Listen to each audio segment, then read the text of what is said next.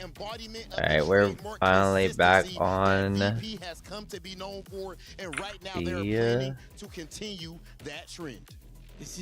Alright, we're on YouTube now. Hello.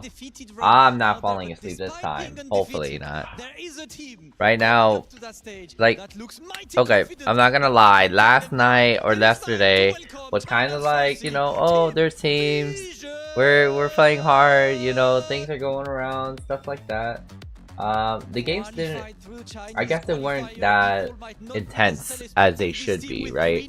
Because it was just still getting their type of version, having its own game type of version, stuff like that. But now it's more intense because it's actually playoffs. So, I'm trying to show you. Team Vision. Okay, ladies and gentlemen. You know what I haven't been doing? Every time I've been up since 2 AM, I haven't been really checking my email. Simply put, yesterday there was a whole lot of trash talk from the other side. They said that Team Virtus Pro is the weakest not team abolish. in the playoffs. Are you going to make them pay? Ngày hôm qua đã có một cái câu nói gáy từ bên Team Vision. Oh trời ơi, VP number 1. Giỏi không, yeah. Let's go VP. Sau trận đấu này em sẽ cho mọi người biết yếu hơn. Damn victory. After this one, we will show who is the weakest of the weakest. Talk that talk. Hey, you know what? VP number 1, VP the best Vietnamese team ever. They're gonna show who the weakest is, thinking it's Yeah, I'm Vietnamese. We got the Vietnamese in the building. VP 战队对于昨天的这个狠话环节是什么看法？然后他们说，那我们今天就相当于是 Let's go. 是菜中菜。 Yeah, I haven't checked my email in like a long time. 话想跟他们说的吗？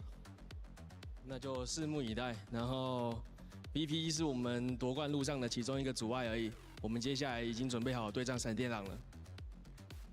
Oh, the face! I wanna know the spice. So, well, we'll just wait and see. But just to be completely honest, I think you guys would just be a footnote in the highlight reel of our way to the championship.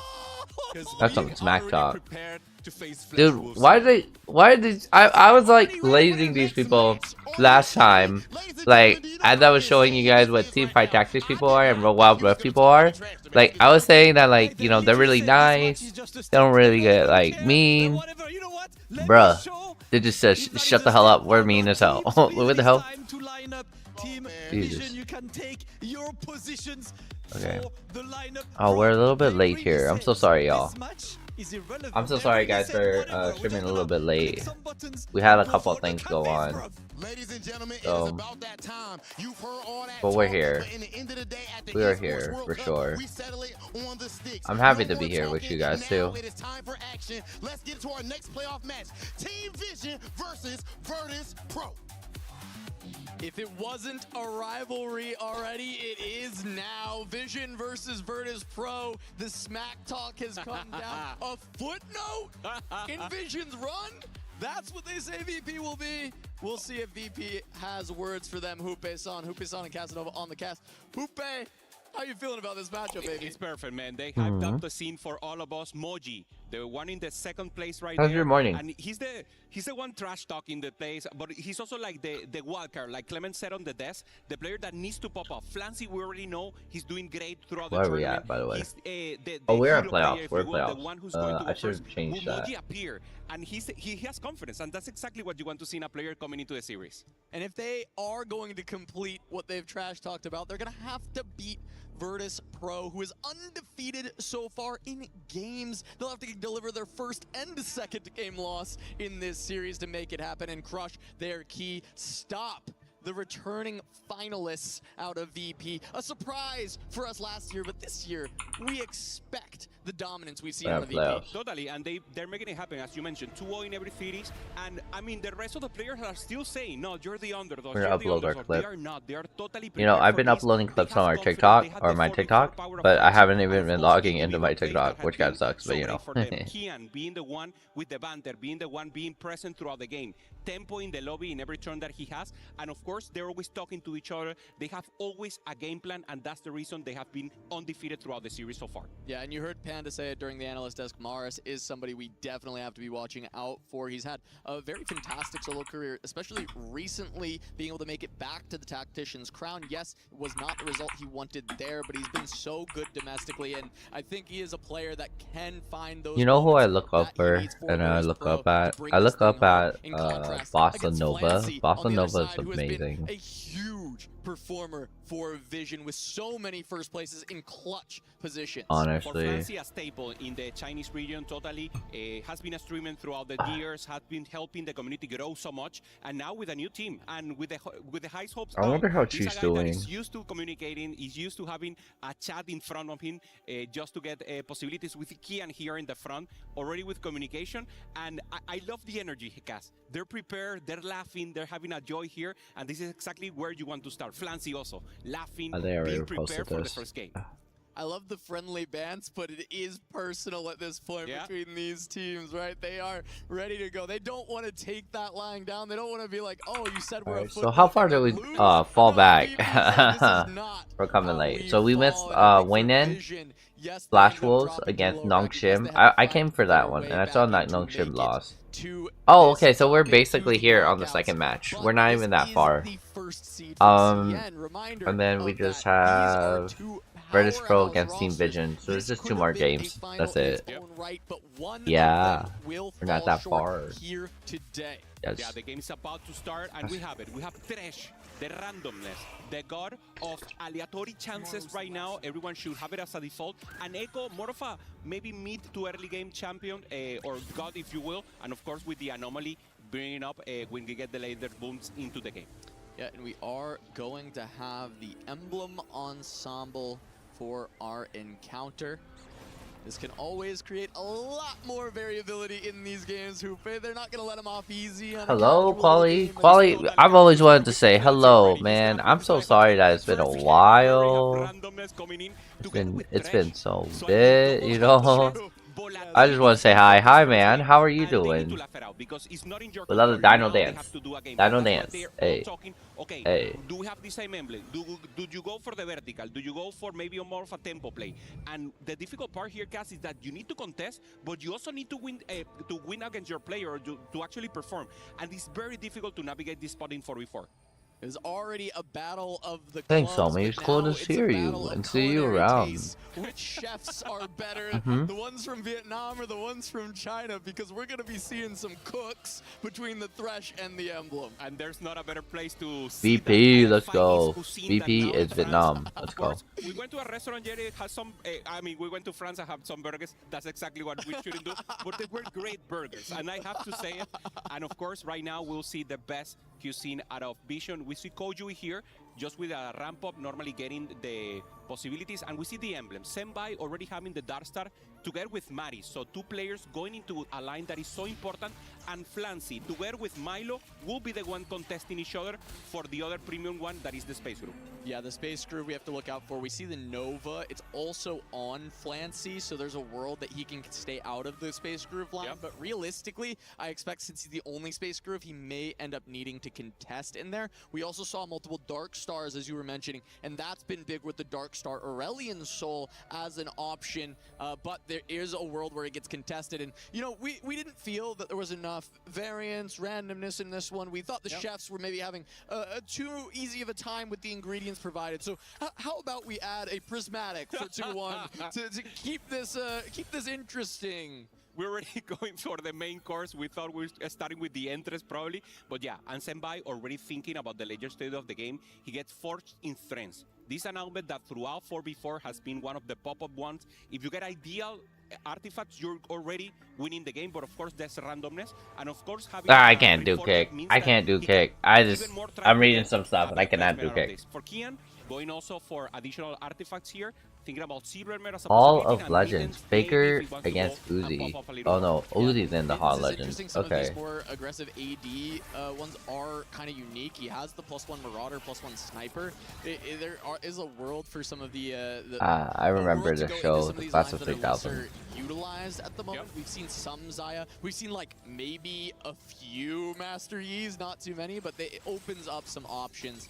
We jump on board with Moji. He's going to pick up the win. He does end up having an Arbiter and a I literally got Brawler, so one not picture the while most San Diego exciting when it Comic comes Con to today. scaling up, but that's where the Party. force and strength can come into play. Yeah, I mean, exactly as you mentioned, not the best in the late game. How are you so doing, he needs to get Koali, value by now. the way? So that's the two ways Been a to while. play augments or emblems, if you will. You either are strong in the early game and pressure the lobby, preserve HP to then transfer to your players, or think about late game, the space group, think about later how you can accomplish maybe a cap-out board, and maybe try to go for economy like we saw just recently. Yeah, Milo going to be looking for that lost streak. We did see the full open fort happening there. Curious if there is any Well, death anima that office BP item. is trying to grief, or if Milo is just looking to make as much gold as possible. What the hell is Yui this? on the What's other the side desk is the right office control item? as that first This doesn't pickup look for like... the Oh, Artifacts. like a desk Does have an item. Teemo Oh. like a pretty powerful board with Yeah. a lot of slams, just no upgraded I am frontline, and he stayed on on some level type of 3, stuff. so not fully committing to try and go for the win streak, and he might lose it immediately to Maris with We this want victory BP to win, by the bonus, way. but no, gonna have And enough last strength, night, triple item grab or is yesterday, just we every good time to we have try to as predict who will Senpai win or will is want able to to win or stop we Milo's want to lost win, streak we already. usually He didn't was get on it. the So near I'm open fort hoping before Senpai tonight took it a step further, that we actually full get open it. fort, and We it actually didn't get lose that things. round. Yeah, immediately. For Vision, You know? Flancy, the hero here, the only one with a win streak, and for VP, the one defending it is Kian. We see NCC1. Oh, you going back to Wisconsin? Has the anima emblem and is not Wow. using it, so now there's less resources here for him. So Are you in a like more traveling difficult like by to navigate, car and also or are now you the flying? Primordial will be the option. He's thinking about selling the Misfortune the I sides. thought That's not the option. Wisconsin? Already having I the thought Jinx, you so he's were. just going for a more I thought you temporary lived Gekka somewhere who else. will I thought that not you cap, had a different hotel fully somewhere the else. lobby, and I decides don't to remember pray for Gio to where. have an additional chance. I don't think In order to make Wisconsin was 20, it. he had to sell the I think 3 we had to quests talk instead of about 2 Florida or quests in case he something. loses this round. But with the Primordian, he can continue to print some additional money. He's not playing any of it yet because he does not want to deal too much damage to Milo, who came is back kind of in Vegas going last on week. this loss streak. He's seeing if he can allow the ability for Milo to pick up a couple. Are you gonna wins. stay in Vegas? Now with a chance here, also emblems that don't connect here. So great for him that he's actually pressuring the lobby. Flancy trying to hold the win streak, already having a LeBlanc 2-star, Lissandra 2-star there in the back together with Poppy. 3 space group already assembled, and this is exactly what Vision needs. Flancy being the top player, preserving HP, and then he can take a choice here. Okay, got Mystery Loot of course, and Scuttle Party. Also pretty good option. Scuttle but the Party. trash is just too much EV. Yeah, I mean, it ends All up just being minions turn into often that players are scuttles, going to and go you get towards very that thresh. easy Scuttle Party can easy give you a lot items. of that Oh, gold nice. right away. It can give you, getting those little crabs. It's nice to Probably, have I that miss little you. return to the I miss past, you, the man. blast from the past. I really but do miss you. As is tradition with the Thresh, we're gonna all go sit there and see what's in the box. See what's in the box. Mystery loot for everyone. Normally you get a little gold plus some stats plus maybe an item or something. A lot of gold here for Plancy. In a great spot he needed maybe an item. So gold is not the best, but in the early stage of the game, gold is always good. Flancy takes it. He's laughing. So everyone's just talking about the bounty that they're receiving and already embracing the Only values, if you will. video available they're to looking at the mystery subscribers. box challenge in this Crazy. culinary bout once again. Bosanova as hasn't streamed Clancy now since cooking 15 up days some ago. She fresh hasn't even AP been on flex cam to go 15 up days ago against either. Keon on the full win streak. Doesn't end up hitting him, finds Zenbai instead, so we'll still have 2 streakers Hasn't going into the streamed for, final like, round so of stage long, 2, dog. most likely, as long as Keon is able to pick up his win as well. Meanwhile, Zenbai, as we can see, only playing 2 units near open fort alongside YouTube Maris movies. at the bottom of the table. Yeah, for You've him, been doing thinking about the movies? later stage of the game, he had the 14th strength. Normally, when you get the 3rd artifact, that's the moment Watching when The he will start to Matrix. pop off. She does reactions to Holding strong, movies? and also with the win, and That 2 players in different is teams, crazy. Kian for BP and Flancy for Vision, holding, and that should I hope be the she's face doing of good. right now. I hope Anyone she's who doing tries to good. maintain or is able to maintain the 10 or the 100 HP. I is hope the goes one one of my contesting inspirations. The better placement for If y'all don't Silver. know This is gonna be Bosanova, close. It feels he's like one of there my is inspo. a frontline edge towards Keon, but that is just because Flancy's placement. He does still have this Poppy. He ends up selling it for just an Aatrox, which will give the Nova but that was a 2-star Poppy, which might have been giving a lot of value as far as that front line is concerned. Meanwhile, Azaya is found for Keon on 5. It gets Mittens, Ginsu, Marauder. That is a pretty beefy Zaya. What the hell's Bali? +1 is going to help more, but they do not pair, so it looks I like can't. they may be I able can't. to both win I can't. streak through stage 2. I can't. Yeah, great trend for both of them. We see Flancy there on the left. Alright, we want VP the window. Just holding That's strong. for sure. Pretty decent here with the Oh my gosh, I know where Bali is. They're in the top left Wow. hand, and it should be an easy win here for Flancy. Both for him and Kian, both will maintain the 100 win streak, and of course pressure the lobby from now on. Yeah, meanwhile, it looks like Maris and Zenbai have been able to hold on to their loss streaks at the bottom, but Zenbai with a massive HP differential ends up actually taking that win. Probably just had it way better than me. Oh, there's a tournament for Vendetta tomorrow. At the cost of a Oh, $30 to join though. all the way down to 69. Yeah, you lose the battle in HP, but you have the sandwich. Do y'all play Riftbound, the new League of Legends card game? Placement with economy and hand control in the top with Flancy. So this exactly early game here for me, Cass. In favor of Vision, but very close. We have a close one. Very funny to now look at. Thank you for asking. I've been okay so far, honestly. Been doing a lot of stuff. I think he's gonna be okay. I've also been just trying to chill out. I've been doing a lot more streaming, which I love a lot. But the stuff I've been doing has been like doing some more esports things, getting some more funding for me to do some more other stuff, right? I'm just trying to survive out here for a little bit. And this is exactly the great thing about this great outlet. You know, meanwhile, Flancy I wanted to just help out and still do my non-profit and stuff like that, but it takes a lot of time, like incredibly a lot of time. Looking for trying to break Keon's streak, instead gonna hit Milo, who is going to be a bit weaker, does slam some items onto this Diana to see if he can carry it in the interim, but she is going to get focused immediately by the Lysandra. Flancy going to hold on to that streak, but Keon pushed 6 as well. So we'd expect that both teams are keeping their win streakers going. I've just been focused on teaching the audience 4v4, and we're just here being the best me that I could be. Decisions here, and elite both with the win streak, as you mentioned. Elite ball knowledge. Exactly what they have to do, the due diligence of I've seen. Sacrificing economy, going for that quick level 7, and now in a great placement to keep performing. But I've also seen me try to be happy just the way it is. Just the way I am. We need to simmer it down. And plus hanging out with you guys. I love hanging out with you guys on Twitch. This makes me happy, you know? Maybe a tea, more of a green tea guy. Yeah. Sometimes you like cut a little the fat, so maybe some green tea is better. Yeah, it might be a little bit better. You gotta add it. No, I like tea. I'm with you, yeah. 100%. And Zenbai here, also a T person for sure, just trying to accomplish something else. Has the Nova emblem, has the additional possibility to go space group, but doesn't have the units for a cast. It's like he's already with the loose streak, he has the force interest, but he needs to find a house. He needs to find somewhere to go, and the game is not giving him an out. Yeah, it's a lot more difficult to find your home when everything is made to look like a Picasso painting because you have all these extra elements. So there's so many different options, areas to maneuver. See, you understand. Polly, did you go to EVO this year? Compositions taking shape. Some of the spots easier than others to find your position as Flancy continues this win streak, pushing to level 7 on 3-2 in order to ensure he keeps this. Keon did not match that. He kept his econ, but he did not hit Flancy, so they both keep winning. We don't believe it, and Flancy neither. He's like, okay, I have to push level 7. Kian is pressuring also, and I need to stay here. So now Flancy has more economy, so Kian has more combat. So that's why he's not pressuring. So now the advantage goes a little into Virtus Pro just because of that, and it's very important. Oh, crud. I forgot. The NCC one, you have the a only couple one, things or the other one for Virtus Pro going for the win streak also. Yeah, and that's a big hit. He upgrades his carry. That has 3 items. The Jinx 2 is found. He has this Milwaukee. 2 for the front line, which still is in Milwaukee. Got it. Even though the silvers are I also forgot I have a for this board, he's actually very likely deadline for Grant.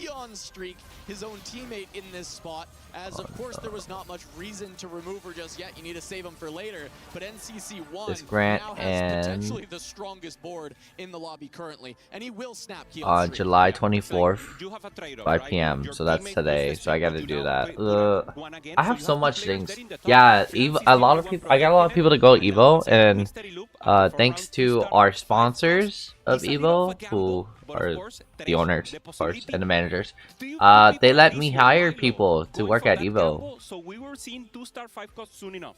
Said there's already enough randomness in here, we might as well add just a little bit more. And I think with the emblems, you might be able to find use out of more of a wide range of 2-star 5 costs because you just have a little bit more flexibility in where the composition can go. So I like the idea behind this. We'll see if it pays off because Virtus Pro were the ones who aggressively went for those 5 costs. 100%. We see this the board that hit the win streak of the friendly unit, if you will. NCC1 here, already having the Jinx. What the hell? Finds an Ornn just for fun. Yeah, it was pretty lit, and I wanted to get other people to get hired and stuff like that. Has the possibility to get an additional unit, and it's a strong tank that now will give time to the Jinx to pop off. Yeah, it's going to stabilize this board until he can replace it with an even better tank later, like a 4-star, 4-cost 2-star. I forgot to say my good morning. Yo, is going to be Kuyui. Good morning. It's just still that blighting jewel Teemo. I got an invoice for tickets for a web hookup. I emailed them and have it. Shepherd line.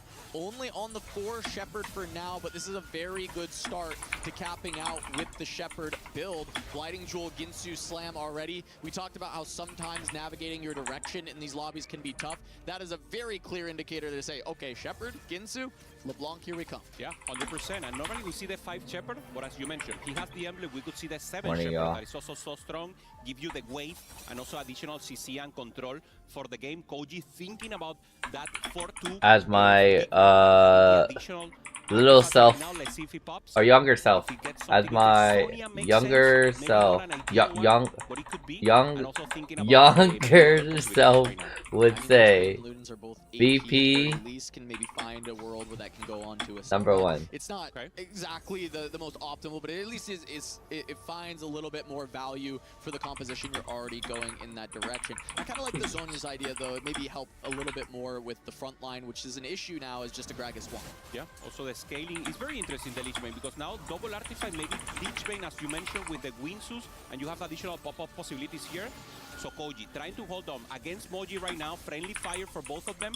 Moji already with a Silvermare in a big Cho'Gath in the backline, and probably trying to index into the Lulu line. So that's very interesting for him going late into the Stargazer possibilities. Yeah, and notably, Flancy did end up dropping that streak while NCC1 has continued to an 8-win. I think it's likely they... Someone earlier in the EWC, I think staff, was telling me that they appreciate me for trying to help out other people, which is great. Around 70 gold, level 7. He's on the 8 loss and only which is amazing. But I also saw that they're like, have fun in Paris and stuff. Like, I'm not even in Paris, y'all. I want to go to Paris. I really do. But we'll have to see if funding works for it as well. And I'm not gonna lie, I really enjoy like being here with you guys.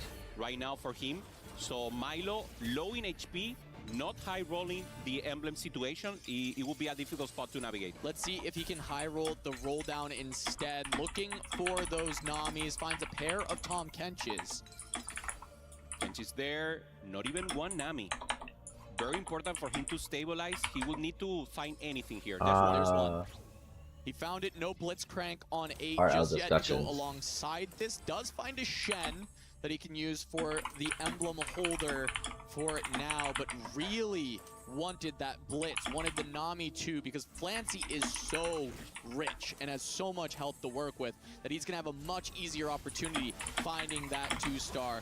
Milo goes up into Maris, who is playing around that Victor still. Ended up going towards already a cold towards streamer. the Corki with the Rogue emblem instead of utilizing the Dark Star as much. However, there still is a little bit of hybrid slams with the Jewel Gauntlet.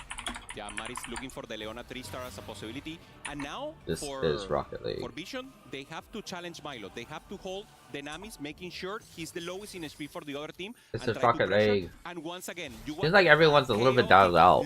Like, once it comes to, what, Thursday, day before, people are here, and they're, like, all here talking and stuff like that, but then, like, as soon as we hit, like, Friday, like, okay, I think everyone is just a little bit tired. It's kind of weird. Y'all ever feel like you turn up on the Thursday morning, you turn up like on a actual Friday? Right now, he was laughing in the start of the game, and now Yeah, the today's big cool. roll-down. He need to Wally. hit the additional unit right now. Has the front line, lacking the back line. Yeah, he also was able to find only a singular copy of the Nami on this roll down. He had the Space Groove +1. We'll see if he can actually convert from there as we look at Zenbai now, who did have the Nova +1, ended up in the Akali line, and now has a double artifact. We're also after this match. And a Kindred But they're about to get down to their top 7. We're gonna zoom in and peek. So what a peek is that we just come up and we kind of go in and try to see what's happening in the other round, because actually 2 things are going on right now, so we're gonna peep. I gotta stream the whole thing, but Street Fighter's also doing their broadcast right now, and then on top of that they also have our finals for PUBG. We're also gonna look through that too. On the board, but not sure what else he had, and if he can start pushing levels soon, because if not, level 6 at 4-3, you're gonna start dropping some HP. Yeah, and now oh, Santi's playing freaking Wizard 101. That is crazy funny. That is dead funny. I am dead funny. This is the latest night ball she's ever gonna be doing, but that's cool. He could be the new top Wizard 101 streamer. Crazy. Yeah, we're gonna be hopping into some other stuff too. We just want to come look at some things. I'm catching up with stuff. Aurelian is also an incredible backline unit. Beautiful. Why not both? Plus, there is a Morgana 2. The best tank in the game currently, upgraded to stabilize the board for Aurelian. 6 Darkstar online. This is everything you could want for Maris, and being the low health member of VP, having such a strong board, puts so much pressure onto Vision. Yeah, 100%. Even Milo doing bad, you can sacrifice one player if the other 3 are doing so great. Random Boom was for trash, and this is the spicy one because I don't wanna the screen for all the players. Almost everyone falling for the trash, and the bounties will start coming. Everyone trying to go for the rolls. Some of them trying to go to level 9 and cap their boards, but mainly going for trends and trying to win these few rounds. #1 best gaming monitor. Jumping on board with Moji, he does end up. Whoa, was this Smash Con? Oh, Open Sauce. In the shop. I've heard about Open Sauce. Does end up making it. Oh. Now he's gonna have a bunch of artifacts to try and start upgrading this board. Talent lineup for the Street Fighter 6. I was thinking about doing the Street Fighter 6 streams. Like I was thinking about it of doing that this year. But I recognize y'all, I would be streaming 4 games in 1 week. Yeah, the thing is Milo has found 4 a games. Too, as well 4 as flipping games. Upgrade. 1 entire week. To be sacrificed. However, the massive spike that Moji just did to this board, that is so much. The artifacts is going to be incredibly difficult to contend with. The Nunu CC's everything. That is just too comes much. down to the Blitzcrank, and the Nami is just not able to get through this front line in a reasonable amount of time. That will be Milo sacrificed as Moji makes a massive turnaround on 4-5, and he can start win streaking from here. Yeah, Maris knows he's strong. It's not ideal to sacrifice a player, but of course, if the flight is so close, this is actually the most EV. Ideally, you would want to win by less unit and should I do it though? Kill him directly. But of course, now BP will have to step it up. Maybe I should. Maybe I shouldn't. Flancy, the only one protecting the up front here for Vision. Yeah, now it's all eyes on Mars for VP, being at only 18 life. If he goes down, that is a 7th, 8th repeat, and it forces NCC1 and Kian, the Temple players, who actually win out the game. Zenbai will face Kian now, also playing around the Xayah, having plenty of artifacts in his own right, but Zenbai has more. Zenbai has the Kindred upgrade that is doing so much. You look at these boards, how high the players are able to cap in a lobby with the emblem ensemble with 2 prismatics, and it is getting crazy in here. 100%. And the Street Fighter's kind of lit too, so cool. And Zenbai has a comp that normally doesn't work, is the Master G, but he has the perfect active for it. That normally a B tier comp goes to S directly. So Zenbai, another power force right now for Vision Maris right now. I think it's funny how so there's this guy named TK. TK owns his esports team, this Vietnamese esports team. Only EVO. That's nice in Paris. Basically, he went to a barber.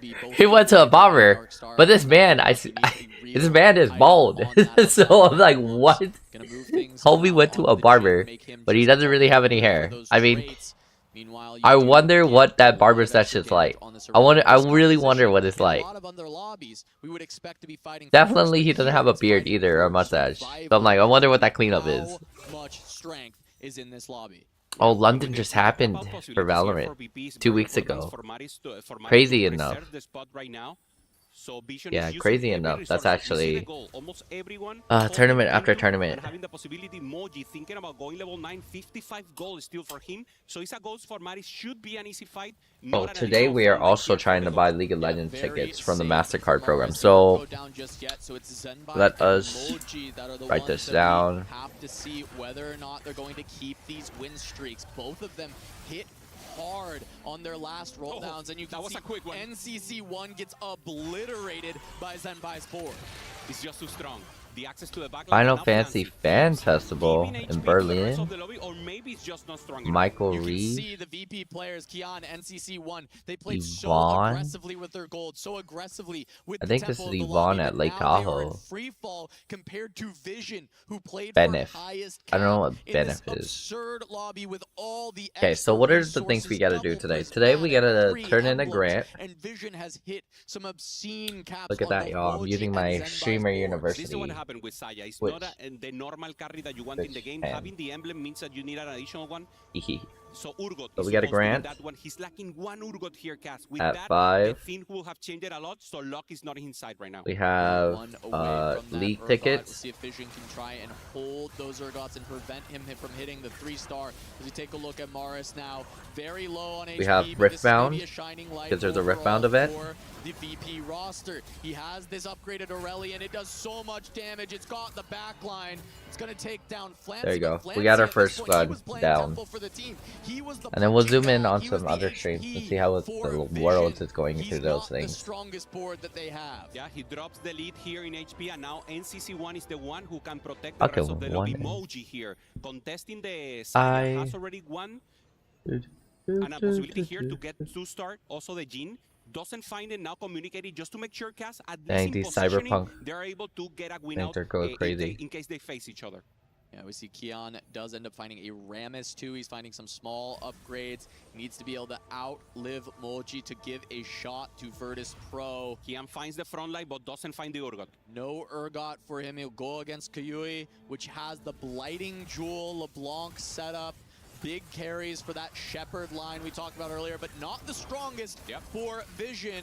Meanwhile, Moji will face against Morris's board. It may Okay, background highlight. What? What? He's having to contend with. What the hell? People just want hella money. Castanet getting sued for Streamer University? University not that bad. Oh my gosh, dude. Crazy. Crazy. It's like one after another. But there are 2 VP players at threat of going down in the bottom 4 here, which would cause a blowout win for Vision. Yeah, they need to maintain that in place. Finally finds the Urgot 3-star here for Kain. Is it too little, too late? Now in the final placement of the game, Maris also in that difficult spot. Everyone looking for all resources here, guys. They need to maintain alive, and now the tension is here. Saturday, September. Knows they need to win this. Electric Dawn. Does get one more artifact to the add to the board as well. Then Japan official. Maybe an opportunity, but he faces off against Morris. He removes his items. It looks like they've decided. Oh, in Texas. Okay. Okay. Our homegirl is going to Texas to do duty DJ. Maris has an additional pop-up possibility. Has already the Dark Star emblem, and of course Kian was just the tempo player. So good decision here. You have to sacrifice someone. And oh no, there we go. See, this is the one thing about this randomness about the TFT matches. You can delete your own team. does which is kind of well, crazy. Which means that Vision could lose someone soon, but it feels like there's no win out for VP. Maybe Mars has the best come cap that they can on. find. Maybe his matchup Go VP in number December is 1. playable, but there is going to be a VP number struggle 1. for VP to claw That's this what my back. younger self would say. If I they love lose Virtus Pro. someone I here, have Virtus they Pro are out. If they slippers, take dogs. down Kuyue, they're still going to have Like, you to don't look know for a how much first of a and VP third. fan I am. Yeah, I have and their you have to slippers, also the friendly flippin' fire, so the slippers. randomness, it's not in You your don't favor have right now. slippers Maris as an going esports up team against Koji, until you so have yeah, slippers. so no friendly fire, they need to win this, and Koji's just too strong right now with the LeBlanc. Double artifacts with a great synergy right now. Yeah, and massive LeBlanc there trying to get through the Morgana front line. The damage is also there for Maris. Look, he found the Gen 2. That was the big hit. He takes down Kuyue, but so falls NCC1. Who lost harder? Is the game over? We're also logging into League right now, They too. both fell at the same time. Yeah, they That's got crazy. it. They got it. BP fells out, so the win goes directly into Vision. There it is. Koji. That's No, crazy. there it is. BP. BP fourth. VP fourth. Koji That's there. it. So that's 3 players in the bottom. Moji wins against Milo. Koji wins against Kian, and finally, or NCC1 already. So are we finished looking here. for So VP it's a just to win win now this, for right? Vision. They play perfect. It's a win right now Flancy for being the Vision. top hero here, Cast preserving HP, transferring to the rest, and in the end, it was just a mathematical decision. Yes, there it is. From there, with these matchups, Vision, outstanding play in this one, looking for those high caps. Whereas VP, Yeah, I was feeling played like the we tempo still have game one well, more. they just could Why are we not trying to push end it? enough damage, and Flancy Why are we trying to end it holding right now? on to all that extra HP for Vision, making a massive Volley, you ever difference play to get League of both Legends? Zenpai and Kuyue to those strong boards. Possibilities here just Thinking about jumping on the Leagues of the Legends? Having already the placement here, the hurricane, the chances here. Also, with the I Hydra, have, a great chance. And finally, Flancy, the player who was the hero for the team, played it great, full tempo, finding the Namis, trying to go for a Nami 3-star for the show, now up against Maris. Just for show for Flancy. He's gonna fire the Nami away. It's like Maris can't quite get there with the Aurelion. He will go down. Oh, you have? Nice. Vision taking that first game against We'll VP. play one day. They said that VP would I'm be down. a footnote in their journey to winning the entire EWC. Yeah, there we and they're go. starting off with a bang in one of the craziest lobbies we've had all of EWC 2026. Normally, when the game is over, they just surrender and it's okay. This time, they maintain just to give us a show. So Flancy trying to go for the Nami 3-star. Also, Moji and the rest trying to go for the Aurelion Sub 3. They were trying to give us that, and that's the reason why they were laughing. So taking water right now, hydration, prepare, and of course, the confident. And BP loses their first game, not of the series, of the whole tournament. Yeah, massive win for Vision on this one. When you have these rare lobbies, Emblem, Prismatic, Thresh, it's so insane to watch, and we love to see the players absolutely cook. Yeah, and exactly what it is. That was the Nami just popping off, and it was the end of the game. And we will have Next 2 the rest of issues. the series coming up Chinatown, in Vegas. just a moment. We'll go to a quick break, but Vision versus VP continues. Chinatown after getting this. built different in Las Vegas. Come on, VP, man. That's a loss. That's crazy. Every single team I ever wanted to actually succeed, it's been down. I should probably shut my mouth. I should probably shut my mouth until they actually finish the entire game.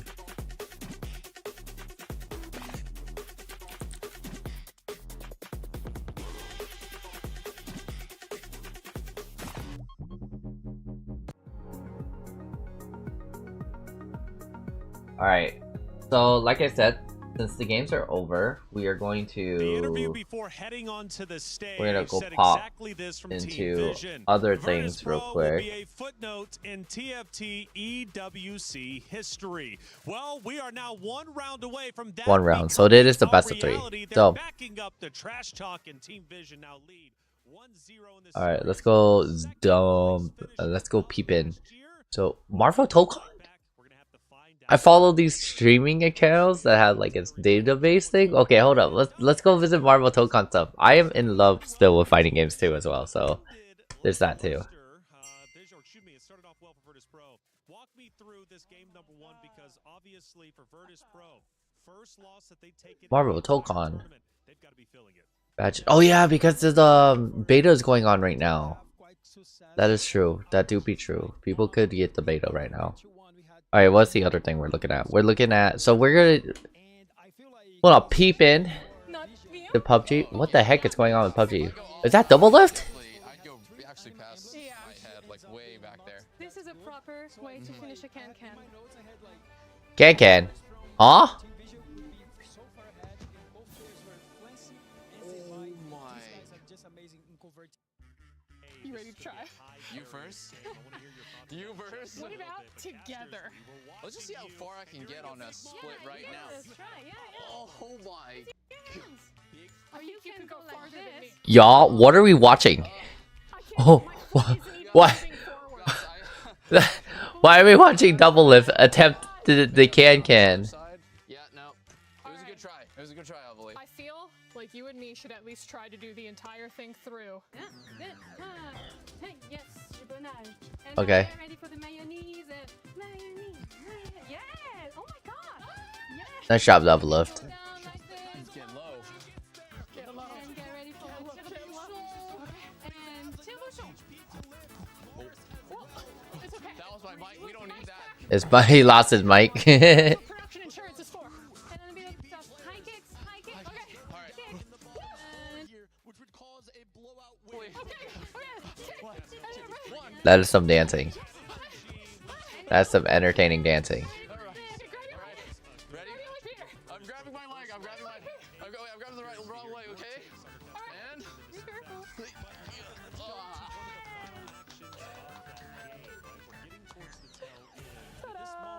you're just on the ground dead. Amazing. Hey there guys, it's Kalaris at the Esports World Cup, and we Okay. have an opportunity here. Okay, so we just peeped into PUBG, and PUBG is definitely not popping off as much as it is. Tekken streaming? Hello? Hello? What's going on in the Tekken scene? What are we... Oh, Tekken World Tour... Oh, okay. TWT. We got TWT. Oh, M.Rage is a sponsor? That is some unique stuff. Alright, so we're listing where Super Noon is right now. Of course he's playing beta. He's playing beta and will just be practicing. And look, there he is. Link, peep his head. Piece of his head. Let's have him, chat. Let's have him. Peep the head. We peeped the head. I screamed so loud for this man on stage at EVO. I really wanted him to win.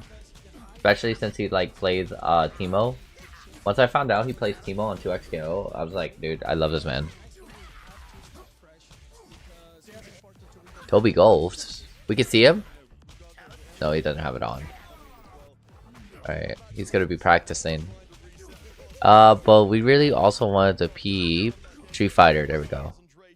That's what we wanted to peep. We're peeping into the streets. Who we got?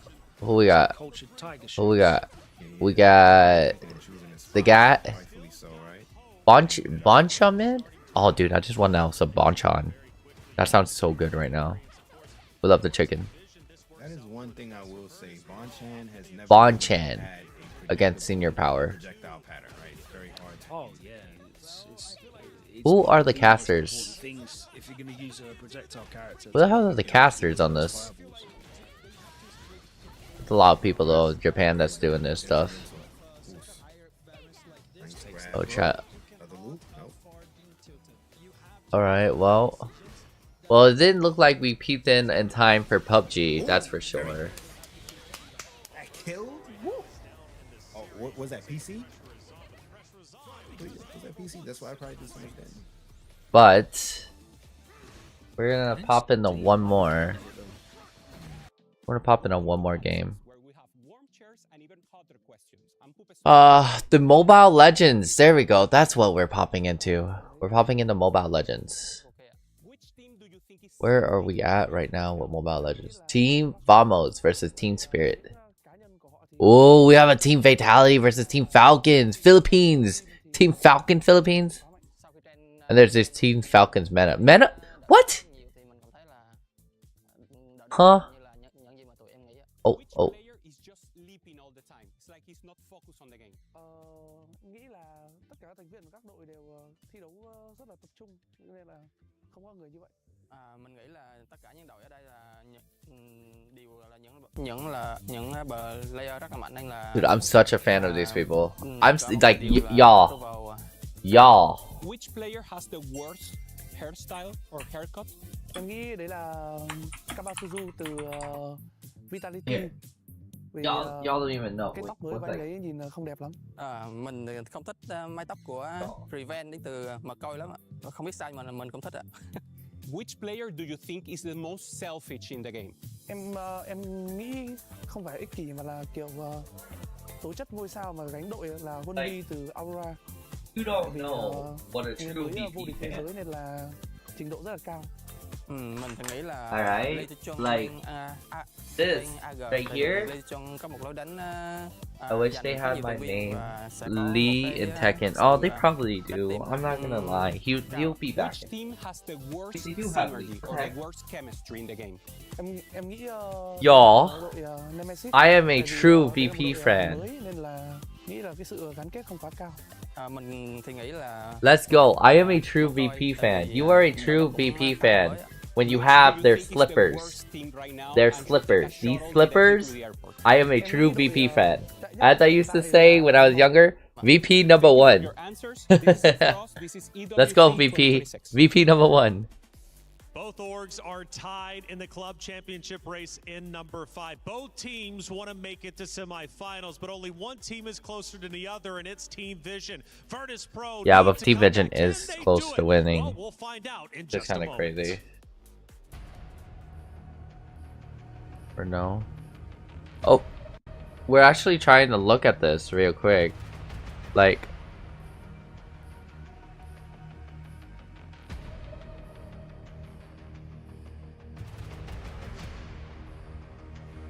Can Virtus Pro bounce back, or will Vision leave them as a footnote? okay, back in Mobile Legends day, The end of EWC 2026, where they like the mid-season Mobile Legends stuff, what is going on here? Are we in playoffs? I swear, if we're in playoffs, I might be in trouble. Okay, no. Next week we go in playoffs. See, because I'm also a co-streamer for Mobile Legends, Big Bang, and I haven't been onto the playoff stuff yet. And now the loss. And this is exactly what you're saying, Cass. Can they hold on? After a loss, can the mental maintain? We see the expression. They were laughing on first game. They were having a chill. Now the tension starts to build for them. It's time to lock in. Game 1 had a lot of variance. That is fair to say. It is one of our craziest games of TFT. It's why people love TFT, because you get something different every time you boot it up, and sometimes you get one of those small percentage chance games where you get a mixed bag of every little piece of variance. And in that game, it was Flancy and Vision that were able to navigate better. The Virtus Pro have shown how dominant they can be, with that being their very first loss of EWC 2026. And now, Soraka and Thresh are gods as we jump right in to Game 2. And everyone should go for that Thresh, go for the variance, go for the increasing resources to try to get additional combat and any possibilities that adjust to pressure. We see Maros here from VP. He played a well game, had a plan. Oh, I feel hungry already. So he's actually one of the players that needed. And I've already ate, and I feel hungry. A player that has had great performances throughout Alright. the Riot Sorry, official my circuit, bad. now Oop. coming into EWC, trying to perform also for his team. The start There this we go. time will be slower, the variance a lot less. We didn't have the emblems, instead our counter is the Golden Gala. So no emblems, no prismatics. Yes, you've got Thresh, but at least a little bit more manageable. And we'll see how VP can perform in a game that has less craziness. Are their fundamentals enough to carry them through against Team Vision? Now, if you want emblems, you have to pick them. So you can get maybe spreading route, something like that, but you have to go into that line. It's not like the game is forcing you to Senbai. A player that also was popping off in the last game, trying to get an early start here. Gets the Primordial, so ideal spot for him to pressure the lobby, try to play for the Jinx or the Akali that has been the menace throughout the games that we have in previous days. Yeah, being able to get that extra economy from the Primordians can be massive. especially for that Akali composition. Really easy transition, great item holders available, very comfortable position, and we see Akali in every single team, sometimes even multiple copies from the same team.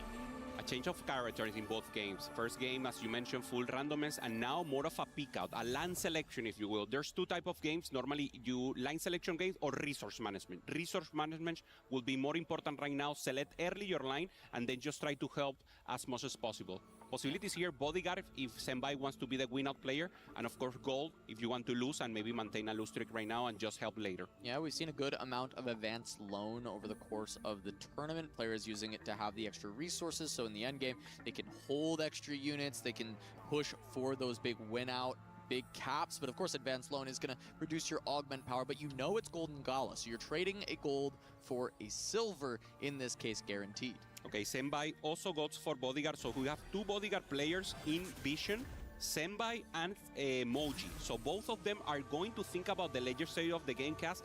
The rest need to preserve HP, similar to what Flancy did in game 1. You see as Kiyoi does end up picking up the advanced loan for Vision, so going to be getting additional econ and not leveling up the board too much. Is just going to be playing for that potential loss streak, as Zenbai will end up taking the win.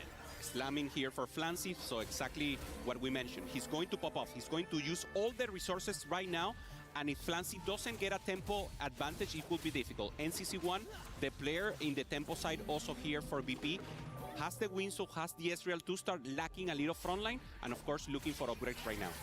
There's an advanced loan as well for Milo, so there is going to be a couple players on that early economy. Meanwhile, Kion does end up getting the spreading roots, and we're going to see Marauder as part of that start.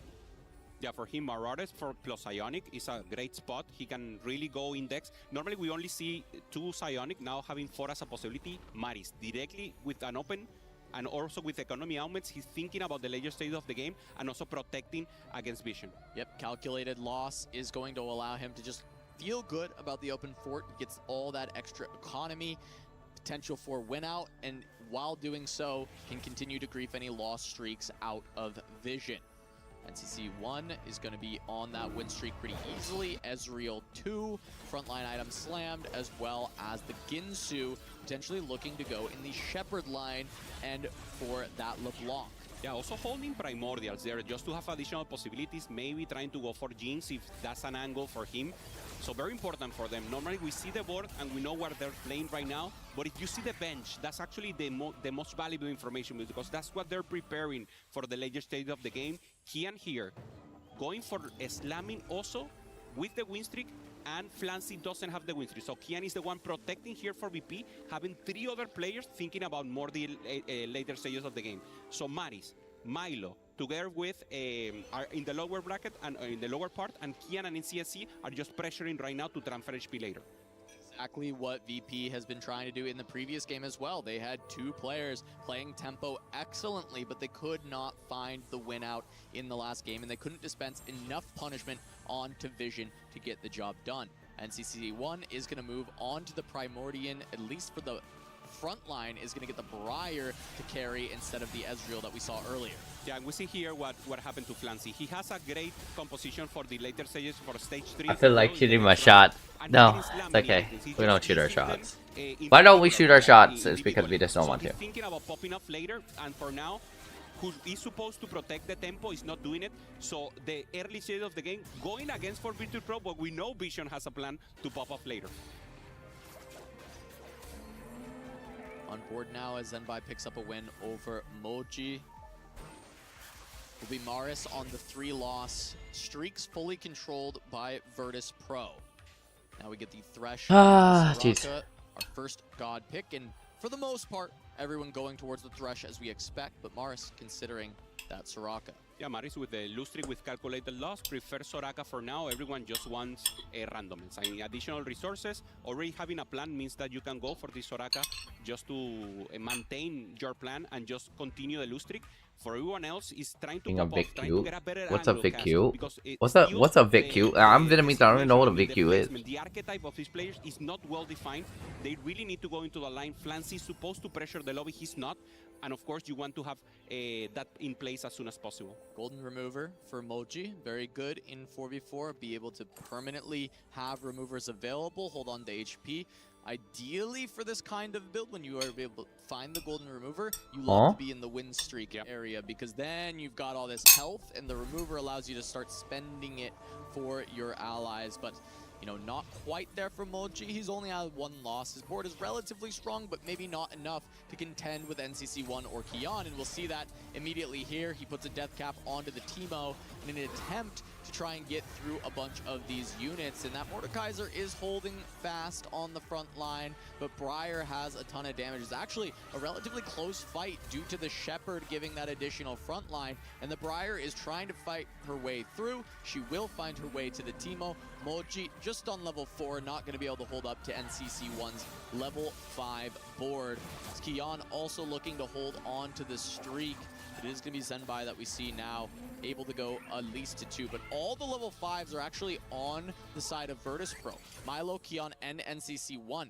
Vision are playing very measured towards that late game style. We saw this a lot from Flash Wolves. They played very heavily towards win out, playing more individually, less around this distinct team play of play that high tempo, keep HP, and spend it for your lower players. And it's worked for Flash Wolves thus far. They've been able to find a lot more first place, a lot more Oh yeah, oh my gosh, I forgot. I am on YouTube and I am in a reel on Instagram. Pressures a little more the stage 3 that is more difficult, so now VP will need to protect not only this early stage of the game that they're already winning, they need to roll a little, maybe try to find that angle in stage 3 and then pressure even more, because you don't want them to pop off like they did in last game.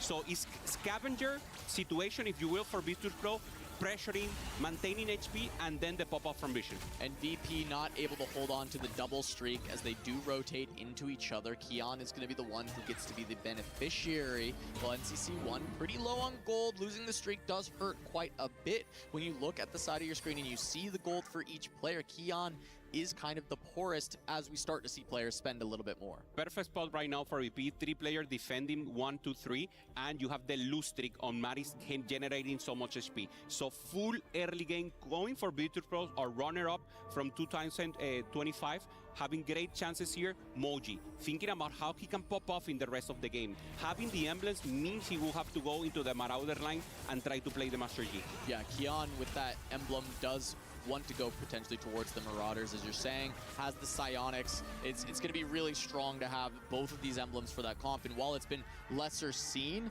we've had a few games of Yi where the conditions are so good that the Yi does pop off. It actually has a great game, and because we just see it from those strong conditions, it ends up looking like a stronger comp than it kind of is in the current patch. Yeah, it goes into the stats. We are still behind in we are still behind. Artifacts going in for Kian, probably what he's looking for here in the next augment that we'll see on 3-2. Kian trying to hold we're it behind here, an and email of course, still. maintain the win streak that is holding up so strong. His board doesn't look great. He's just having good placement of the augment, and of course matchmaking is helping him. And we'll see if he can continue. He ends up getting an Urgot in for the 4th Marauder. Goes up against Koyoi. Should be another win. I mean, this is incredibly tanky Rek'Sai. The damage should all be there from the Urgot, at least for the early part of stage 3. This is where Vision can start to turn things around, though. Clancy, down. Koyoi both go up to level 6. They haven't rolled yet. We see them at both 60 and 50 gold respectively with that level up. 3-2 when they see the augment selection, that's where maybe we see some of these level 6 rolldowns in order to stabilize the board and start winning on stage 3. For VP, looks like everything is in control, but this is the eye of the hurricane. Later, Vision will start to pop off, and now is when we will start seeing stage 3. The pressure from them on this situation, we see Maris on the right just getting additional gold, goes for the Anima also to get additional possibilities, and Koji is the one trying to transfer right now and pop off and try to then preserve tempo for them. And of course you're seeing the silver augment due to the advanced loan. It felt like on Golden Gala though, it's low risk. You know that you're trading a gold for a silver. It's not the worst trade in the world to get that jump start on your economy. Koyoi is going to end up getting the Belveth upgrade for this board. You expect on 3-2 some of these players on the small loss streaks will want to shift things around. but Kuyoi is Alright, quite what rich am I and looking playing for? around the You Anima ever just for like small cash outs. go online Yeah, he needs to and then get try to additional find what resources you're here. looking Probably for, not even going- though you it's don't not know going what for you're looking 400, for? anything crazy, Like just you're 100, just looking for and anything something, additional. but Great you for just Jinx, can't find great it. here for the Aurora, and Ah. pressure. Find the Velvet to start. Like Finally, the so important ADHD here goes for Team in and Senpai. thinks in Still real, in the real. lower placement. Goes for economy, and Vision Cast here goes deep down again. They're not trying to pressure stage 3. Senpai thinking about the later stage of the game and winning the game, not now.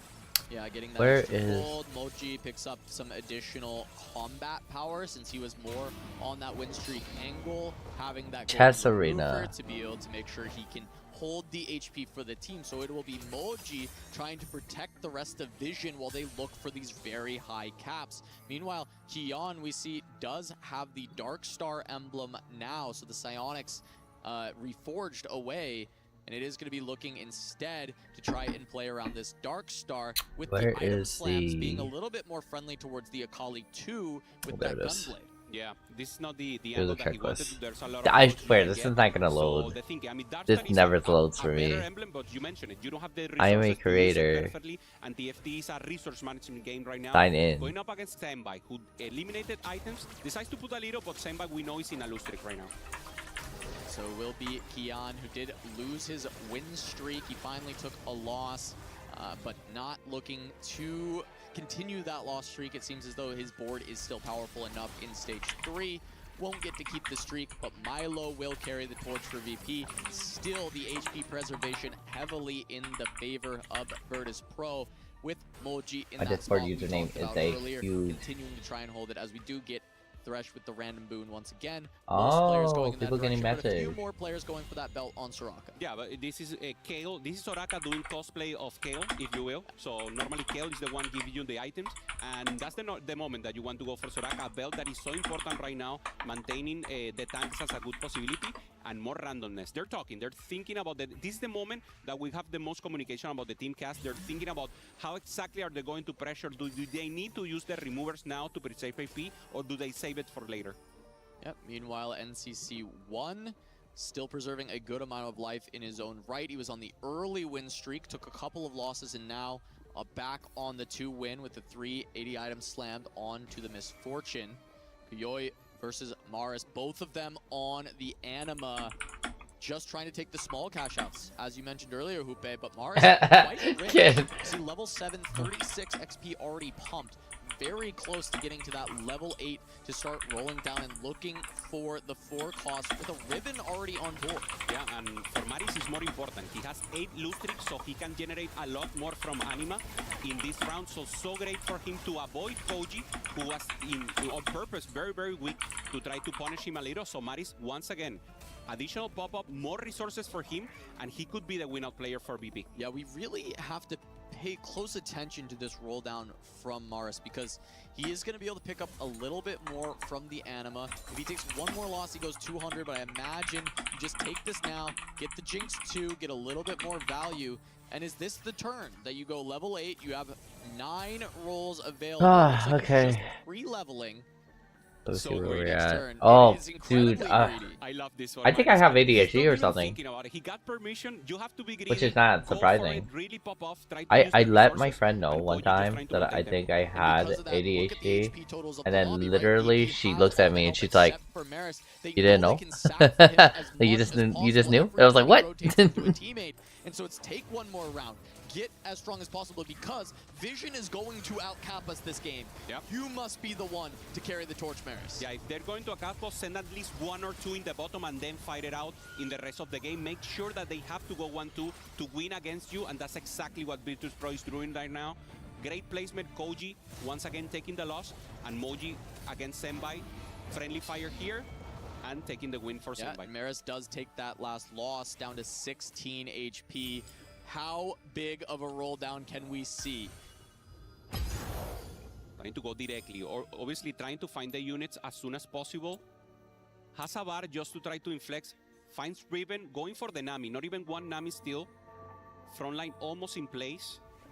Rolling deep on neutrals, does not want to risk the clock causing any issues for him. He can still sell a little bit more, up to about 40 gold, still make decent econ. and then go from there. All the free rerolls used. Maybe a little over-rolling, but Maris wants to be better safe than sorry. You want to make sure you can complete your turn on 4-1 and don't lose, creating a tragedy for the team. Finally finds one Nami to go to end with Riven. So Riven will probably be an AP caster. Nami pair. So important for him. Morgana pair. Oh wow. Can be Crazy. Crazy Morgana pair? I've never seen this, by the way, with the Shen build with the sword, but I think that's kind of cool, honestly. And plus, like, it's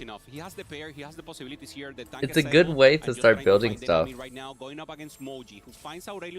And Marius seems like he knows what he's doing. They haven't rolled yet, so additional chance here for Maris being able to pop off, and now Moji needs to advance. Notably, Maris wasn't the only one who rolled aggressively. Zenbai and Kuyoi all the way down to 0 gold. They're trying to send Maris 8th. They were looking for his units, presumably in this spot. Everyone from Vision roll to look for Nami, except for Moji, who is holding on to a lot of HP and that gold. If you use so many resources and you don't send Mari 8th, this could be a lost game ideally for them. There's a Discord. I like, not to say I don't like Discord, it's just that there's so much in Discord that's kind of crazy. He hit pretty hard. He had the pair of Namis. If he can find the Nami too, I think Maris can escape, but we have to see the rest of these boards. Zenbai playing around the 2-star Akali, and that is all as we get the augment selection. They didn't got much here for Vision. Maris holding deep once again. Changing and finds the Nami.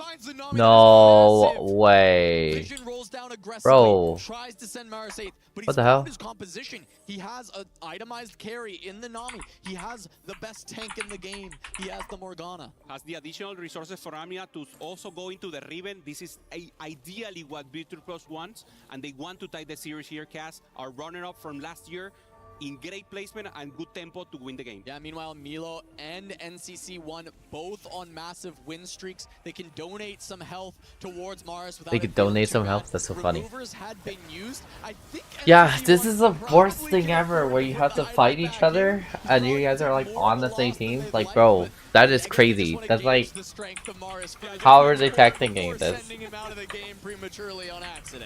I just can't wait for the Vegas Open, y'all. That would be like so cool. Like, we get like the Vegas Open, but I gotta deal with that stuff. Call it for sure, because it's 4v4, anything can happen, and there's still a chance for Vision to pop off here. Yeah, Vision just have to find the rest of their spots. I'm not seeing a ton of hits for them immediately. It looks like a little bit of low rolls on that full send when they high roll, low roll, every roll. They were not successful in doing so, and even now Mars does hit a Tom Kench 2 to add to it. Looking at Zenbai's board, he spent a lot of money, but I'm not seeing what he even got from it. Yeah. The Shen playing around the Akali. Kuyoi is playing around the Corki. So what do I do? Doesn't have the Ramus 2, is being held by Virtus Pro. So Virtus Pro, even being on top, they're playing defense. What? So every red personality, I got a T-Rex. And this is perfect defense from Virtus Pro. What? And meanwhile, Flancy was the one directly contesting the. Oh, everyone got a 5. Oh, someone got the worst 5s. That's for sure. Like an opportunity for some domination from Virtus Pro, as Maris is not really in much danger of going down. Yes, the health bar says so, but the board strength says otherwise. Meanwhile, all the members of Vision in freefall taking a lot of losses. Virtus Pro has played the tempo game excellently and has positioned a potential win out in Maris. Yeah, they are forcing Vision to play suboptimally, to roll when they shouldn't, to try to get units that they shouldn't, and not being able to have the loser player from Virtus Pro take the 8th, and now being so strong, looking very dire right now for Vision. Virtus Pro said, yeah, you can what did I just do? What did I? Oh, I know what I just did. And right now it's a masterclass for Virtus Pro in the second game. They're doing it. They're doing exactly what they're supposed to, being the runner-up, and of course making us dream once again to have a great final against Weibo. Koji here trying to find that Corki, doesn't even have the pair, at least trying to find the Ramus, rolling to True Zero, and no luck for him.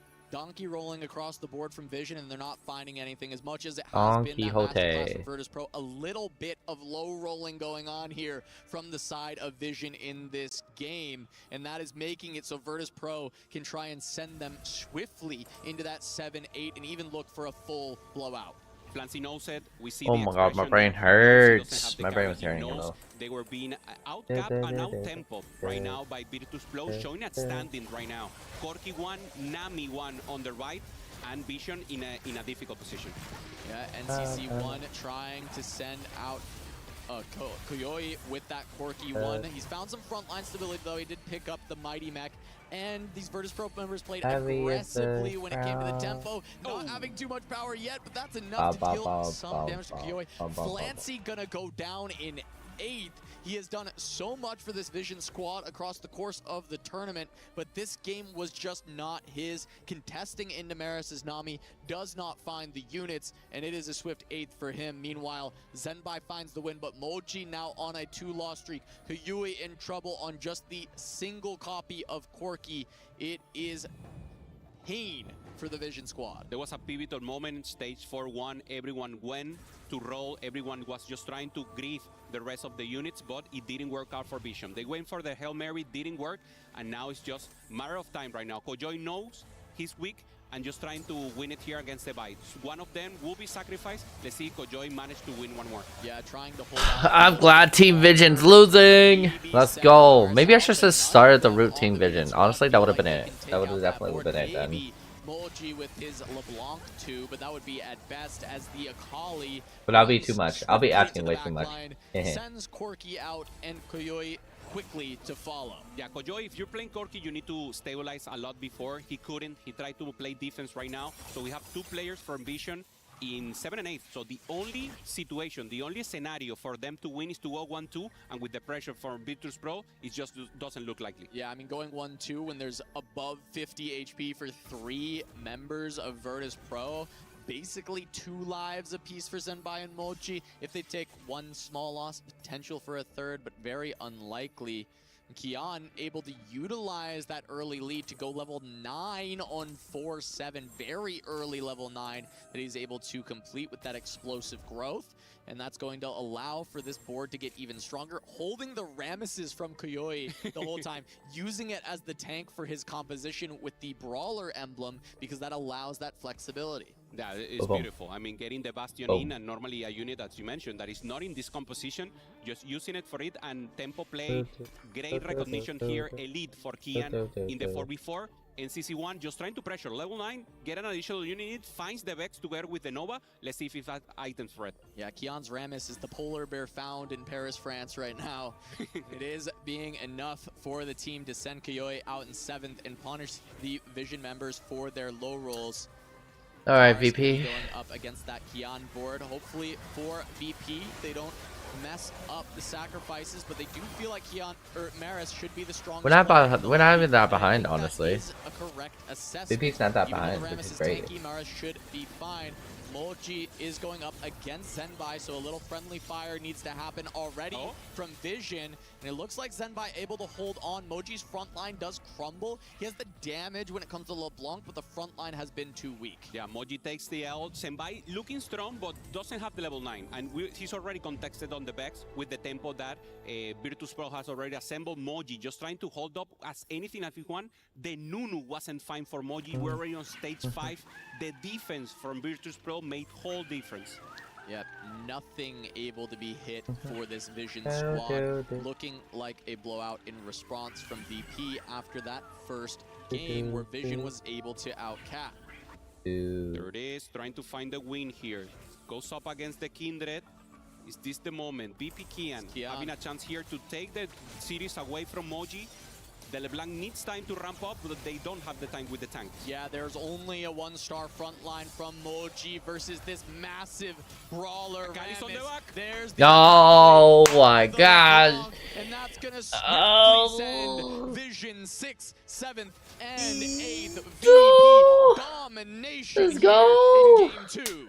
Let's go. Finally, VP #1. I'm so happy. I'm so happy. Gameplay for Kian, maintaining tempo, pressuring the Loki, and not making Flancy have any chance to pop up into the game, making sure they play suboptimal. Hell yeah. Significant win right now for Virtus Pro. This is good. This is good. Honestly, I like it. I like it a lot. I love it, actually.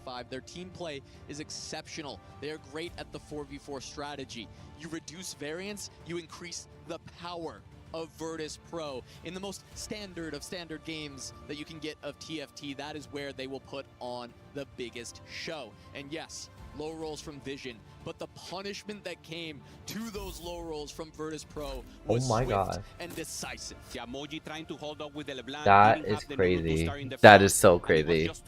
Good plays though. Hella good plays for VP. I'm so happy. Additional damage. They have the influx in economy, and of course NCC1 finding the Vex, finding the Nova angle. They won every race they had to. Yeah, the trust in Maris let him drop so incredibly low, use the anima, look to build the cap out, because that was Vision's potential way back in. The rest of the team has so much health, but we're going to send it off to a break. We'll be back with the final game of Virtus Pro and Team Vision.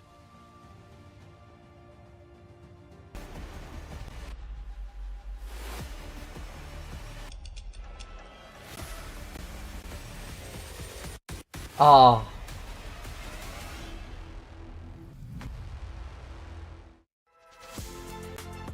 Where are you guys' final game?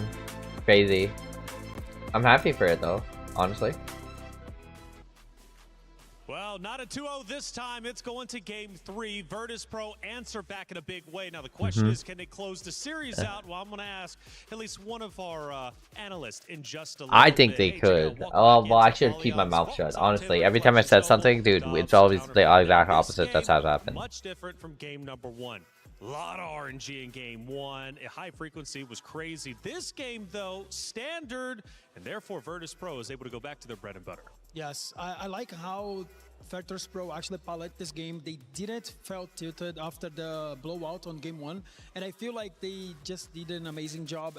They had Maris as the headliner. They had good luck. Shined so much on that groove. Yeah, we all know. And I feel like, as well that as League of Legends is based off luck, and then the more luck you are, you get it, dude, the easier the game is. It's definitely based off luck. What they've always been doing, relying on Flancy, and if Flancy underperforms, well then all of a sudden this team is in trouble. Putting all your eggs in one basket has worked up until this point though, so I can't really fault it necessarily. Let's go to one of our in-game moments. I believe it's stage 4-1. We had here, and this is where Virtus Pro is now starting to get situated, looking a lot more comfortable. Counterfeit, what are we looking at?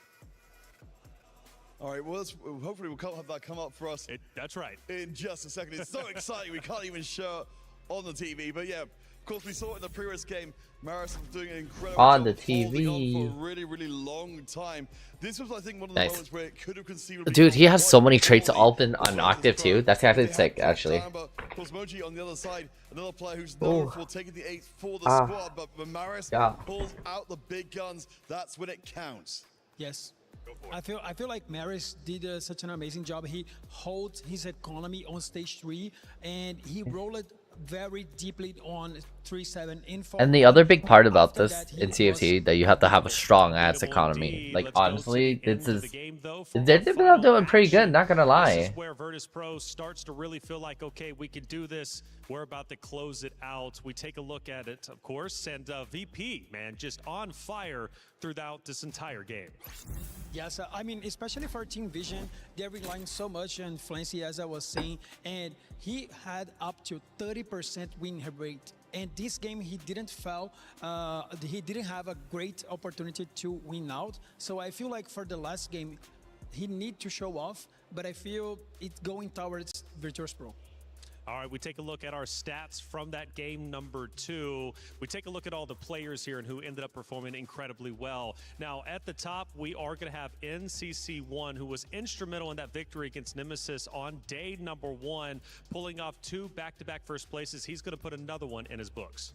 And again, we want to sort of reiterate from what we saw from game 1, incredible variance. Second game could not have been more standard TFT. Virtus Pro showed us exactly why they were the team to make it all the way to the finals before. A dominating performance. If we see more than that, I imagine it's going to go a similar way. Yeah, and you could see that on their faces. We've seen after the first game, they were down. And I mean, Team Vision was like laughing and happy with the result. But the things everything just turned around after the game 2. Yeah, Vision, man, they got to come back. They were the ones who struck first, up leading 1-0, but they did get a lot of RNG that went their way. Now, when the game was standardized, Virtus Pro went back to what they know. Second place from last year. They obviously want to return back into the grand finals, but they've got to get through one more round. And for Vision, well, they started out hot, okay? They said VP.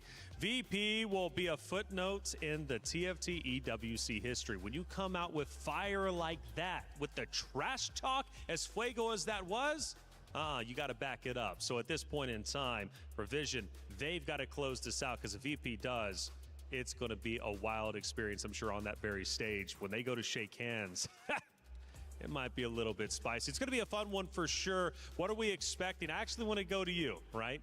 We've got VP. Will they win? Is VP going to be your team to take the victory, or are you thinking Team Vision? Let's start with Virtus Pro. All right, do I think Virtus Pro are going to win? I've done some research, some deep research. I've been doing. Yeah, have you done some research? But you ever had one that had slippers? Sure Here's slippers.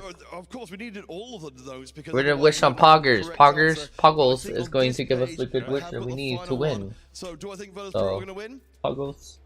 So right here next to me. Undisputed, yes, it can't be written any more clear. Virtus Pro are going to win based upon Counterfeit's notebook. And he's got all the answers in there, by the way. Hey, EWC is an incredible product. So much is happening, and I love the fact Amazon Prime is doing something special. They did it a couple years back. They're What's bringing Prime it back. doing? It's the Level Up series.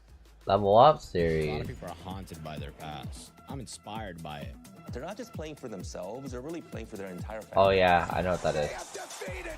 We heard about this last time. They have crushed the curse. Play is in our DNA. Whenever we let it out, it becomes our superpower. Now imagine an entire city being built to supercharge it. Kadir City, powered by Play. That documentary is epic. You need to check it out. It's going to be on your screen shortly. Hey, check it out. Big series. Game number 3. Pay attention. Is it going to be Vision? Is it going to be Virtus Pro? You have two titans with a lot of history, not only this year for EWC TFT, but also last year as well. One trying to make it into the winner's circle, the other trying to just continue to make history. After all, they've already done so. They put their organization up to be tied with that of Virtus Pro. I'm talking Vision, of course, in number 5 spot. That's over $1 million going to their org if they can hold on tight. If Vision can hold on tight. Oh, Frost knows. What's up? Race ends. A lot on the line, not only from the org's perspective. Nope, sorry, I don't answer whispers on stream. And the I do answer afterwards. So if any one of y'all want to hit me up afterwards and whispers on Twitch, I do answer it afterwards. And well, it's not going to be easy. Nothing ever is. Will RNG play a factor, or do we go back to a standard gameplay? And maybe Virtus Pro does exactly what they did in game number 2. Everybody wants to be a champion, but only everyone wants to be a Virtus Pro. We head to the I want to be a Virtus Pro. 3 in just a moment. Play God. Once you play God, and I'm a combo 1 by 1. Yeah, we said time. I need to do songs like this today. Well, kingdom come, baby. When God, God, God, God, God, this baby when God, God, it's not even just one team at this point. They're all both talking absolutely spicy and with good reason. Ladies and gentlemen, now it is 1-1. One of these squads got to go home, and we are probably on the verge of having the most fire post-match interview of the entire tournament today.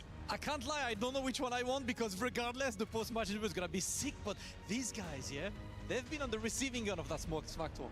Yes. And they're just putting the actions behind their words. They wanted to showcase they can do it, and right now they just equalize. All right, so we're in that last game, y'all. Ladies and gentlemen, this type of energy right here, please go ahead. Oh, actually, gonna be right here with me, the master. Right here with you, man. Teamwork, make the dream work, ladies and gentlemen, and that is exactly what these squads are needing right now. You can't rely on one person. You need everybody. Of course, Vision's over there having Flancy, who is absolutely godlike, but will his skills be enough? It is officially 1-1, ladies and gentlemen, and let's see who is gonna get the title. The original happens at 15.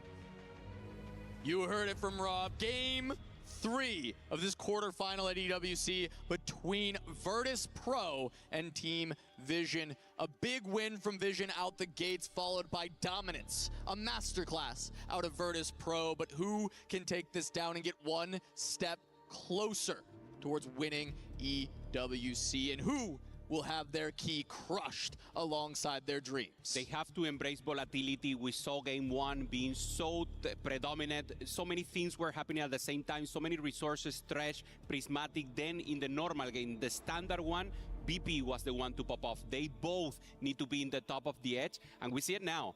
Preparing, mentally being ready for that. Vision, the #1 seed from the Chinese region, and of course Virtus Pro are runner-up. Players that were underdogs in the last year now popping off again. Power of fully developed for them.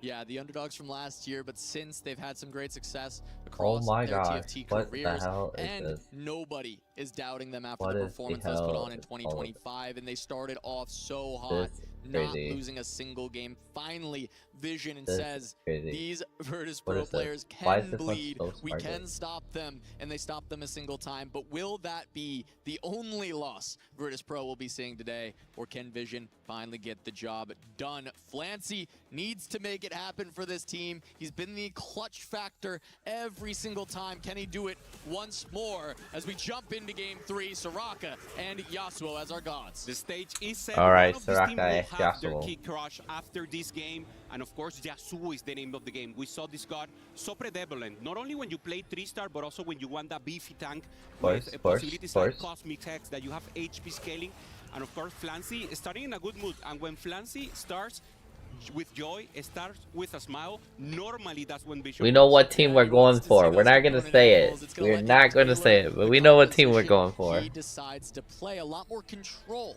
over the game when you see this encounter, especially in a game like 4v4, when you can start to decide, okay, you two are AP, you two are 80, you're going for a Kali. It allows you to easily control the directions of your teammates. Yeah, and the quicker that you can do that, the more easier the games develop. We saw it exactly on game 2, Virtus Pro immediately going for the possibilities. We see board there as start getting the constellation, so we really want, if anyone goes to that line and plays the Saya, they want tempo. They want to really pressure the lobby and get that influx of gold to later pop off into the game. Bel'Veth picked up off an orb for Flancy, so early Primordian start going to be available to try and play for that economy. Flancy in a great way, the streamer from the Chinese region, one of the pop-ups, one of the OGs of TFT. We all learned from the Chinese tech, and Flancy was the first one to bring it throughout the world. My gosh, this is scary. For the TFT community, this is scary. And trying to this is scary. This build is scary. Last PvE round before we jump into sick and scary, but it's scary at the same time. To set the stage, I mean, BP made it all the way to the finals in the previous year. They are one game from being eliminated back against the wall, but they had already bounced back in the previous game. They have the momentum as we go into our first augment selection. You know, Grab if he wants to maybe go for that. Birthday Reunion, also Warpath, very heavy. I mean, difficult to perform, but in 4v4 you can do it. Players have to help you a lot.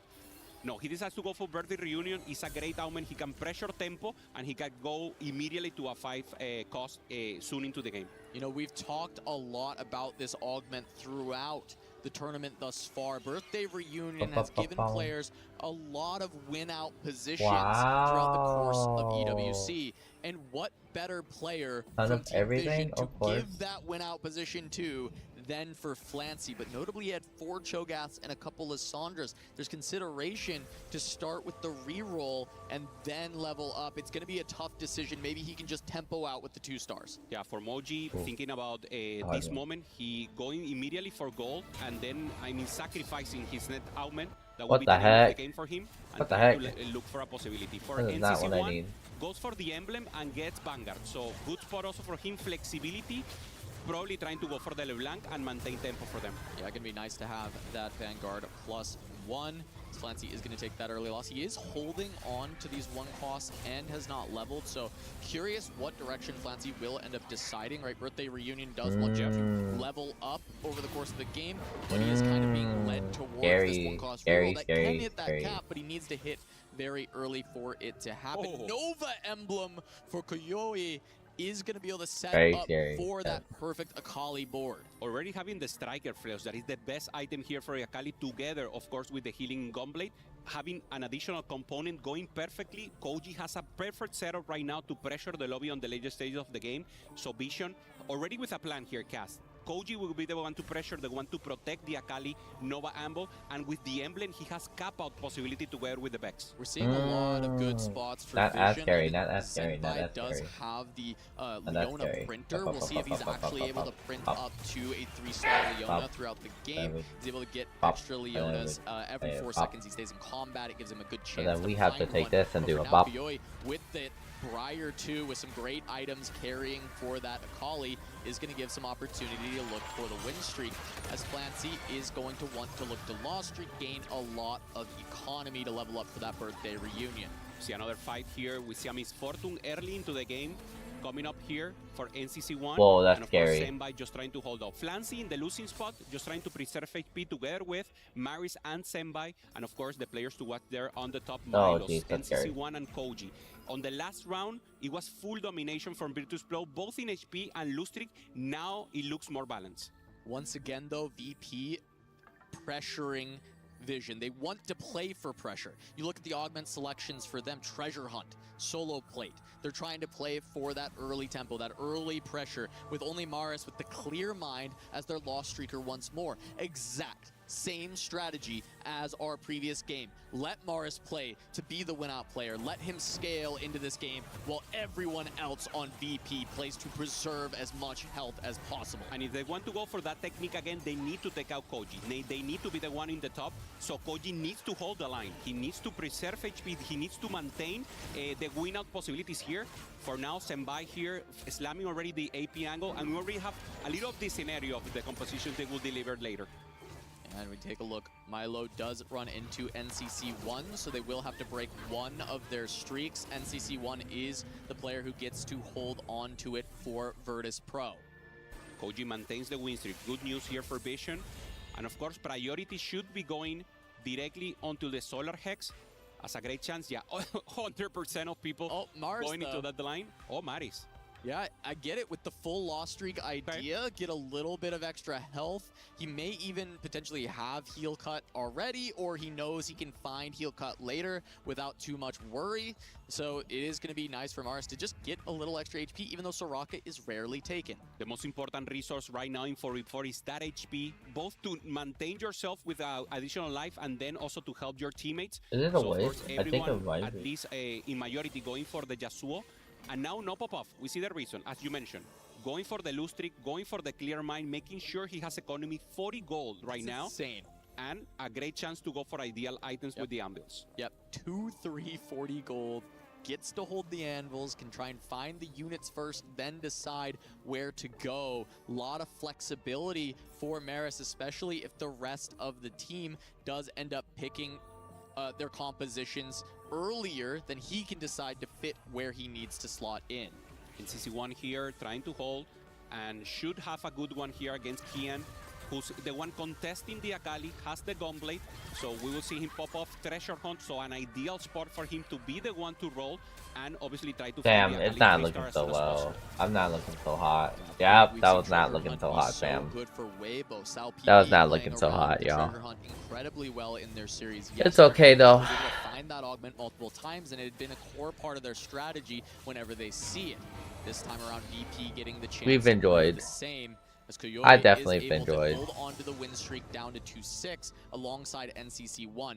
That is the matchup we're looking for in a core. My login already for session has NCC1, but he expired. That has is slammed crazy. an AP item, so this is just going to be for now. for cost this early in the game can be a very strong carry. Yeah, also have the Fate Weaver together with Milo here, so we always great chance in. here to have a pop-off chance, and as you mentioned, tempo, anything you can get and adapt, cast, that's the name of the game, and NCC1 showing that he's prepared for this.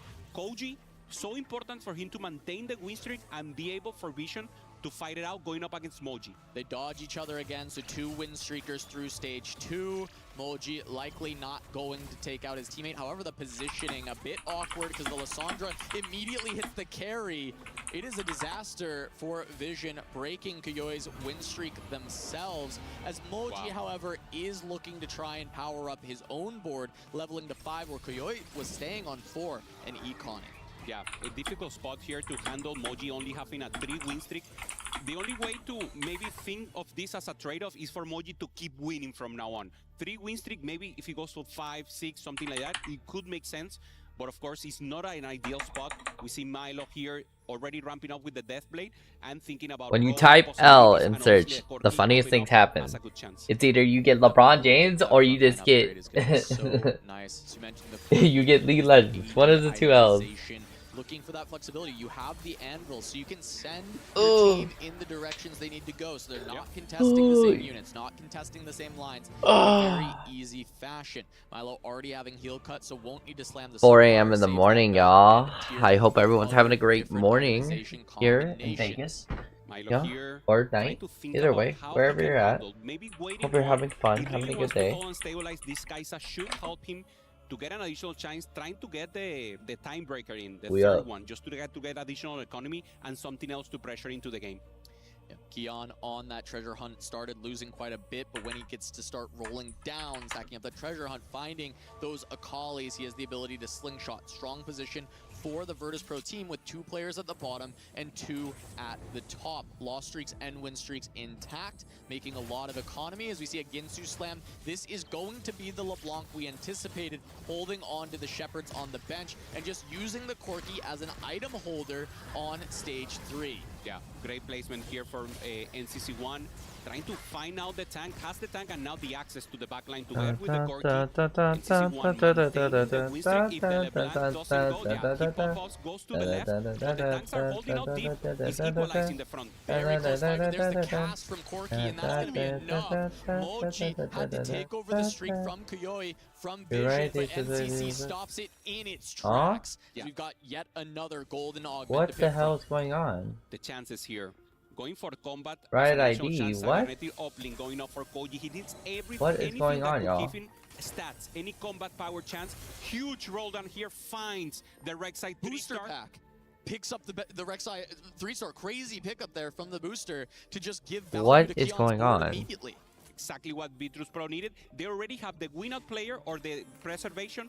Kian was in the middle. He was trying to pop off. He was trying to fight the Akali possibilities, having the treasure hunt. I really believe he should roll a little more, trying to find the Akali too, and then pressure.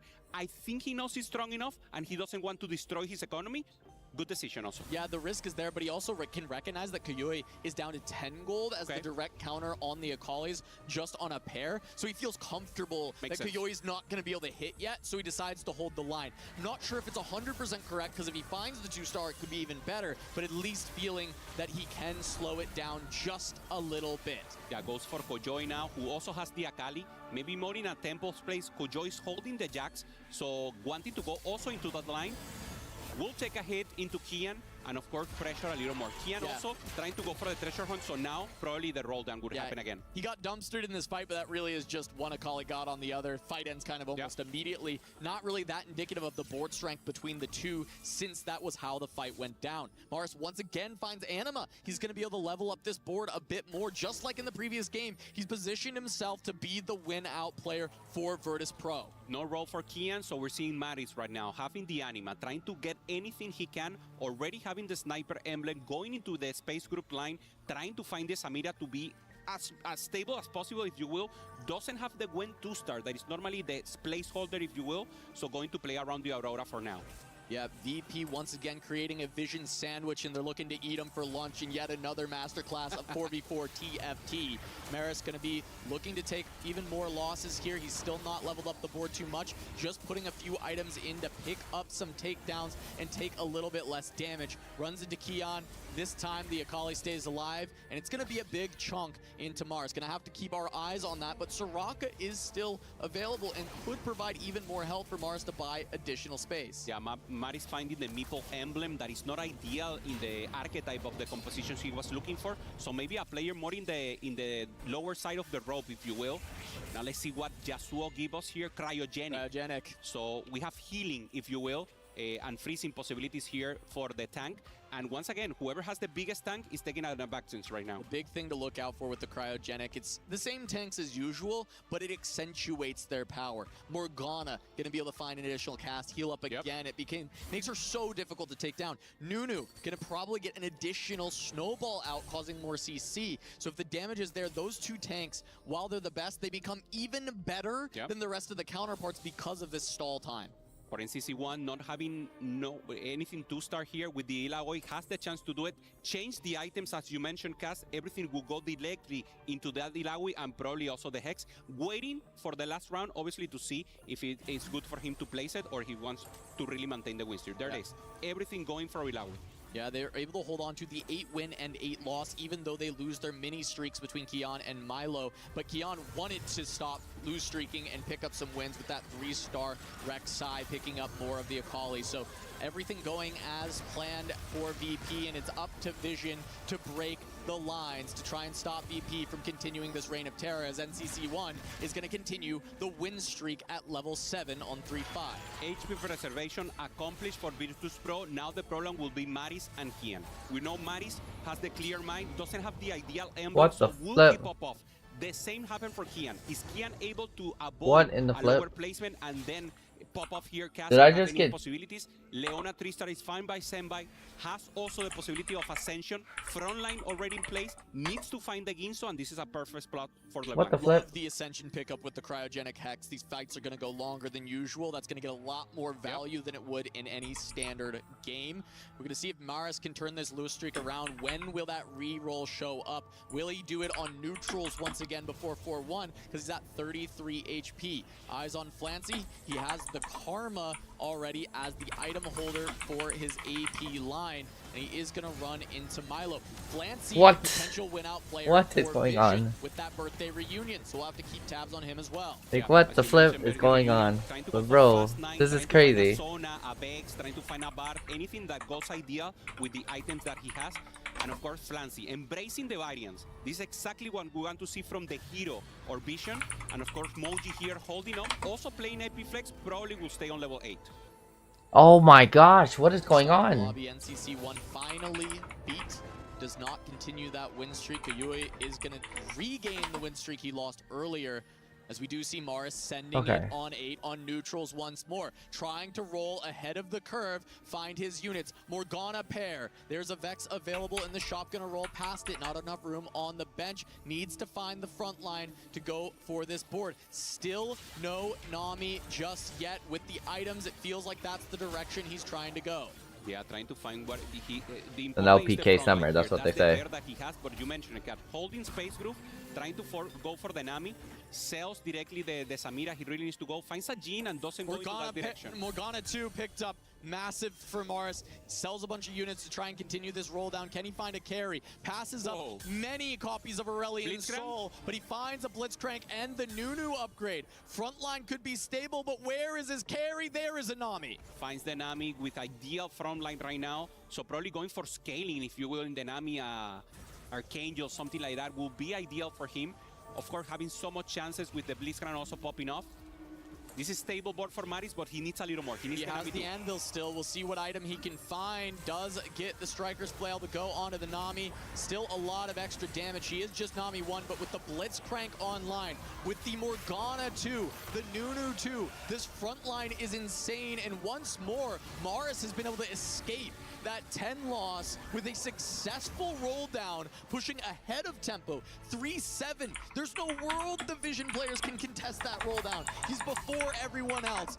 Again, the masterclass from Virtus Pro. Yeah, and Flancy having the We're about to get there, guys. So we're starting to get to the final end of it, and I'm kind of happy. The team needed to take out Maris as soon as possible, doesn't find it, and now try to play the flex AP. Doesn't find an Ami, and now is forced to play AP flex. Yeah, we're gonna see him sell most of the board, start this full roll down. He at least has come on, come on. What can he find for the carry? Pair of Corgis, there's a Nami, finally gets one. There's 4 Rivens in a shop. I suppose we could play Riven on this board. Yeah, he wants to contest the space route, finds the Riven, doesn't find one Nami, and this is so important for him. Not finding the ideal carries that you need in the composition. One Nami in place right now, and the composition will be the face-off against Flancy and Maris to see who gets it first. Both of them on a singular copy of the Nami. Need to find the 2-star. That will be the difference maker in this game. If Vision can send Maris out in 8 or not, is if they can deny the Nami from him. Flancy matched up against Senpai, who has found a Vex with solid items to go with it, but can he find a Vex 2 to cap this board? Because Vex plus that Ascension we talked about, this composition has a very high cap, but can Senpai get there as he's on no gold currently? Yeah, level 8, very difficult to navigate from now on. Flancy wanted to go level 9, but the pressure from Virtus Pro enabled him not to go, and now he has less value from the birthday present.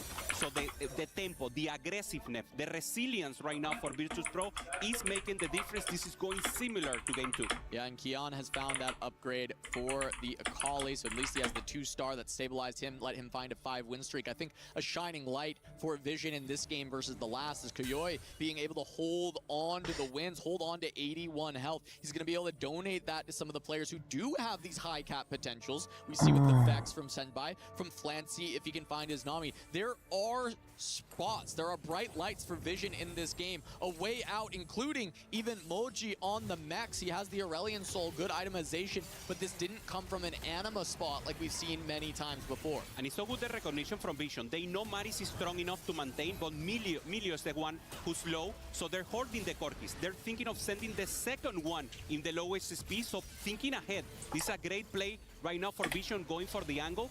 And then CC1, the player who was holding the HP, now taking a hit. Vision starting to ramp up. Yeah, Vision is finding their footing in this game. NCC1 did find the LeBlanc, has found a decent composition, but that was a full hit from Moji. He found the Aurelian 2, he found the Mighty Mech, and we saw on the roll down from Mars, he rolls past 5 Aurelians. He's not able to hold because he has to stabilize his own game. He can't afford to deny Moji, and that has opened the door for Vision. Vision needs to hold it here. They need to pressure. They need to send Maris as low as possible, or directly Milio here.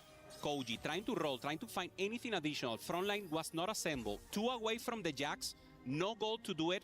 And Koji now on level 8, hasn't found the rest and should start to fall down now, Cass. He has time though, and he has a duplicator, so he's only 1 away from each other. He does have to find 3 total copies. Milo finds the Corki. Some being held, and the Corki found for Milo, so he might not continue this free fall. He has his front line and his back line stabilized, but is it good enough? Some of these boards have looked very strong. Yeah, Corki is strong on stage 4. On stage 5, he should be able to ramp down into the Lori. Koji finds him directly. Koji doesn't find the upgrade, so this is a good placement round for Milio.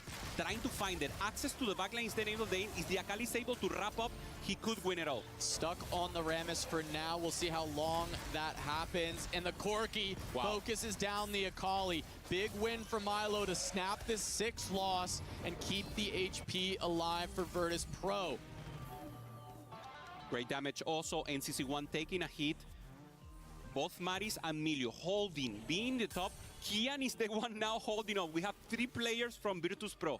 The 2 in the bottom are winning, but Kian is taking a loss. He needs to be stable. Maris finally finds the Nami to be stable, had already the additional frontline, has the prayer of Brick and Cast, and looking a lot better. He just, like, getting comfy on his seat, and now he can take a breather. Puff out your chest, Mars. You got everything you need. One more piece of the puzzle. The Blitzcrank 2 in this comp can look for a win in the lobby. He clutched it up in the last game from this bottom position, from the loss streak, putting on a clinic. We've hyped up this player for a reason, and he shows why his team puts so much trust in him to play this role so frequently. Virtus Pro made the finals last year, and they're looking to repeat repeat that success against Vision. But they have a hill to climb with the HP totals struggling as the rest of the lobby crumbles around Maris's incredibly strong position. Having your player in 8th place popping up is exactly what you need, so Kian needs to do the same together with Milo.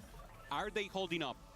Milo loses, so Milo now the player in contestant, the player in difficult possibilities. Kian finally pops up and take the win, and NCC1, the tempo player from Virtus Pro, the player that was Tramfin HP, is now also in the loser place. Zenbai looking for some major upgrades, only on a LeBlanc 1. Many copies being held by the side of Virtus Pro. Milo holding LeBlanc 2. NCC already has his LeBlanc 2. So Zenbai getting caged on this single copy of LeBlanc, and Virtus Pro needs to send him 8th with the HP totals for them. They need that buffer into the rest of the team of Vision. We see it in expression. He's not comfortable at all. He needs to position. He cannot position well. He has the cryogenic hex there in the front, so positioning is not an example. They know exactly that the LeBlanc will stay here, so they can, Virtus Pro can totally flex on him. They can position directly to him. It's a dire position right now for Zenbai.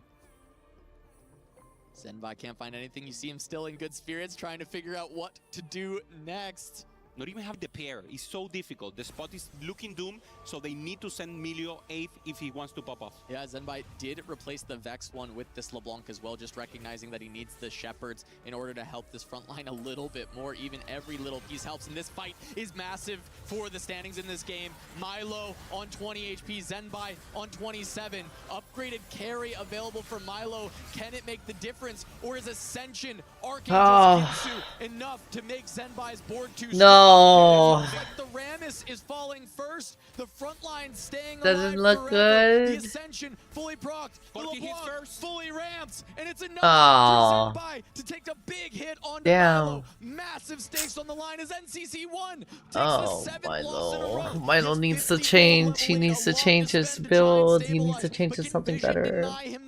Bro, Milo. Defining in this next round, Koji trying to find anything else, finds the Akali finally, has a good front line, and we see Milo on the left. Corki assembled, decides to take out the item just to make sure he can make the decision in the final moment of the game. Yes, will he be sacrificing for NCC1 if they run into each other? Do they feel that NCC1 has better prospects? And in fact, they do face. They do. And NCC1 greeds out 50 gold in this moment, knowing that Milo could be his fight, knowing that Milo can sacrifice for him to make it one more round, to allow him to potentially push level 9 and play for a win out alongside Morris. This is the power of friendship that we were talking about, ensuring, taking the 8th. Hey man, I got you. My AVP will drop, but I do it for the team. Sacrificer lost here, coming from Milo. Milo's gone. She's gone. Use the goal, go to level 9 and pop Dude, off. is Khan gone too? Okay, so at least for Vision to make it happen. Maris needed to hold on to these 2 lives. The HP is now very much struggling for Virtus Pro. Vision has a window here where they can send someone in 7th alongside. Maris needs to do something. NCC1 obviously has a good deck. It has a good team, has a good board right there, which is good and easy for them to defend. But the problem is, though, they don't have the effort or amount of time to help build that right now. Still has the item into an Ilaoi 2-star. Rotates into Maris. That might be a 7th place coming in. Ah, so tough. Friendly fire. It's a ghost. It's a ghost. Okay. Morris has the fight against Kian and the Kindred on the other side. Maybe NCC1 can get through the ghost, but it'll still be tough because Maris's board is so powerful. Once more, though, it is friendly fire. Damage to Kian. How well was the availability for Vision to hold out as NCC1 does? Oh. Oh, no. Virtus Pro no. may be destroyed. No. No. We need someone to come back out. Come on, man. They can try and sacrifice players. They can force Maris and Kian to fight once more, and that might spell disaster. This is the total Hail Mary for them. They took an advantage. They took the risk, and now it's a total disaster coming in for Virtus Pro. They need to avoid Maris going and the face of possibility. Kian is also 15 HP. Everyone is so low right now, Cass, and the last round will define everything. Maris trying to position. Nothing else that he can do. Only the Blitzcrank will be the chance to move and maybe try to pop off and send the tank to the back. The stakes couldn't be higher. One step away from a blowout loss. VP made the finals last year. Will they be stopped now by Vision? Zenbai going up against Mars. Looks like he may be able to hold on to that fight against the LeBlanc one, but Kian may not be so lucky. Moji with the mechs, the Aurelian Soul that he found, the scaling available. Archangels, the cryogenic lobby, letting these scaling items show strong. Moji destroying Kian's board. Can he hold on? He No. does not. Kian is down. Decimation. Kian, no. Oh my gosh. You may have been a finalist No. last year, but you are nothing in our eyes. The three of them celebrating. No. Moji just standing still. He was the one popping off. He was the one making it happen, and we see the expression. Joy, recognition, for the CN region. The whole team performing for them, and we see now the grief, the resolve. Kian doing everything for the team, trying to preserve HP, trying to transfer at the end, but the matchup was not in their favor. The respect coming in now for Vision. A roster that defied expectations, defied odds in 2025. They returned with a chip on their shoulder to see if they could do it again, but take it one step further.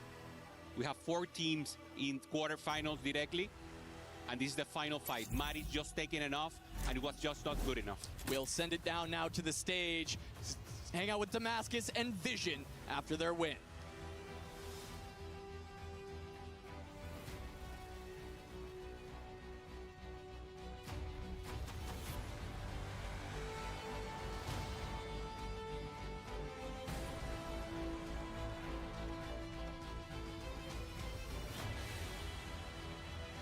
They came in confident and they backed up their talk. It is time for Team Vision to get another key and crush the dreams and hopes of Virtus Pro.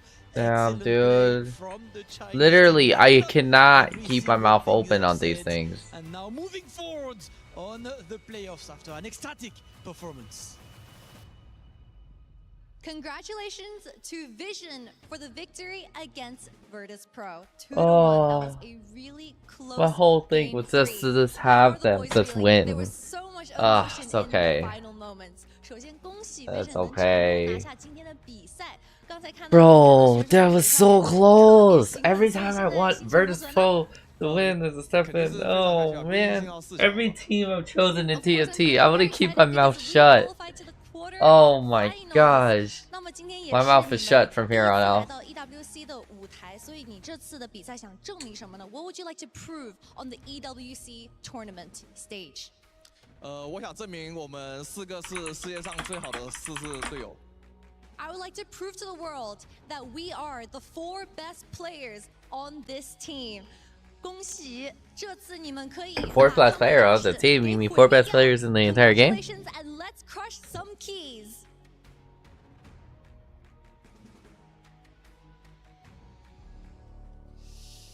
They said they would win. They said their eyes were already set on the Flash Wolves, which will be the next match for Team Vision. But before that, of course, it is tradition to take that key and make sure you establish that dominance that you've said since the draw yesterday. They were confident. They got that key, and we cannot say that they did not expect to be in this situation. It is Zhenbai now coming up for his crusher moment. Time to pop the dreams. They call them cheeks and they delivered. It is time to come in with a point.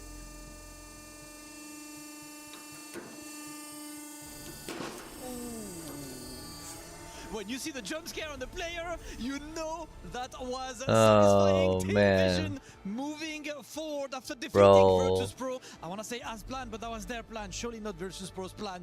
Absolute GG's for Team Vision. GG for sure. They will face the Flash Wolves after that. Of course, time to get a moment to think, to reconsider, to go for strategizing. We will see Team Vision again. Excellent play. Let's take a look at the highlights.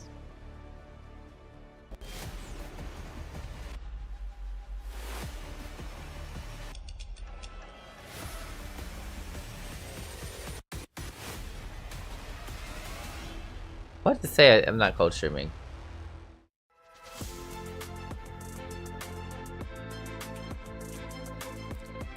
I don't know why it says this. I wasn't code streaming. We're gonna go back into code streaming mode.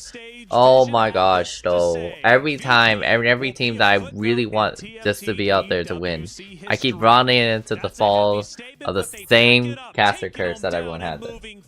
Jesus. Dang. Alright, y'all. I will be right back. I gotta do some dishes. Man. Polly, keep the stream up. Make sure no one dies. And they are now one series Yeah. away Be back. from having an opportunity to get a win. Oh, that was kind of bad. That looked kind of bad. Okay. The second place from last year. Now, oh my gosh. Every time. Every single time. Game 1, the RNG was against them. Game 2, much better. They were able to play their game since it was standardized. But Game 3, they could not get it done. What happened in Game 3? Where did VP fall short? Well, I think they came up with the same strategy, having 3 players going tempo and Maris going into that win. But I mean, I think the Team Vision knew that up front and they were able to perform very well. And differently from the other games from Team Vision, they were relying so much on Flancy. But this time, I think the whole team did a great job. You could see on their HP, they were so far ahead across the board. So they closed it up with a great finish. Yeah, and as much faith as they had in Virtus Pro in that game, there really weren't any excuses coming out of that one. But as you said, game 1, incredible level of variance. Game 2, very much static. But in that one, honestly, there was nothing but, a very well-played game from Team Vision, which earns them their place in semis. You take a lot of notes. That notebook is magical, man. I was going through that, and it's like hieroglyphics. I could barely read it anyways. My handwriting is just as bad. But either way, I asked you a question, VP. The notebook said yes. What happened? The notebook is never wrong. I just read it wrong. Apparently, my vision was clouded. Vision was clouded, and Vision now is seeing straight. We now go to the first action of that game number 3. 5-1, what are we looking at? Well, I feel like Team Vision had a good plan on playing across the strong combat arguments, but at the end of the day, the tempo from VP was a little bit behind, and then Team Vision was able to take the win. Team Vision did in fact take the win. Now counterfeit from you. They started running into issues, VP that is, when they lost NCC1 as well as Milo. Now I was like, things are looking scary. They had to play perfect from that point forward. And it was, of course, we were discussing it backstage as well. I think it's a general thing to look forward to for future matches. When teams fall behind, when they get into situations where only a first and second place will do, it's extremely hard for that to happen, particularly if a team is behind in HP. But the casters were on top of it when it came to the action. And there was one moment where they absolutely exploded with energy. So tough, friendly fire. It's a ghost. It's a ghost. Okay. Maris has the fight against Kion and the Kindred on the other side. Maybe NCC1 can get through the ghost, but it'll still be tough because Maris's board is so powerful. Once more, though, it is friendly fire. Damage to Kion. How well was the availability for Vision to hold out as NCC1 is going to lose? No! He's going to go down in 7th. Virtus Pro may be destroyed. They may be decimated in this moment. 7th and 8th, Kion and Maris have to play for 1 and 2, but Vision can control the narrative. They can try and sacrifice players. They can force Maris and Kion to fight once more, and that might spell disaster. Casanova said he saw a ghost. He seemed pretty calm, honestly, for seeing a ghost. I know I freaked out the first time I saw one, and yeah, I did. Hey, Dobbs, check it out, man. This was the moment where the casters were like, ooh, this was a big mistake onto the side of Virtus Pro. Was it a mistake? Am I missing something? Did Virtus Pro fall apart in a moment? Because when NCC1 ended up losing his life alongside that of his teammate Milo, was that a mistake on their part or just a great move from the team of Vision? I feel like they didn't have the same tools from the previous game. They had Maris in a very good spot for winning out, but across the board, the compositions, they were not able to get the LeBlanc online very early, and then they ended up losing so much HP. And as Counterfeit just said, when you're behind, it's very hard to recover. Yeah, and I think, to really lay any kind of blame here is going to take a huge amount of analysis, both from Virtus.pro, but especially for Team Vision. They need to figure out what went right for them in detail, because every detail is going to matter heading deeper into playoffs. That's right. It only gets harder from here, but a job well done. This was an org that needed this team to reach top 8. They did that yesterday against all odds, defeating the likes of T1. Now they go even further, and now they are now officially top 4, which is huge for not only this org, but also this team as well, who continues to shock all of us. It was heartbreak, it was elation from the players on the very stage, and some of these moments are painful, and that's just how it goes. I remember looking over at VP whenever the match was lost and the reality hitting their face. It truly is heartbreaking. That was probably one of the loudest snaps I've heard from a key getting crushed, which just comes to show you how hard Virtus.pro was willing to fight until the very end. Yes, for sure. And I feel like from the point of view of Flancy's game, I think he was amazing on one thing. He was going into that level 9 playing Birthday Reunion, but instead recognizes that they had to push the tempo of the lobby, and so he rolled on Nate to keep the HP high, and then so just later on he goes 9. So he broke the tempo from VP, so he was able to take down the win because of it. We've lost T1, a titan, when it comes to, of course, stories throughout EWC TFT. We've now lost VP as well. What does this every bracket team look I like picked now? I mean, lost, Virtus.pro, my right? VP We're lost, still in it. the people that Check have it out. They're coming up next. There is a real opportunity. Number 1 and number 2 from last year won't be seen grand finals. Yeah, I mean, that'd be absolutely crazy bonkers. But I know, there's been some questions about Weibo, certainly with Aurora coming in with such an incredible player like Hwamie on the roster. But honestly, I would still be shocked if Weibo don't make it back there again. They're the only team so far in EWC for TFT who've not had the rate, kept the same roster going year on year. We go back to the, of course, the series we just watched, Virtus.pro versus Team Vision. I got some Moji photos from up 100 in first place. leagues. He handled his business with 18 and 8. Yeah, so I love the recovery from MoGG. I was saying that yesterday.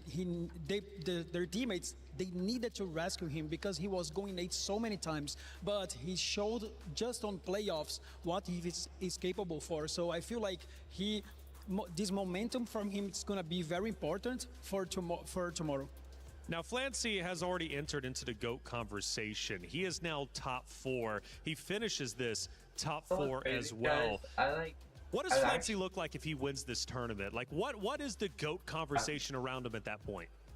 Well, I mean, that's the thing. It's always going to be a combination of everything you can put together over time. I think, of course, being able to make it even to the finals we saw was a defining moment for Virtus.pro to really start laying out their story. I think for Flancy, I also need to test out this wire. high highs. I've been meaning to test out this wire for my microphone. Players like Hwamie, who are currently on top of the world and toppled I wanted from to their see if throne. it works. Yeah, Hwamie, we're going to be If it talking works, about him W. coming If up. it doesn't There's work, so damn. much that you all need to learn about him as a player, his history, because he is very well going down as one of the most accomplished TFT pros in all the history of TFT. If This thing especially has he to can work. come through Alright, so we're gonna and do win that. at this EWC, which is very real possibility. Virtus.pro still has many more teams left in EWC as a whole, not only here for TFT, Mic of test, course, 1, their key has been 2, crushed, but throughout the club championship race. 1. But again, for Team Vision, it is imperative that they go as far as they can go, get as many points as possible. They're already eligible for club championship points. They're already eligible for the prize pool now, which is $30 million, $7 million for first.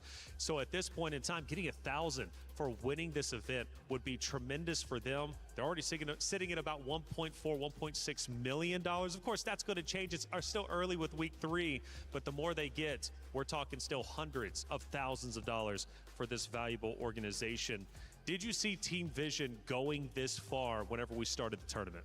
Yes, I feel so. They were first seed on China, if I'm not mistaken, and I feel like they have 2 players that can win out a lot of games, both Flancy and Zenbai as well as Moji. And Moji is a condecorated player as well, played some tactician crowns before, so I think they have a pretty good roster.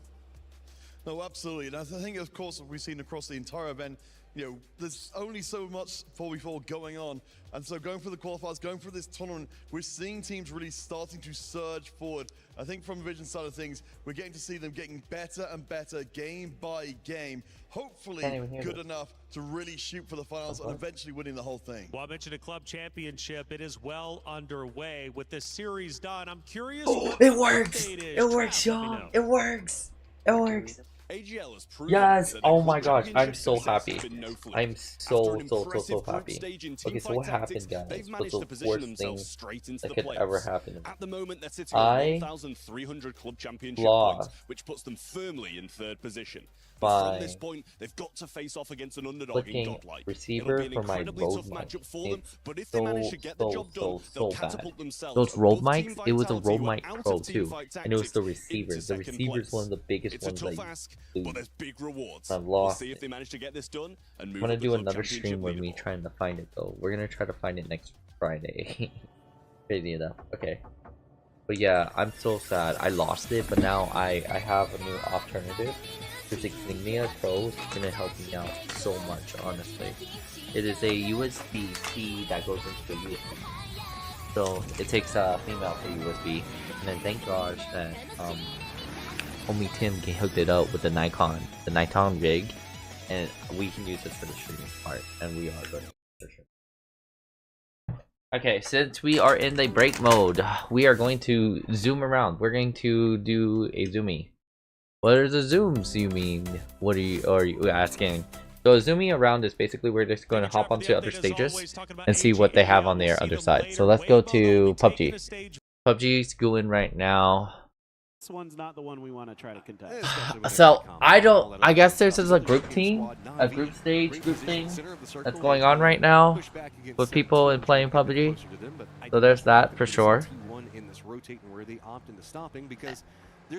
And then we're gonna go back into Street Fighter. Street Fighter, what are they doing? Street Fighter's doing like in-person stuff. Is that Sonic Fox? Who's that? Damn, we just missed it. We missed it by a huge minute. Like that was a rare second. Okay, so that's going on. This is my ladder. You can't climb it. It's better than me, hard sucking masters. You're going too far now. Your eyes buggy. Your elbows ashy. Is that airline? That's an L airline. Somebody better hold.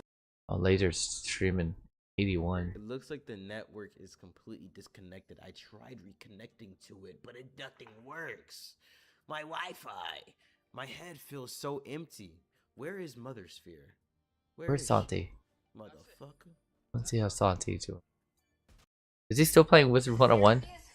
Okay, well, that is not what we were looking for. Alright, well, we're going back to Coach Sherman.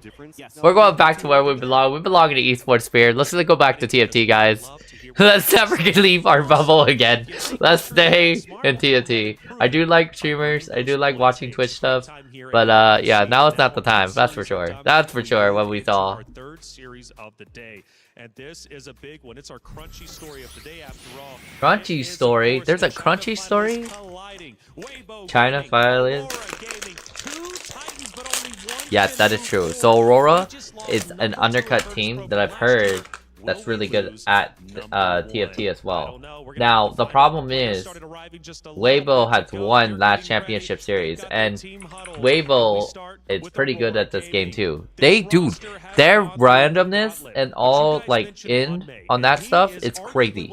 I would never expect anyone to win any League of Legends match with just being like, screw it, we'll just do whatever we want. I'm like, what? What type of game is that? Yes, for sure. I feel like especially for Aurora, they didn't have much time to practice for this tournament because I don't know what they could practice other than they have to study all of these champ layouts. We did over the week explanation of the champ layouts and stuff like that, and I'm not gonna lie, it hurt our head. It did hurt our head. We're like, bro, dude, this is crazy. But yeah, with that being said, we were doing those type of things, and oh my gosh, it was crazy. There's so many team synergies. There's so many like combinations. It is very crazy. I don't know how anyone can remember this stuff. But I respect to them, though, for sure.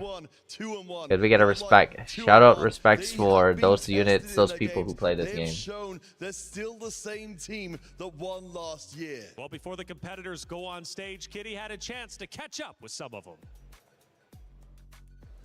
Welcome in. We are about to start. I'm not gonna lie, I like versus Kitty. Aurora Kitty's Gaming, doing and a by my really side good we job doing an MC. Hello，大家好，我是画面。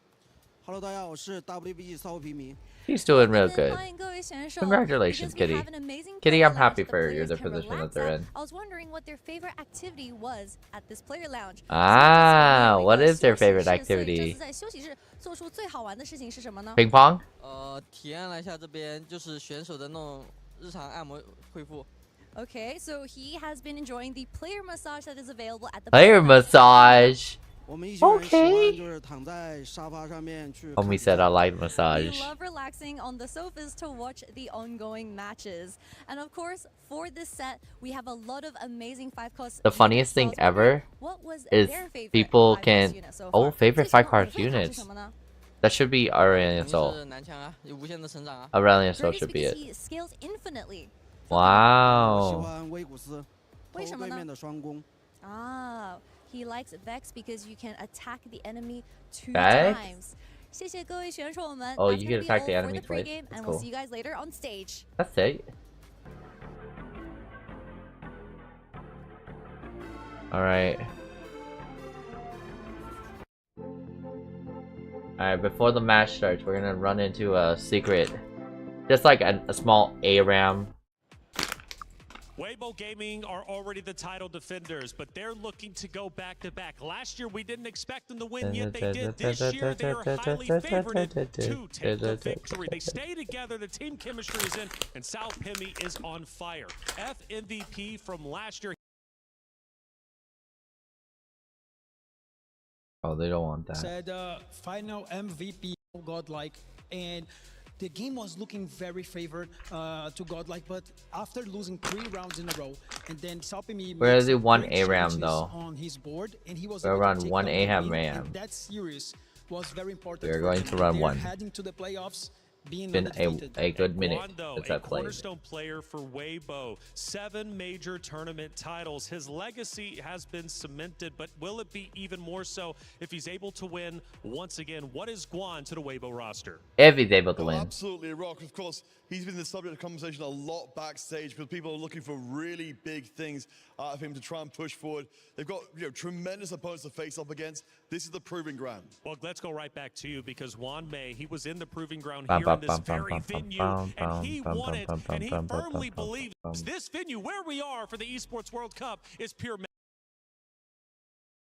No, absolutely. And as you said, to be coming off of the Tactician's Crown win for almost 5 years after first doing it, to go straight into the Parasite. Let's run our ARAM, y'all. Here for another From one huge ARAM right accolade. before we But it's worth noting, get back he's into got the the 2 tournament. Tactician's Crown. Lilo, his teammate, won his own crown just 1 season after Huanwei did himself. They're the only crown winners still left in the competition. You know, China's a stacked region. They've been dominating our tournament. To call him one of the most successful players in that region is a true accomplishment. Juan Mei playing for so much, obviously not only his reputation, but also for, of course, to be a title. I've never defender. played Kane, There's a lot riding so I'll play on here, Vego. and Aurora Gaming has been stellar from this point forward, and you've got some absolute rocks on the teams. Now, of course, onto the side, though, not only is it Juan Mei, who else are we looking for on Aurora Gaming to truly carry the torch? I feel like Aurora has the best lineup in this tournament. I feel by far they're fully of stars, and I feel like team play needs to prevail in order to be able to take the win. Okay, team play, chemistry, obviously the friendships, right, that matter a lot. And Weibo has those friendships, and they have the experience of knowing what it is to win. That's already a step above Aurora Gaming. Well, yeah, I think actually the most important thing for me is they know what it means to lose. Having taken the 0-2 against Virtus Pro, that's exactly what a team needs on the run to potentially winning the entire thing. You need to be slapped in the face and told our strategies aren't as rock solid as we thought they were. We need to revise, and by revising, they get better. So 2 great teams getting better from this point forward.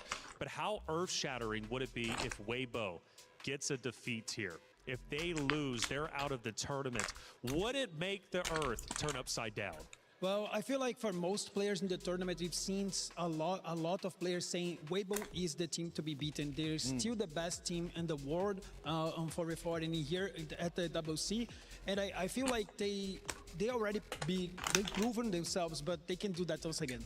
I think they can and they must. Are we going to the book, Counterfeit? Is the book going to be accurate this time? Do we want to put it to the test, or do we want to? It's gonna be random SL. Honestly, that's how they've been winning. Just random SL picks. Let's say, are we going to see an upset? Will we see Weibo knocked out and down? Not in a minute. No. They are reigning No. champions for a reason. They're going to do it 2 times on the trot. They're going to make history this tournament. So the book says, but I think more importantly, you're saying it yourself. I'm committing the book and me. We are one in this decision. Okay, and what about you? Real quick, who you going with? I'm going with Aurora 2-1. Okay, fair enough. 2 Titans take the stage once again. So much on the line. We head to the stage for our series number 3. Series number 3, y'all. Series number 3. 和上一届一样，势如破竹。就是小组赛，我们学到就是首先得信任队友吧，然后队友就是状态就是没有那么好的时候，我们得帮他找到问题，然后及时改善，然后把所有人的状态调整到最佳就行了。我觉得应该是其他队友需要提防我们，因为我们训练的状态就是。Oh no! Don't taunt me. 这次冠军我们已经 Not at all. 你们去争第2把。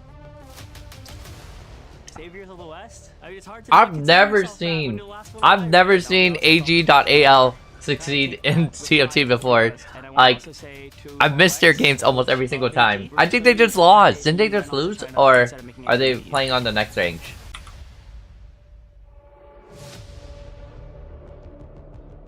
We value my feedback. I value your feedback. Ladies and gentlemen, Let's do it. Time to continue things rolling with the playoffs here at the Esports World Cup. Damascus, that last match, absolute insanity before the match and after. Hey, there is nothing I love more than smack talk, especially when you back it up. There is nothing better than this. Absolutely 10 out of 10 performance, but in the end, Team Vision, let it be known that they were the ones to back it up. I'm not gonna lie though, it was phenomenal play from both sides, but this next match is definitely going to be special. Yeah, we're talking about Smack Talk before. There's been a bit on this one as well, but more importantly, the regional pride, right? The full China showdown right now. And you know it's probably the best region in the world right now, but now that you're in the best region, you gotta be the best in the region. And last year, this team proved to be exactly that. Ladies and gentlemen, welcome to the stage, Weibo Gaming! These are the reigning championships from last year.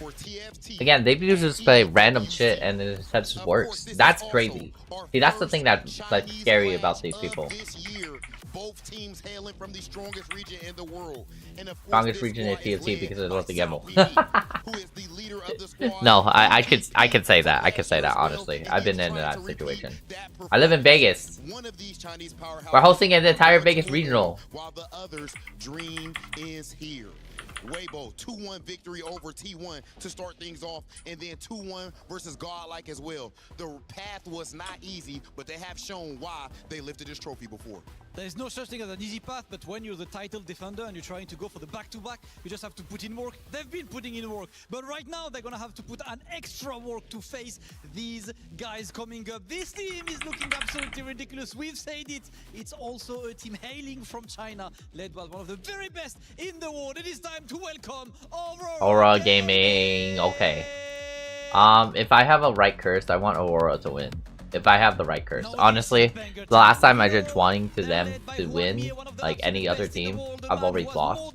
So yeah, I want Aurora the Gaming to win. It's not only about him. Every player has been able to follow his pace, to follow the pace that he set for the team. They started with a 2-1 over Nongshim Red Force. They unfortunately tripped against Virtus Pro, but then went for a clean sweep over Mars, and that was Is Nongshim an actual... I don't think that's the ramen thing I'm thinking about. The ramen thing I'm thinking about is about... It's like Nadem, I think it's called, or yeah, there's another ramen brand out there. I don't think I'm thinking about the right one. I'm gonna go ahead and get straight to it. Kwame let it be known that he didn't care about fighting you guys because they've actually been destroying you lately. They've been beating you lately. Is this true? Or a Chinese speaker caster W.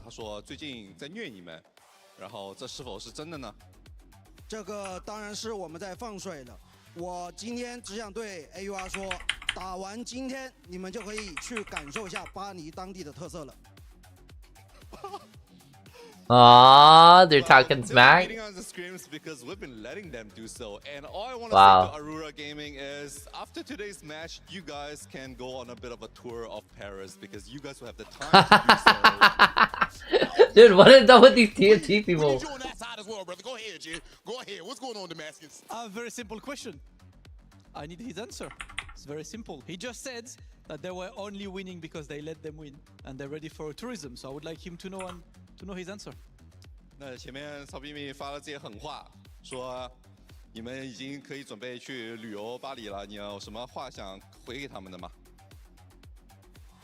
我们最喜欢的就是碾碎他们的冠军奖牌，等着吧。Just you guys watch, because our favorite thing to do here in Paris is to crush your keys. Wow. Dude, their facial emotions are not saying it. Their facial emotions are not telling what they're actually saying. Are they really saying this, or are they just building a story? And Weibo Gaming, this is the first clash. All Chinese squad, the best region in the world, ladies and gentlemen. It does not get any better than this. It cannot get any better. One team say we'll punch you up, the other one said there is no way you punch us up in real tournament condition. So you know what? The stage is set, the conditions are set. It is time for Aura Gaming versus the title defenders. Weibo Gaming, only one can come up on top. The other one goes for tourism. Let's go. The other one goes for tourism. Third quarterfinals of the day. Weibo Gaming versus Aurora Gaming. The trash. We're almost there. We are actually one more done, and then yeah. Today we will have such a chill day. It will be a Friday for sure. It'll be a Friday, guys. We've all been waiting for the highest caliber one in terms of individual talent, and you can sense the fire in Weibo Gaming within the region, within the totem pool of greats. You have to give it to Aurora Gaming. Individually, they have amazing players. Why me, as you're seeing on the screen right here, double tap round wins, a Paris Open victory right in this venue, and of course, 60 seconds, Lee Luo, another tap round champion win, Juan and Ahao, also 2 TOC victories right here. It is incredibly stacked as a roster, but Weibo Gaming has the win in 4v4. You said it. Individually might be the name of the game for Aurora Gaming and their achievement throughout their careers, but when it comes to 4v4, the dominance that we saw across last year's edition, maybe they're only just winning because of that type of format. The format of the 4v4 is probably the only reason why they're winning. Roll down from him as well, and the leadership and the clutch factor from South because this is so different. You don't usually play TFT 4v4. You play usually 1v1. There are so many or like free for all self. Right here. Again, I've never seen this format done as a team. Probably was something that was happening last EWC, but I just never recognized it. Their fingers are incredibly fast. They can dance across the board, and what this allows them to do is actually to lend favorable trades to their teammates. I would consider the two of them the highest APM players I've ever seen, alongside with YBY1. We'll see if we Speed can and reaction. That's all it is. Speed and reaction. That high APM across this series coming up right now. Let's talk about expectations for our players on each of these teams. Let's talk about maybe the roles they fulfilled across the group stage up until now. I think starting with Aurora Gaming, there's been a pretty stark contrast between 60second and the rest of his teammates. An 85% top 4 rate from 60second, a almost 3.0 AVP is absolutely insane with the caliber of players and teams they've been facing. Oh man, I was gonna vote yes. I'll hold down the surrender. Man, whatever. Within his own region, he's whatever. Very good at getting those stable top 4s, and he will be the rock for Aurora Gaming going forward. Damn it. I think on the other side for Weibo Gaming, I very wanted similar to role in totally Tianlong, who is also going for a lot of top 4s, but not necessarily winning out as a player. And Sapimi, I think, similar to Tianlong, is that top 4 player simply because he's been playing so much Akali, one of the strongest comps in the right hands. And in Sapimi's hands, he has a perfect understanding of when to push for the level 6 tempo, when to push for level 8 with an emblem to add in the Vex, to play around the Kindred as well. He morphs together on the black. Alex encouraged you to walk past you. Oh, okay. Absolute perfection. He's been one of those standout players in terms of the win rate as well for Weibo Gaming. Most importantly, Salpimi wins the duels when he is needed, taking that win over Godlike when it was a 1v2 situation and able to outposition both of those players. So for me, Salpimi is not only the trash talker of the team, he's the heart of the team and the most dangerous one when it comes to 1v1s. And looking back at Aurora, I think we have to talk about Ahao as well, because when it comes to actually winning games and coming in a situation where you're 4 players left alive, 2 from each team, a winner takes it all, this is the player that rises up to the occasion. At least it has been so in the group stage with close to a 30%. You can tell that they have team captains in this, which is kind of crazy. Are we going to be seeing Ahao playing more for the Nova 9, for example? Are we going to see him playing more for the Fast 9 AP Flex, trying to close out these key games for his teams, maybe taking higher risks? But if he can manage that risk appropriately, if he can make it to those level 9 boards, he can be the strongest player in these games. Ahao versus Salpimi definitely will be the win-out player battle. These two have the highest caps on their respective teams. In the meanwhile, Tianlong, as we mentioned, 62nd, they're going to be the tempo rock, and then we move into kind of the free-flow positions. Hwanmie has always been known as a very, very creative player. The reason he's won so many championships is because he can see highest cap boards that no one else is able to spot. That will be his strength here. We haven't really been seeing it that much in this tournament so far. He hasn't had the best of runs, but you know it's in him. It could be that his team requires something different from him in this format. Individually, of course, both at the Paris Open last set and coming at the TAC round just a few weeks ago. And really all of this set long in the CN tournaments, he has had, I think it was a 33% win rate. So just really was able to take over games individually, those checkmate formats as well, and make it through as now one of the ghosts of takedown. Yeah. TFT. In this format, it's mostly been Ahao stepping up to fulfill that role. We have seen the case with Flash Wolves where it was with Terry as well, but Ironbog, when he needed to in game 1, he came in and was able to fulfill that role perfectly. I wonder if it's Hwanmie's day to shine. Come back in and say, you know what, this is my time. You can't count him out. Just think about the peak that Hwanmie would have coming off Paris, TAC round, a TOC champion, and an EWC. That would be the grand slam of grand slams. That is the dream that Hwanmie is chasing afterwards, though. But as you were mentioning about the flexibility, I still have to what the fuck? Weibo Gaming. I think this is the thing that has made them such a powerhouse of the team. It's because they can switch between different positions. It's not always one player that's winning out, like we saw maybe like Safo on MCOR was a very good example of a team having that one was on purpose. defined roles. Weibo Gaming is not like that. Everyone can step up to the plate. Everyone can swap positions as necessary. And it's easy in 4v4 to just look at the stats and say, oh, this is the highest win rate player, he must be the best player, the MVP, but that isn't always the case. I wouldn't look at someone like Moji, for example, in T-Vision. They just qualified through. He's the player usually calling the shots in-game, and there's so much brain power that you have to kind of share when you're trying to, in some ways, micromanage the big picture strategy of your team. And this is something that we don't talk about really on broadcast as much. It's hard to know, obviously, how oh my gosh, what's going on? What is going on? What the hell? The team has a much harder task in terms of keeping track of his own game and again, not only playing for the AVP, which is not the only thing that matters in 4v4. It does seem like we have a little bit of time before we go into game. Oh, but we will be going into some form of a video to explain how these teams have actually gelled and vibed together. A video? Hot seats. Oh yeah, we love hot seats.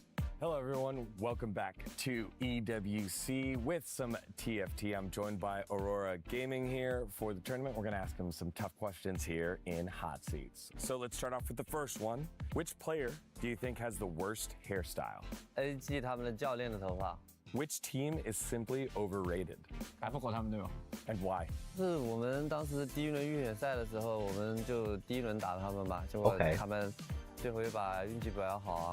don't agree, but then I don't disagree. Which team is the most demanding, like toughest team? Which team should already book a shuttle to the airport because they're going to lose? Which player has the worst fashion sense?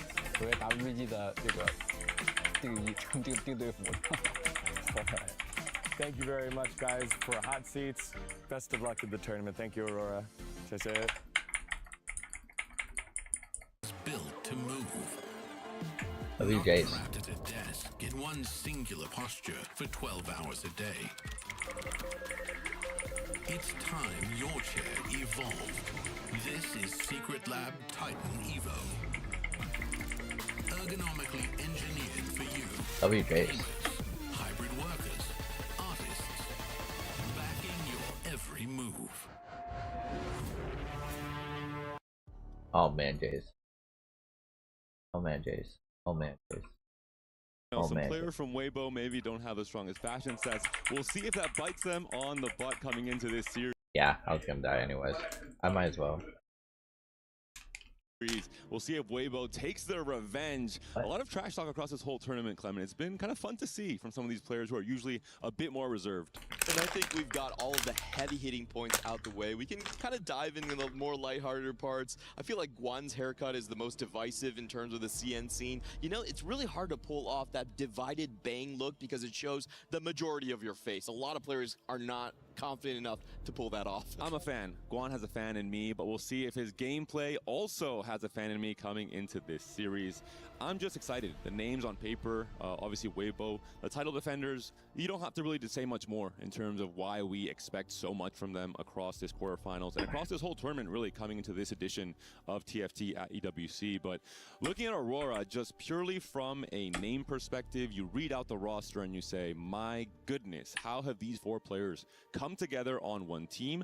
In some cases, in other sports, we've even seen that be a downside in terms of a clash of egos, a clash of ideas, very confident players forming together. But Aurora, if they ever had those problems, it seems they've definitely solved them long ago because the cohesion has been there. Even someone as cocky as Swanmia, for example, who is currently in the contention for the gold title in TFT, he's been happy to fulfill all the different roles his team needs from him in the group stage. And we can't talk about the core group of Aurora Gaming. They actually started with Alpha picking up 1 minute and 60 seconds, and it was Alpha Gaming that actually pushed 1 minute to stream after his first TAC round champion. So really setting up a career after that.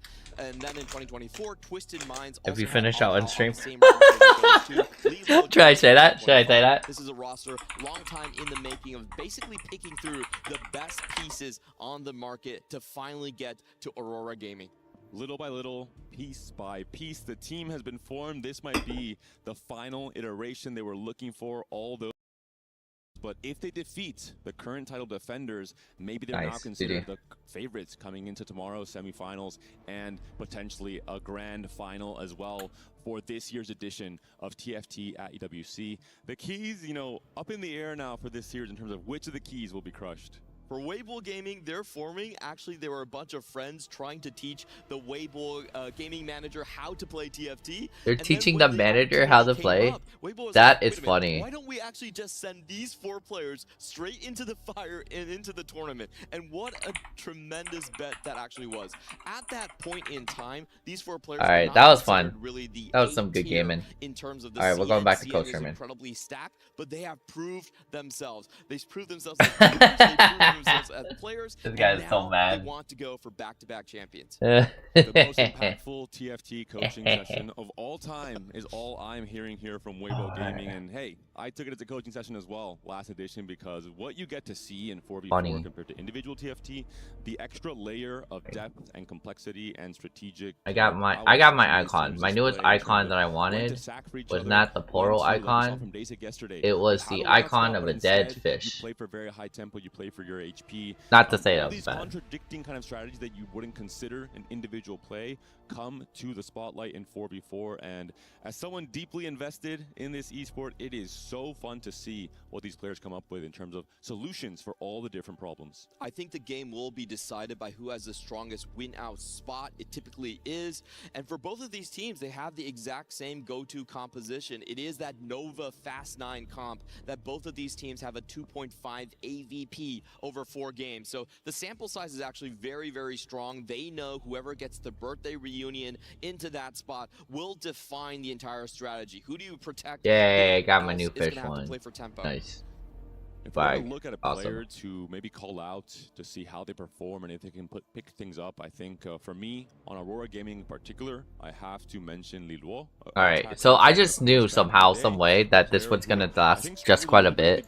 And honestly, I don't know. It was just a vibe, and I am glad to say I'm not wrong. I knew that was gonna take a while, honestly. So we got a grant due today, we got some stuff due today, we got some dramas, blah blah blah. Okay, so what else do we have today? Let's try to see. Elevate him into that position, and if so, the confidence Let us try to see what else we got today. Would be absolutely massive. Liluo, the most often forgotten champion coming out of Gizmos and Gadget. Whenever he is coming into an opens type of tournament, he's always popping off, like into the Arcane and set 6. That's we're gonna do our Esports World Cup, EWC. He is known as a very interesting player. He plays like Hwanmie in solo queue, but he plays like a top 4 player when it comes to the actual tournament. So we'll kind of see what his position will end up being. I feel like he is the X factor, as you have correctly identified. You see him going first place, but a lot of times also mainly into the lower placements.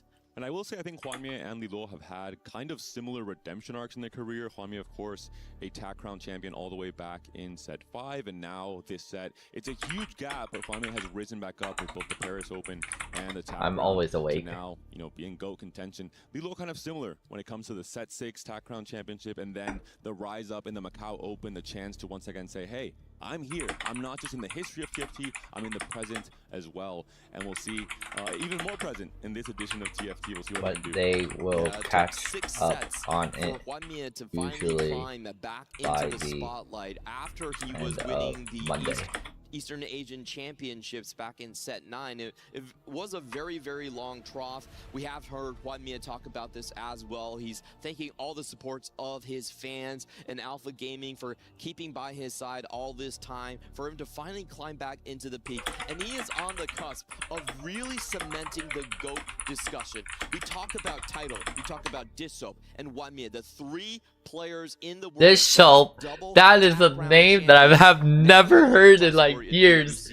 Bro, if y'all don't know the lore of Dissoap, Dissoap has been the most best player in TFT ever, who just thinks way differently. Like honestly, his on-the-spot thinking gets him to win in championships at TFT. Now that is a pro player that they belong here. They belong here into this World Cup. But I don't know where they've been. I'm so sad. So yeah. Crazy one-set performance. Hwanmie could potentially match that if he's able to get a 4v4 win as well. I have already penciled him in as the best 2-set performance from set 16 to 17. Man, yes, see, the glaze, honestly, y'all, you need to know that this show is a name, it's a common household name. You think Faker's the GOAT? Wait until you meet this show. The Weibo Gaming stands in the way of all of that. This is a team that you have to respect no matter what trash talk we have seen. But looking now at the tournament bracket, let's go over kind of the path these teams have taken to make it this far. Looking at the quarterfinals here. Of the being carried back to place. Alright, yeah, so I actually was gonna look at the stats right now too. So Nongshim. Okay, we're gonna look this up because I think Nongshim is that ramen thing, but that's what they were saying. Nongshim. If I'm Weibo Gaming, I'm it is a ramen company. God dang. It is a ramen company. Oh my gosh, that was a South Korean ramen company that was sponsoring an entire. Oh my. Chat. Previous one. And if I'm looking at Aurora Gaming, I feel like this is a team that actually did not spend a lot of time together prepping because Hwanmie was at that TAC round. There was only a few days, a couple, maybe less than 2 weeks before Hwanmie was still playing all the way for his own personal glory. It is this. So this is Nongshim. This ramen. I was figuring that it was, but I thought it was called something else. Oh my gosh, it's not. It's not. I did not know that one. Still very much alive. That'll be the 4th series of today, the 4th quarterfinals. But he's playing on Godlike now, different roster, different org. So this is the company that was sponsored that got eliminated. Actually, bring them back, please, please. If we get them back, then we get them on the actual ramen packet. Don't they have Faker as well? And what a Don't they match have we a have faker ahead of us. noodles? Yeah, taking a look at the Weibo side. Oh, this faker. is the icon. Not this fake. Is the What the heck? mascot that they always bring. They into the do. They do Weibo have Snake faker on collection. there. Oh my gosh. It's rumored to give you incredibly good luck, and we actually saw it when Juan won his first Nongchim. TOC that the plushie Not was Nongchim right with next this. to him. So trying to add additional aura, Okay. if you will. That's I so think I cool, need one of funny. those for my Alright, so what Red else do we Flag have? line for We next have time. I will take. we need to dump into Sure, my tactics and, on you their know, own this page. Weibo gaming team, something I'm so impressed about is that 2 players actually coming in from the mobile circuit, still able to make it here. I'm hearing that we're getting into the game. Alright, sweet. Very, very So shortly. dang, they got players knocked can out by tell Slash their Wolf. nerves Slash here. Wolf They're moves on for contemplating their game tomorrow for plans, sure. They haven't just communicating with updated each that. other. We Then they are have heading T-Vision. into the T-Vision of course gets series over here, of which the I was very quarterfinals that sad. everyone wanted to Alright, so the watch. next game is AG.AL. This is where I'm actually gonna see him play and see how they play TFT. Honestly, I've never seen him play, and I don't know how they're gonna do. I'm surprised for it though. I just washed my entire mat, dog. My entire like mouse pad. Crazy. Projection of not only your game plan but your team's game plan and how it'll contrast and fare against the opponent's own strategy. The team cohesion of Weibo. Are we starting? Are we in? Coming from their side, Are we starting now? The reigning champions versus Aurora, which comes in with the most dominating. Are we waiting? Are we waiting? Ready? TFT EWC. Ready? Sweet. 2 more matches left. That's a best of 3. Let's get into it. Alright, good luck, y'all.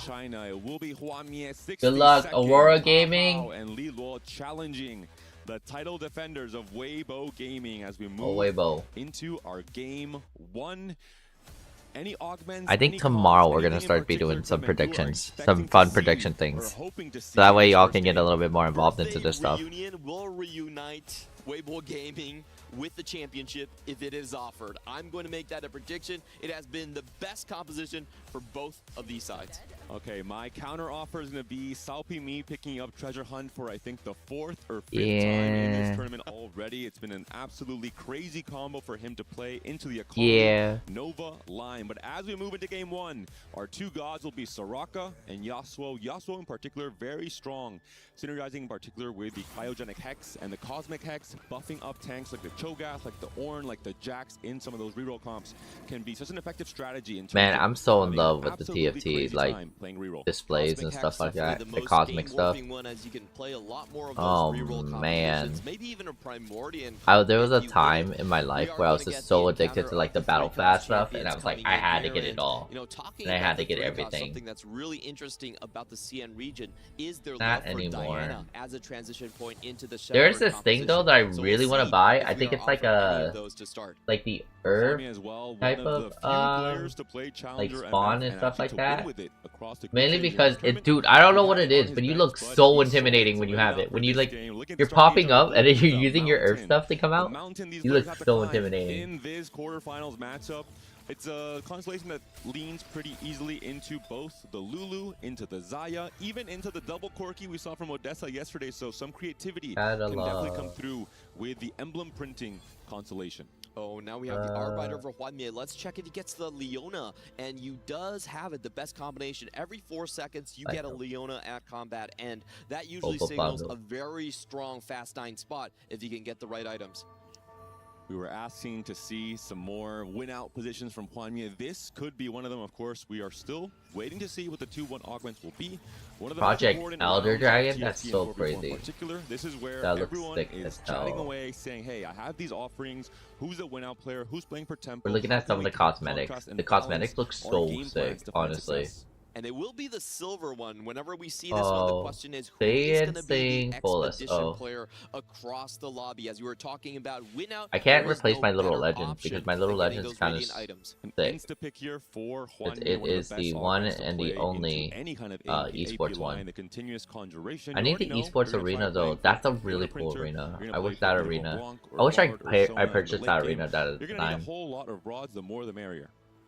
Taking a look across the board, we have other options coming in. Guan looking to set up the tempo right here with the caretakers. And we also have 60 seconds on the opposite side, trying to play a low tempo game and see how he pivots his game plan based on the latent forge. Patience is a virtue, and a Jax 2 already found for Salpimi, as well as some Misfortune Stargazer MVP units to get T1. the emblem printing going Now on from the sick. Stargazer line. Most likely we saw Oh, some oh, rolls this immediately is come made through everything in to just try TFT and find away the from the Stargazer in store. the first place, and along the way he found an upgrade on one of the most important tanks in this line. Really nice start for Salpimi here. You Is want this to fake? establish What's this? yourself as the mountain player and ward away other players from coming onto your same Oh, line. is this an He also has icon a and bow iconic start here, spot so currency? he can go both into the Zaya Huh? or I don't into know the we can Lulu. do It with just an kinda entire depends on what spot. he hits. The quick level a little bit better for the Lulu simply because you usually don't want to build a Last Whisper on Zaya when you're playing the Nova package with the Aatrox and the Maokai. Barely a lot for Salpimi here, gonna have to maybe Aww, Boros. he's gonna take a little bit slower. Oh, that's I an think he will be icon spiking thing. either with a Lulu on 3-2 People like or buying on icons stage and 4 stuff, so I don't when the blame Zaya them. board comes online. For LBTZ here, he's obviously going to go for the I Akali guess line. these He has tickets for already Clash. built the Striker's Flail and will have more Skins. swords coming in on hand. Also starting with the So large many duplicator skins. here So will many allow him to just cash out on something like the Kindred 2 when you're rolling on level 6. It gives you a really good spike if you can suddenly get that just with the dupe. That being said, the option to play Corki if you're playing from high HP is still definitely a possibility. It's something that LBTZ actually favored quite a lot on the day one. So if his team already has a win-out player, if all he needs to do is be incredibly strong in stage 4 and win those rounds, we could see him leaning to Corki as well. In the meantime, checking in on Guan, I believe his caretakers are either going to be the No, we the save our Gragas that RP. We see, save our or RP maybe till the, Worlds comes out. Maybe the Gwen. We'll check Because we in always later know, what the like, options this are, game's but been out currently for like he's leaning pretty heavily 20 something in towards the years. Space Group line. It is And with like the Gragas, honestly, we'll like see if you want to lean heavily into that. The Gragas 3 not really yeah, it's been out for 20 something years. And then you know that like this world skins and everything about the world is going to be freaking awesome. And they're gonna make it like the best and the max And of we're everything. taking a look at Guan's Arbiter right here. I didn't quite catch what he found in the Oh, end, that's but what the orbs this do. is The big orbs question make you here. do Is he going summons. to use his Gragas at Okay, so you're all, or guaranteed will in he like have to sell 40. them for econ? He's still saddling Wait, what are between we two different buying? line How do we positions pray? right now, either Huh? going for the Brawler E I don't know how or this based purchase on works. the more common Space Groove AP lines. I guess that you we've buy seen. drops. What is this? What? Oh my gosh, this is an arena? Wait, I kind of want the arena. Wait, go back. Go back. On stage 3, he'll be happy to play into any Oh wait, but is this possible TFT? AP lines, either on LeBlanc This looks like or TFT. just a Fast 9 game plan. Very interesting. Actually holding a lot of options, not selling the Gragas too, so he's trying to play for I don't fast know. tempo later I as don't know. well. Juan Mia trying to continue his win streak all the way into Yasuo. Don't have which does give you Mordekaiser. immediate No, I combat have power, but Mordekaiser. runs I into his have teammate with an Therapy. itemized Lissandra 2. This should be close. Two players at the very Aw, least playing live around speed the back, Leona man. 3. We'll see if we get a Cosmic Hex to scale even more HP on the Leona from the Yasuo offering here, or even a Cryogenic Hex. It will That be B or the B. Cryogenic Hex offered here. I have to imagine, looking at the other option from Soraka, that players like Juan Mia, players like Guan, playing into the Arbiter will be very happy to pick the Yasuo Hex up. Generally considered the best one. Wow. It also allows retargeting on your tank. Wow. So very good for mountain I want compositions that you this. get more snowballs I from your want Nunu, this. and 250, dude. Come no on, one man. actually going to be going for the He better won together. Jace. He won Salpimi Salas. as well already had that Jax Prestige. we saw earlier, so Whoa. gonna be a very good pickup for him on the Stargazer line. Whoa. I mean, look at this They setup double already. down The on this moment you find the Mordekaiser Zoe 2 pack. and Mordekaiser 2, look at the items. It's Wow. looking so good for the start here for Juan Mie. I want this. Yeah, I want Juan this Mia, together you know, thing. we've How do I seen get this more play mythics? over and over again How do I get this? in our other games is when you have these How do I get more great AP mythics? spots, you have the option to just skip playing level 8 completely and go to level 9. This is one of those rare indications. 33 that days. How do I get more Fast 9 mythics? might be on How do the I get this? track for Juan Mia. The moment Juan Mie sees he's Oh, is this like Hextech? I think it is probably a through Hextech. Slam the items, the rage rate goes down, already pretty much locked into playing around the Blanc.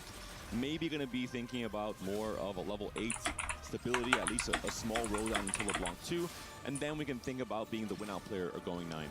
Great win here for Juan Mia, continuing his streak. How do you get more Meanwhile, on the mythics? lower side of the How do I get HP that? bars, 60 I want seconds more. and Tianlong both trying to get a full loss streak going. We'll be shifting over to them later on. 60 seconds, of course, has a latent forge, so he is Why the right game much thing more just pop able up to again? play almost Let me out. completely open. Let me out. Look, pivot his composition later. And Salpimi is not the only Stargazer player in the lobby, of course. Oh, you gotta do event passes in order to get that. I mean, it's fine. And we're seeing both. Okay, I mean, it's fine. Stargazer unlock for the emblem print. Every 100 level 50s, you get more mythics. That's cool too. Alright, Tianlong does some last second swaps. I knew he wasn't trying to win with that. Okay, there we go. He's doing all random stuff again. Jesus, that's so crazy. Of the lobby, Guan versus Wanmian. A player from Weibo Gaming and a player from Aurora Gaming fighting at the end of this stage 2 for the 5-win streak, the extra gold generation, the HP preservation, incredibly important coming into stage 3. A little bit unfortunate for Guan, he did not find another psionic unit. He's playing the main tank Gragas, but he could have been up an extra item, and it just looks like the two Leonas will be too much to handle for Guan. Also, the augment from Hwanmi allows him to slam both a tank and the Rage Blade item as well on the Zoe, so a little bit of a stronger board. Use local currency. Dude, someone won money from fantasy play, dude. Then again, I would have never won. I'm honestly y'all, I would have never won at all. While still retaining the win streak. I guess. I guess.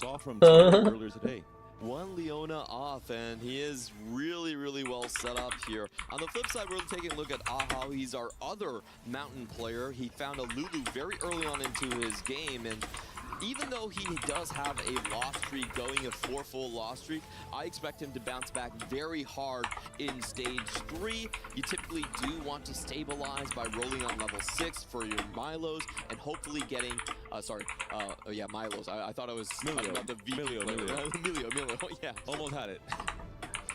Let's look at someone on 60-second as well, because we're looking at the HP totals. Hwanmi is doing his job, preserving the HP for Aurora Gaming, but there's 2 players already at 75 HP, essentially. Open, forwarding, 60-second in particular, he's on Laden Forge, so we'll see him hitting that anvil unlock for the artifact on 3-5. There's the Leon 3, there's the level to 6. Hwanmi needs to defend this streak with his life, and he could be the pillar of hope for Aurora Gaming in this game 1. So far, game 1, we have to give the stage 2 over to Aurora Gaming. You have 2 full loss streakers and a full win streaker. This just means that your economy is roaring. You have all of that additional streak income, unlike the side of Weibo Gaming that has much more smaller and broken streaks. Not too much impact though coming in from the 2-1 silver augments. If we see a prismatic coming through at 3-2, the current states of the game, of the tempo, of the strength could swing completely in a different direction depending on what augments our players have. Very good last second position coming in for Hwanmi. Actually moves his Zoe to the other side of the board, meaning that 60 more probably, yeah, something like that. He's going to continue his win streak. In the meantime, alright, I'm gonna take a small break, guys. I'm gonna take a walk real quick. You typically see I'll be back. A bit of a roll on 3-2. And it will be just the silver augments coming through, so not a lot of extra variance. Something like boxing lessons pretty big for any of the Shepherd lines. We have, of course, some econ augments that can do a little bit in terms of helping players have enough gold to really stabilize their boards, both on 3-2 and on the stage 4 roll downs for the forecasts. Actually getting pretty lucky here with feeling lucky, gets the additional bit of gold, and now he is going to roll. These rolls are very important. If he finds Emilio too, he's going to be able to item carry him, or if he gets a Lulu too, both would be pretty massive. We'll see how Weibo Gaming will respond to the Lulu commitment from Ahao. We saw Vitality versus MKoi, how Safa was targeted by all the different players holding onto Lulu's, not allowing him to hit the 3-star version of his carry. We'll see if the same thing will happen here in this game 1.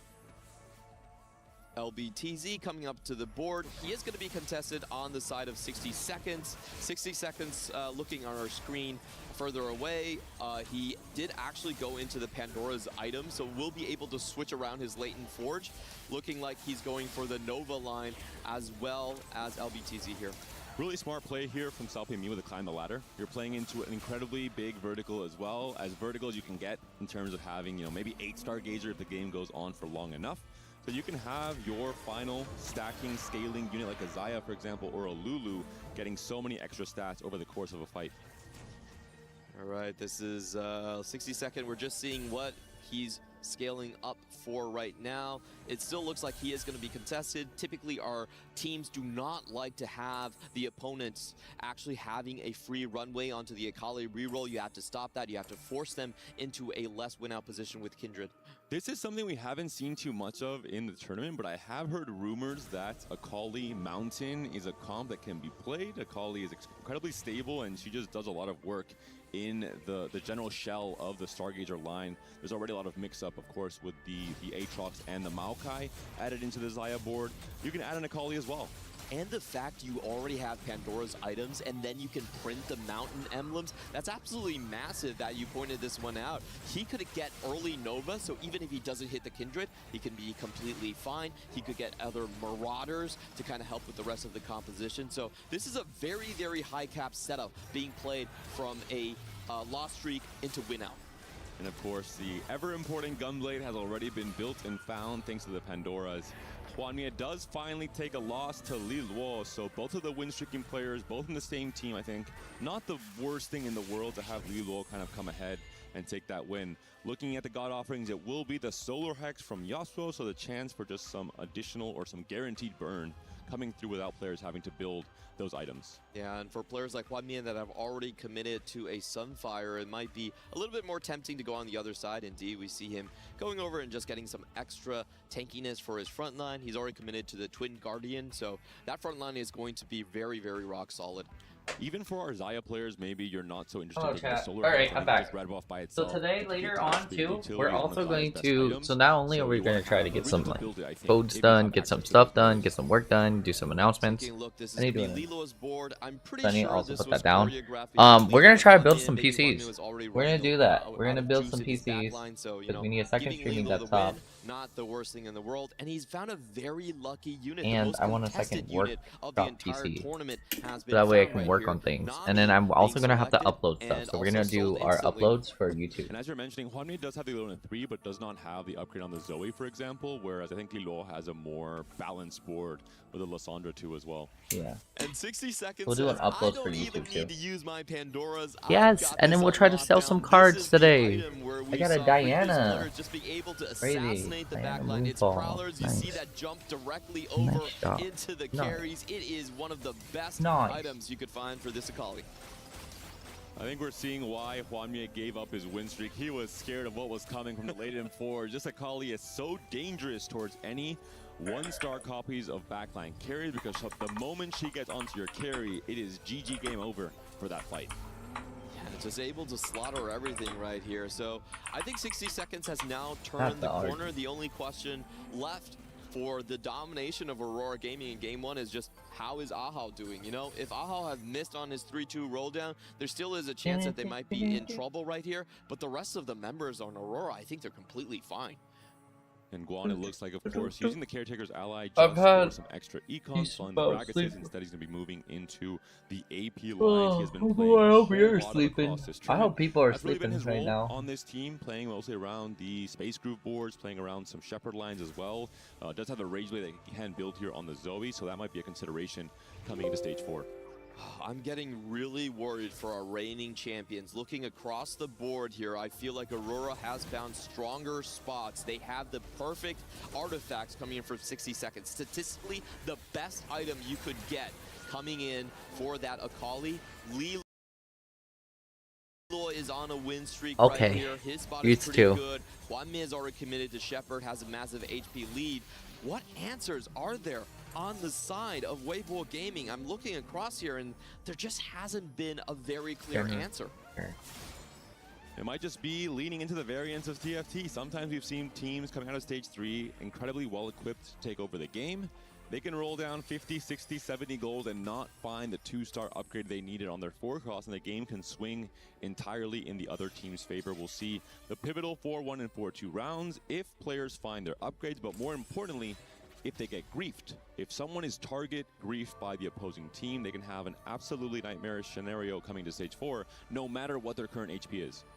We're taking a look here at Salpimi's board. He is one of our mountain players, and you know, this is one of the most interesting boards. There are so many positions on the side of Weibo Gaming that have not been decided. You know, LBTZ, a Carvabath could go to Corki, could go to Xayah. There's a lot of different directions for these players, but they don't have that much time to actually negotiate them. This is going to be one of the biggest 2-round timers in their lives.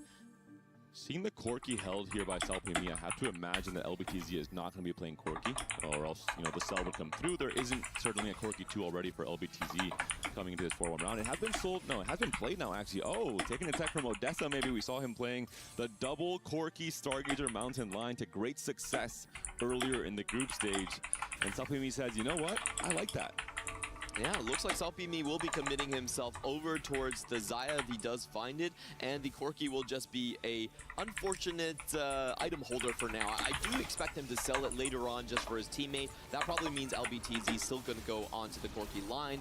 Lilo, in the meantime, trying to continue his win streak. He was more lucky compared to Guan, actually had the Psionic in quite early on, so additional items. Great combination with that Meepsy. Looking at the current gold situation for all players, not a single player has rolled down on the creep stage or on 4-1. So a more, just a slower tempo overall. No one really feeling the pressure of, hey, I'm gonna get target griefed. Instead, everyone will be trying to get their game plans going in the 4-2 round. LBTZ has to be one of the ones we are looking at. 28 HP left. He's in the 2-hit category right now. Can he actually find what he needs necessarily? But before that, we will be looking at some of the other boards here. It's going to be Lilo and Hwanmie negotiating their spots. We probably do have Shepard for Hwanmie, and look at Hwanmie. He's very well aware of potentially Corki being the win out for them. Used it as a item holder just then. Will he pick up the other copy? He definitely should, as he's denying it in shop currently. With the Cryogenic Hex, the mech ASOL line could also be interesting. We're seeing Lilo at the very least holding on to the mechs, but hasn't found any ASOLs. LeBlanc, also sought after by Hwanmie, also does not have too many copies. So this is what we're talking about. Despite the HP lead some of these players have coming to stage 4, if you miss your forecast, you can end up losing a lot of your HP in stage 4. Yeah, Lilo's position does not look very strong at the moment. He does find that 1-star Blitzcrank, but if you look at his backline carries, there's nothing to really write home about. Karma will be the closest out for him. In the meantime, Ahau on Aurora. Okay, we're still in game 1 though. We're only in round 4-2, so we're not that bad, right? Well, how far have we been missed off, actually? I don't think we're still in game 1. Another variation. We don't get to see too much in individual play, but we have been seeing shine across this tournament. Akali on Akali action here. LBTZ is going to be winning this fight, is going to stabilize his HP just a tiny bit. We're behind like an hour, too. And we finally see the answer of where LBTZ is going. He was leaning towards the Corki, holding on to the units, but he pivoted out and is going to be playing. There's a lot of things I need to do, actually. This line does stabilize very hard on stage 4, but doesn't really have a cap. He has, however, found his Kindred 2. Just needs an item for that board to stabilize. And this is where having double silver augment stars may be punishing a little bit for LBTZ. He would have loved to have more resources to play around the hits he's gotten off of his econ with Commerce Core. Can only slam the Deathblade on the Kindred for now. Will be facing his teammate Tianlong, who also has hit Vanami 2, although he does have the 1 buff, 2 buff, so maybe he had to use a... Congratulations, guys. We've reached 160 hours. We made it. They're just not equivalent to what Aurora has been able to cook up. We do see the power of Cryogenic and Tom Kent, a great combination. You can get shielding for how much you've healed in that fight. So a very strong power combo there. We talk about the gold for all of our players. The gold is now gone. Every player has rolled down heavily on level 8. There's no one trying to greed and go fast 9. And I think this is because Aurora is identifying, hey, we have a massive HP lead. It's time to put in the pressure. It's time to win this game as early as possible. Try and play for a blowout win against Weibo Gaming in this game 1.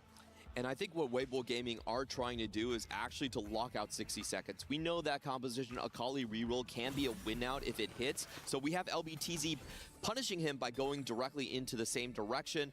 And 60 seconds is forced to play into a level 8. This is a much lower cap variant of the composition he would want to have. The first step for Weibo Gaming is here. Make sure you knock out 60 seconds first and prevent the possibilities for a blowout. Not just that, but 60 Second is trying to scale into a win-out position. He's trying to roll some emblems to try and find more firepower for the Nova board.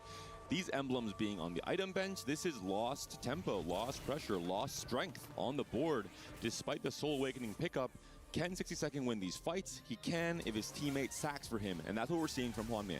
everything is about saving Private 60 right here, as Hwanmie has removed his items from his backline carries. This should give them enough time to actually heal up with the Fiora. A very nice touch in a pickup here. He knows that his teammates are going to intentionally sack for him, so that Fiora can get him additional HP and maybe push him even to 3 lives.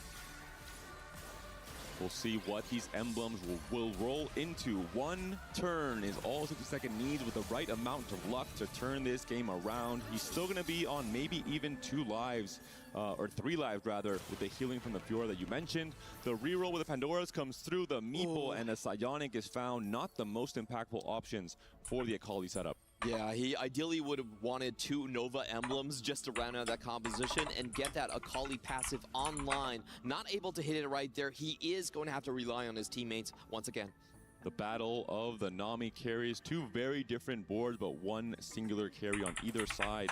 The 4 different Namis here for Tianglong just trying to fight for any amount of round wins in this stage. 5 years ago. Tempo. Wow. Whereas Ahau, he's still kind of scaling I into used the to late be game live with 5 the years extra ago. Stargazer mountain. 11 members. What the hell? Through. Love this game plan to actually make life very difficult for Tianlong, picking up the Nami too to play this one. He doesn't win the Golden Gambit, but still has a very strong front line here with the Ornn 2, just with the Mountain as well. All the additional stats are very Gold powerful. followed me. A super important win there, considering the Who's goal Maggie was Go? called by the Stargazer player, and Tianglong is just fighting for those immediate wins.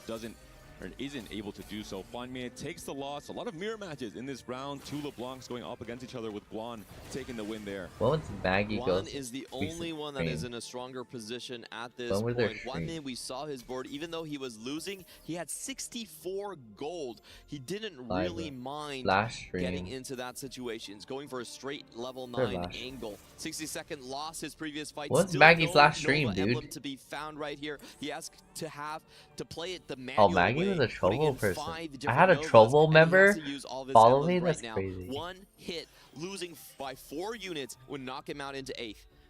Gets the Brawler +1, gets the Stargazer +1, gets the Rogue +1. Not Guybridge. really as impactful. Not the items that he was hoping for. Also does not get offensive components for Fine. the Kindred. Still just holding the Striker's Flail. Fine. The roll's not coming through for 60-second, and he's on 11 HP. This could be 1 life. go We're still in stage 4, but a big enough loss could send the first player out in 8th place. That would be from Aurora Gaming. Like, it sends her to her home, but her homepage is like, None of his emblems there's like a actually allow fan him to group? hit an What the heck? additional breakpoint. So Or should I go pretty live sad room? state of affairs Because I for was his in board. live He is room and gonna I don't flex into see that it. Nunu just to get the Stargazer online, but How do you I have see to when was they assume that last against any streaming? of the enemy boards he will be going out. Like, when did they Lilo last? has removed the items off of the Mighty Mech.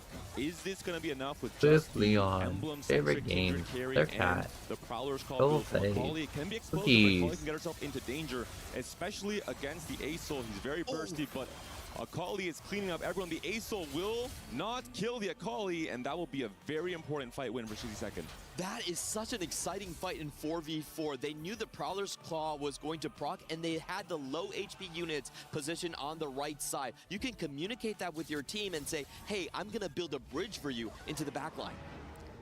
The HP totals are starting to dwindle for so many of the players in this game. One, it's now only Ahau on the 8 win streak, holding down the fort for Aurora Gaming with a massive HP lead coming into stage 5. Hwanmie here contesting Gwen on the Shepherd LeBlanc. Still can't find his main carry, but he still has about 3 lives to go. A decent position for him. He's not slamming his items just yet, trying to preserve the possibility he runs into 60-second. All eyes yet again on 60-second. The items have not been removed here from Ahau, and considering the current win streak, considering the strength we've been seeing, it's going to require a miraculous attack from the Akali onto the backline and potentially win this fight for 60-second. We're seeing it now onto the Lulu. The Nami is targeting the Akali. The Akali is still very much alive, but the final bubbles come through. 60-second on 11 HP will be taken down in 8th place. And everyone else from LBTZ to Tianglong stay fairly healthy coming into this next round. The first elimination, done his job. it's Played Aurora. from a low roll position. He had the chance to go for Corki, but said, you know what? The only way we actually win this game because of how dominant Aurora are on the top of the standings, is if we send 60 seconds 8th place. So he has moved into that line, into contesting the Akali, made sure that there wasn't going to be an Akali 3 with Prowlers.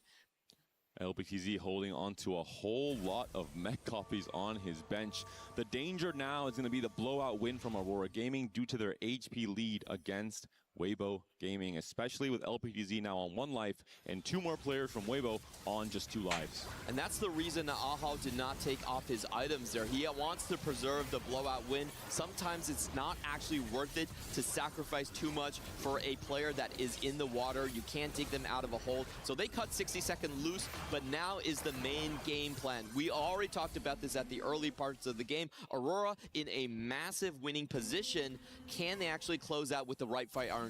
All of a sudden, a whole lot of wins coming through from Weibo Gaming. LBTZ and Guan both get their wins against the Aurora Gaming players. We're still missing upgrades for someone like Hwanmie, who's still on the LeBlanc one despite being level 9.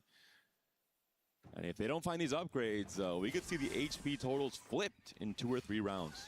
Oh, it's definitely possible right here. A lot comes down to who they are facing. Guan on one side has been able to stabilize. LBTZ on the other continue to just hold on to the LeBlancs. The mission is to send Hwanmie and 60 seconds into the 7th and 8th spot. 4 players less than 10 HP. It comes down to this. LBTZ from Weibo Gaming up against Liluo from Aurora Gaming, both on 1 life. Mech Acel versus the Nova board, the Kindred, the Deathblades, stacking, trying to take down one of the strongest tanks in the game. Meanwhile, the Carrier is trying his best to dish out as much damage as possible, but he's being targeted by the Kindred as well, by the bleed damage coming through. The Mighty Mech is holding on for such a long time. LBTZ is down. Salpimi, it's looking close, but it looks like he will be staying alive, and Guan does as well. So there is no team kill there from Weibo Gaming. Oh, what a close fight right there. So far in this tournament, 54 games we have played, no one has been able to come back from a 7-8th position right there. So Aurora, they all look good. That one with the elimination of LBTZ. Despite the lead in HP from Ahau, every other player is on a singular life.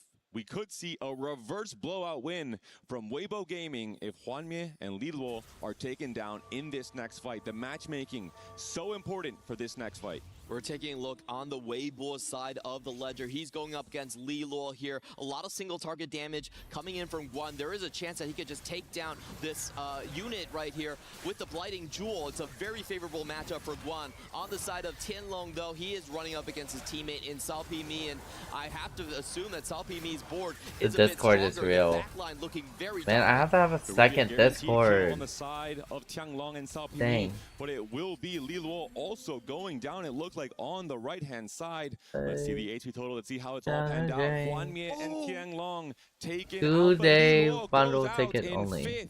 3 players from Weibo Gaming, or no, 2 players rather from Weibo Gaming in the bottom 4. Oh, this was actually very, very close. Very close to the reverse blowout that you were talking about. Tied HP even. Yes, but we played Nitro for a reason, right? More right there. So what this means is whoever wins the first place is just going to take the match. Hwanmie and Liluo both at -6. Overwatch Absolute next week. insanity how close that was. Just 1 HP difference coming into that fight. Do I know these people? I've met someone, right? Liluo lost more than Tianlong. Hwanmie or Liluo, probably that would have so. been it right I've there. met But so. now we have Weibo Gaming across 2 different hurdles. Moxie, The final one is still never ahead of them. seen. It is going to be the Stargazer Mountain Board, as we see from Ahawe. So these 12 people. straight win streaks. He could very And well get Jaws, a double kill probably to did close know this him. one out. We mentioned it at the start of this series. The win-out player for Aurora Gaming has been Ahau. Once again, he's in that driver's seat position on the 12 win streak, a commanding lead compared to the rest of this lobby, compared to the other 2 players rivaling him from Weibo Gaming.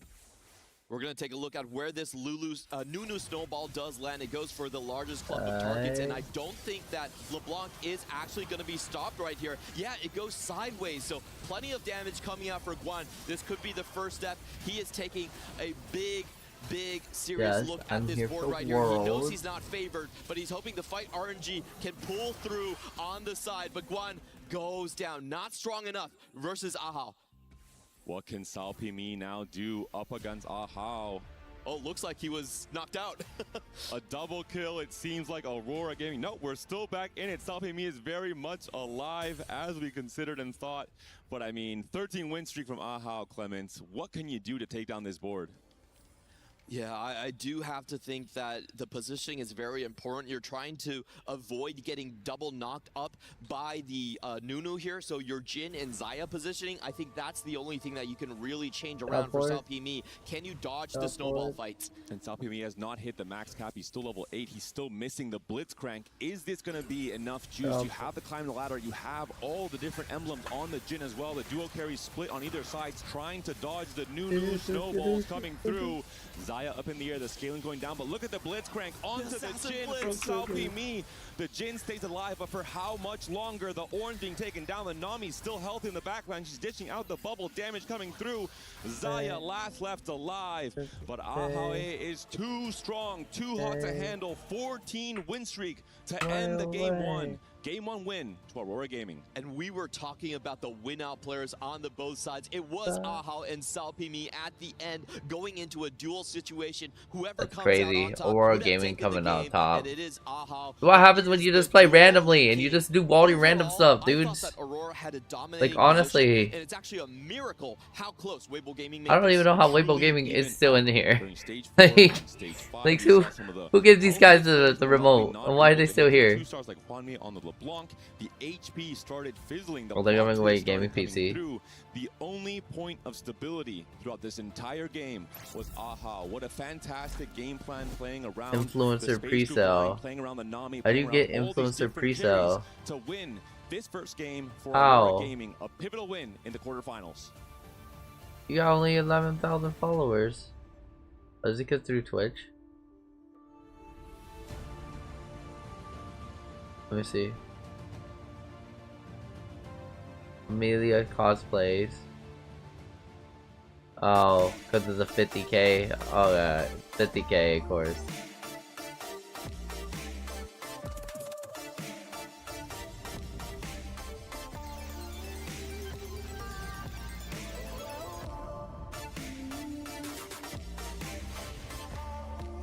I wish I was in this partner program. Alright, y'all, how y'all doing? Everything good? We lost Virtus Pro a little bit ago. That was second place from last year, and now knocking on the door defeat is Weibo Gaming. We're now down 0-1 in this series. Are we guaranteed a new winner after this series has concluded? Well, maybe so. That's the direction we are moving into. Aurora Gaming looking stellar, and their early game led to a late game win. Hey, welcome back into the Allianz Vault. Tom Taylor, Reflections, Noble, Hoope, Stewart. Good to see the both of you. Stuart, eventually, man, you know, this early HP lead from the side of Aurora Gaming led to a snowball that ultimately forced Weibo to fight each other. Yeah, exactly. The early stages of this game were really about the gold opener that we had at the start of this game. Every player got 2 components. Is that Nikki? Dude, there's no way. That's not her. That is her. That looks like her. Is that her? Players like Kwame leveling to level 5. No, that's not her. 2. You know, players leveling to level 7 at stage 3 as well. And as you said, Taylor, that HP lead in the early game for Aurora meant that Weibo had 2 team kills. Yeah, also 60-second playing defense in the bottom stage, you will. Going 8th in the game, but he was actually preparing to ensure that no one else was losing the listener and preserving HP to the end. So early game for that, and then Ahao was the one popping off. SalPME forced to take out his teammates, never a good feeling. I want to talk a little bit more about that, but there was a special moment that we need to break down, Hoope, on the Telestrator. I love these. I don't know any of this stuff. We have exactly the next gen people for fellowship for the summer. So the segment that we have is actually the end of stage 4. Oh, sweet. People letting internships. Into the lobby. We should start seeing the clip just recently now. Ahao was trying to maintain a win streak, was trying to pressure, was trying to look for economy, and then look for the possibility to cap out the game. He was using a mountain stargazer, if you will, here. That is normally not a composition. Wow, Parento's controls. Exactly here. He already had the emblems, so we're seeing stargazer here, and the ones that we normally don't see or don't watch in the screen is this. 5 stargazers together with 5 wow, so redesigned them. The exact moment when Ahao significantly First pop off again. to Gamer University. That is normally not the composition that you expect to see here. popping off Make here, it count and in the end, after. winning the HP battle for Juanmei and for Aurora Gaming. This is exactly what we needed. Double win streak into a tempo play with a board that we've never seen before here at Reflections. And of course, this is the exact moment to develop. And the unique compositions is what really made the big difference, I think, in this game as well. You know, I think you put it perfectly with how, you know, Stargazer, when you have the mountain, you can get the extra emblems, but you also have utility units like Lulu coming in. Oh my gosh, there's so much. I gotta read that. I gotta read that later. Between the 5 Stargazer and the 5 Space Groove, so much combat power on the side of how the early lose streak into that, as you mentioned, delayed win streak, giving you so much help. I think he had a 13 I probably couldn't run Tokon. Probably couldn't run Tokon. Dude, everyone's talking about the Tokon thing right now, the Marvel Tokon, which is like one of the newest games that's getting like really cracked right now. They're like crashed. They're not running on correctly on the computers. Wow, look at this layout. Dude, this layout is so nice. They should be doing more layouts like this. Oh, dude, this is so nice. It looks so nice. Oh, they tells you how many wins and how many losses that they have. So about 10 losses or 11 losses, you're done. You get eliminated. How can you face something that you never faced before? And Aurora is making anything around 10 losses, you're done. Different composition, and of course, be ready for taking the win. We start from 100 HP, so aggressive in this game as well. Did get that top 4 finish. The aggressive leveling early on as well. Oh, they would get keycaps. They would have keycaps. As well. The early lose streak into the 3-2 roll down. Got the real characters. Akali, which actually I can't customize my keycaps here, can I? I don't want to. I like it. That looks really good. I'm not gonna customize my husband. And they, you know, Aurora Gaming kind of forced Weibo Gaming on the back foot right from the start. Well, TFT is heating up, and so are our other stages. Trav, what'd you find out on stage 3? We're over here at the Lenovo Legion Gauntlet, and I'm with Chris, and he's going to update us on everything Club Championship when it comes to MLBB. And to be honest, I think on the stage behind us is probably a good place to start. It's been the story of the last 2 years. Honestly, Team Falcons is Timmy. As well, this is probably the biggest story we've had so far in the MSC. For both these teams, this is a qualification. Oh no, Team Timmy's on It's Falcon. Right now, both these for teams what won their though? very first game, so they're going into their second to qualify for Player, coach. coach. Next week if they win that game. That's a massive For what? What lineup? Enjoy Paris as well. That's what lineup is this? Massive moment in the club championship. They can qualify, automatically guaranteeing themselves some points as well in the club championship. Big game for these guys. Other than that, though, of course, we haven't really had any of our teams in the club championship. Oh no, Timmy's is coming back to Apex. Dude, that's crazy. As usual here in the MSC so far. I think it's Team Liquid, obviously one of the favorites coming in this, but didn't necessarily have the best of starts yesterday. They're gonna have to battle through, but that's tomorrow, so we'll have a big update for you after that one tomorrow. Yeah, well, it seems like Team Liquid really aren't getting started in the club championship or any of the games at all at the moment, to be honest. But stay tuned. We'll keep you updated as things keep going. 8 keys fall to their doom. Esports World Cup, plenty of games to go around. 24, in fact. This is just one of them here on stage 4. TFT for the club championship race. Here, though, the story is Weibo Gaming. Are they going to get any more club championship points to elevate themselves up to the first page? That could potentially mean 50, 100,000 more dollars. We'll just have to see how well they do in this series. They're on the comeback. Now, for Riot, though, Riot's doing a lot of great things, and from what I hear, they're heading to Vegas. Heading to Vegas? We're always heading to Vegas. Nice try, Jacob. It's time to pull on that lever. 3, 2, 1, go for it. Woo! And that right there crushed 8 keys out of the tournament, and now just 16 we are locked remain and loaded in the for competition. game number 2. Weibo Gaming now. What a They're 3 back days it has been. against But we've got the the wall. grand The final title starting defenders tomorrow. So for now, potentially we're gonna head back one game over away to from that list. elimination Carry on. in this year's edition of TFT at EWC. We saw last year's runner-ups from Virtus Pro already going out in that last quarterfinals. Will it be the same case for Weibo Gaming, or will they mount EA Creator Pro.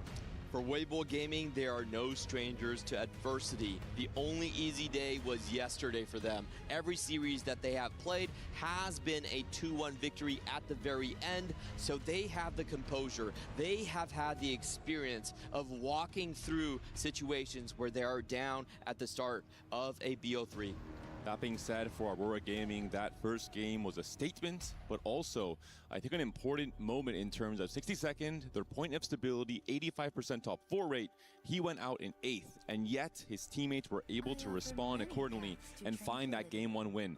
Moving now into Game 2, Varus and Ori will be our gods for this game, and we'll have a chance for a lot of extra econ, an easier time making it to 9 for those fast 9 strategies, or wow, potentially some extra duplicators for those reroll lines that we've been seeing across this entire tournament. It will be a massive X factor on what the Varus boons actually give SK Gaming X Subway? That's so crazy. That is so crazy. Like to play reroll in this god selection. Game number 2 though. Varus gives you so many different options. It's often not worthwhile to take it very seriously in your game. I think Trippy's a good guy. You want to keep a more open Keep approach. One of the crazy options we saw, and we can maybe see here in the stage 3, is going to be the shop of 4 cost that I think is so impactful when 4 players on your team can pick it up and maybe hold the opposing team's 4 cost if their lines and their directions are very obvious and kind of locked in from emblems, for example, or just a chance to find your 2-star upgrade a little bit early to dodge that little bit of low variance possibilities in stage 4. I still can't believe Koi had to leave Shopify. Actually, a lot more, 40 of them out the pool earlier on. So yeah, it would be incredibly warping. Wow. Getting the encounter with the 1-cost upgrades here. Taking a look across the board, we have 60 seconds, setting himself up. What the heck is this? What is this? What game is this? What game is this? What is this? Banksy, what game is that? Upgrade 1-cost champions across. Oh, they're trying to do deadlock stuff. The most impactful comps I think a lot of people are down for deadlock actually. LCQ for Street Fighters. So many different strategies with the emblem and the always APC. Well. It will be the altar for game 2. Nice. So if you can find the Stargazer early, if you can get those sacrifices, you 20v1 with Suki around the Xayah line in stage 4. We have 2 caretakers being selected on the side of Aurora. 20v1. I like the way they play about this. It is Varus Godboon, of course. So whenever you have those 2-cost opportunities, a very high chance to get it 3'd really early on. For 62nd, we just saw it popping out. It was going to be it is the Gnar, a very strong option, which is rarely played because the spots are so hard to find, but a very decent double up your streaming game with Marvel Top on fighting souls. Without having to really find that low tempo. Back with overlay. Oh my gosh. No flipping way. Oh my gosh. I am going to use this. I will use this. I will use this. Honestly, holy. I will use this. I will use this. Thank you, Marvel Tokon. It's one of those 4-cost lines where units are rarely contested. You can get that Aurelian Soul very early on. And usually oh my gosh. They have a bunch of the beta. The beta is open right now for 24th. So that's today to the 26th. So we might even jump onto some betas like actually today.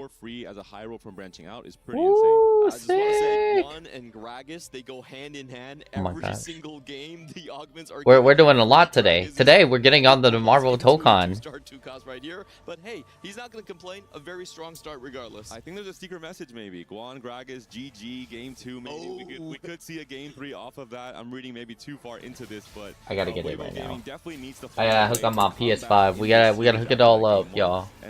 We still got the pigment stuff that we're trying to finish off too. I still remember we're on day 20. So we have less than 10 days to get less than 10. I know where we're at. I know what I've been doing. To hang in right here. Checking across with the other boards here. It will be a Salpimi win this time around. I'm gonna go use the restroom. I'll be back. Once more. We typically be back, guys. Hold it down, chat. A quirky augment. Honu, everyone, hold it down. The dark star here for LBTZ, trying to just print some extra econ, knowing that he doesn't really have to play for immediate tempo. He has kind of already a very strong game plan lined up, looking at the bigger picture of all the different stages, playing around the 6 dark star line. It can cap incredibly high as well, playing around the Jin, playing around the Asol even. Yeah, this is one of those lines that you don't have to roll for the Cho'Gath if you have the emblem early on. You can just play for the straight Fast 9. Bard would be a fantastic final point for your composition. Looking across the board, though, I feel like a lot of these players do realize that it is the Ahri god coming up. So we have 4 different players with Primordial in line as well. So everyone looking to kind of play for max econ on stage 2. The Bel'Veth battle here between Tianglong and LBTZ. It might be an Akali line from Tianglong, considering the Akali he's holding, just the extra gold he has. I think we're expecting at least one player from each team every single game this tournament to be playing into some variation of Akali, either Akali 3 or most commonly just the Nova tempo variation playing on the Kindred as a duo carry. We are going to get Super Parting Gift on the side of Varus here, so very tempting option, especially if you are low health, looking into those 3 costs to strengthen up your board. And a couple more players, I think the more standard option most of the times, going for the Ahri.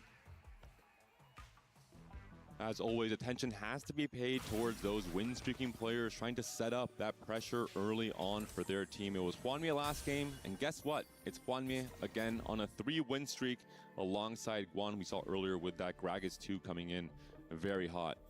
Yeah, checking across the board to what these players have actually found from their Varus boons. Guan is going to be sticking toward the more stable path here. He wasn't trying to full win streak because he was relatively high up in the HP. Wouldn't have found the 3 costs here. On the other side, well, Hwanmie, he's also going to go for a last-second upgrade, I would assume. No, actually sticking to level 4, trying to see if he can get it done just with his current board.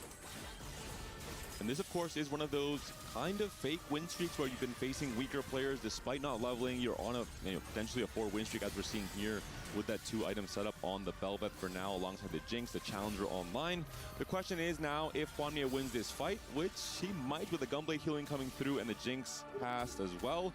Does he level to 5 on this 2-5 round, considering, or 2-6 round, considering he could be facing Guan? And breaking the win streak might be incredibly important. He's pretty rich as well, right?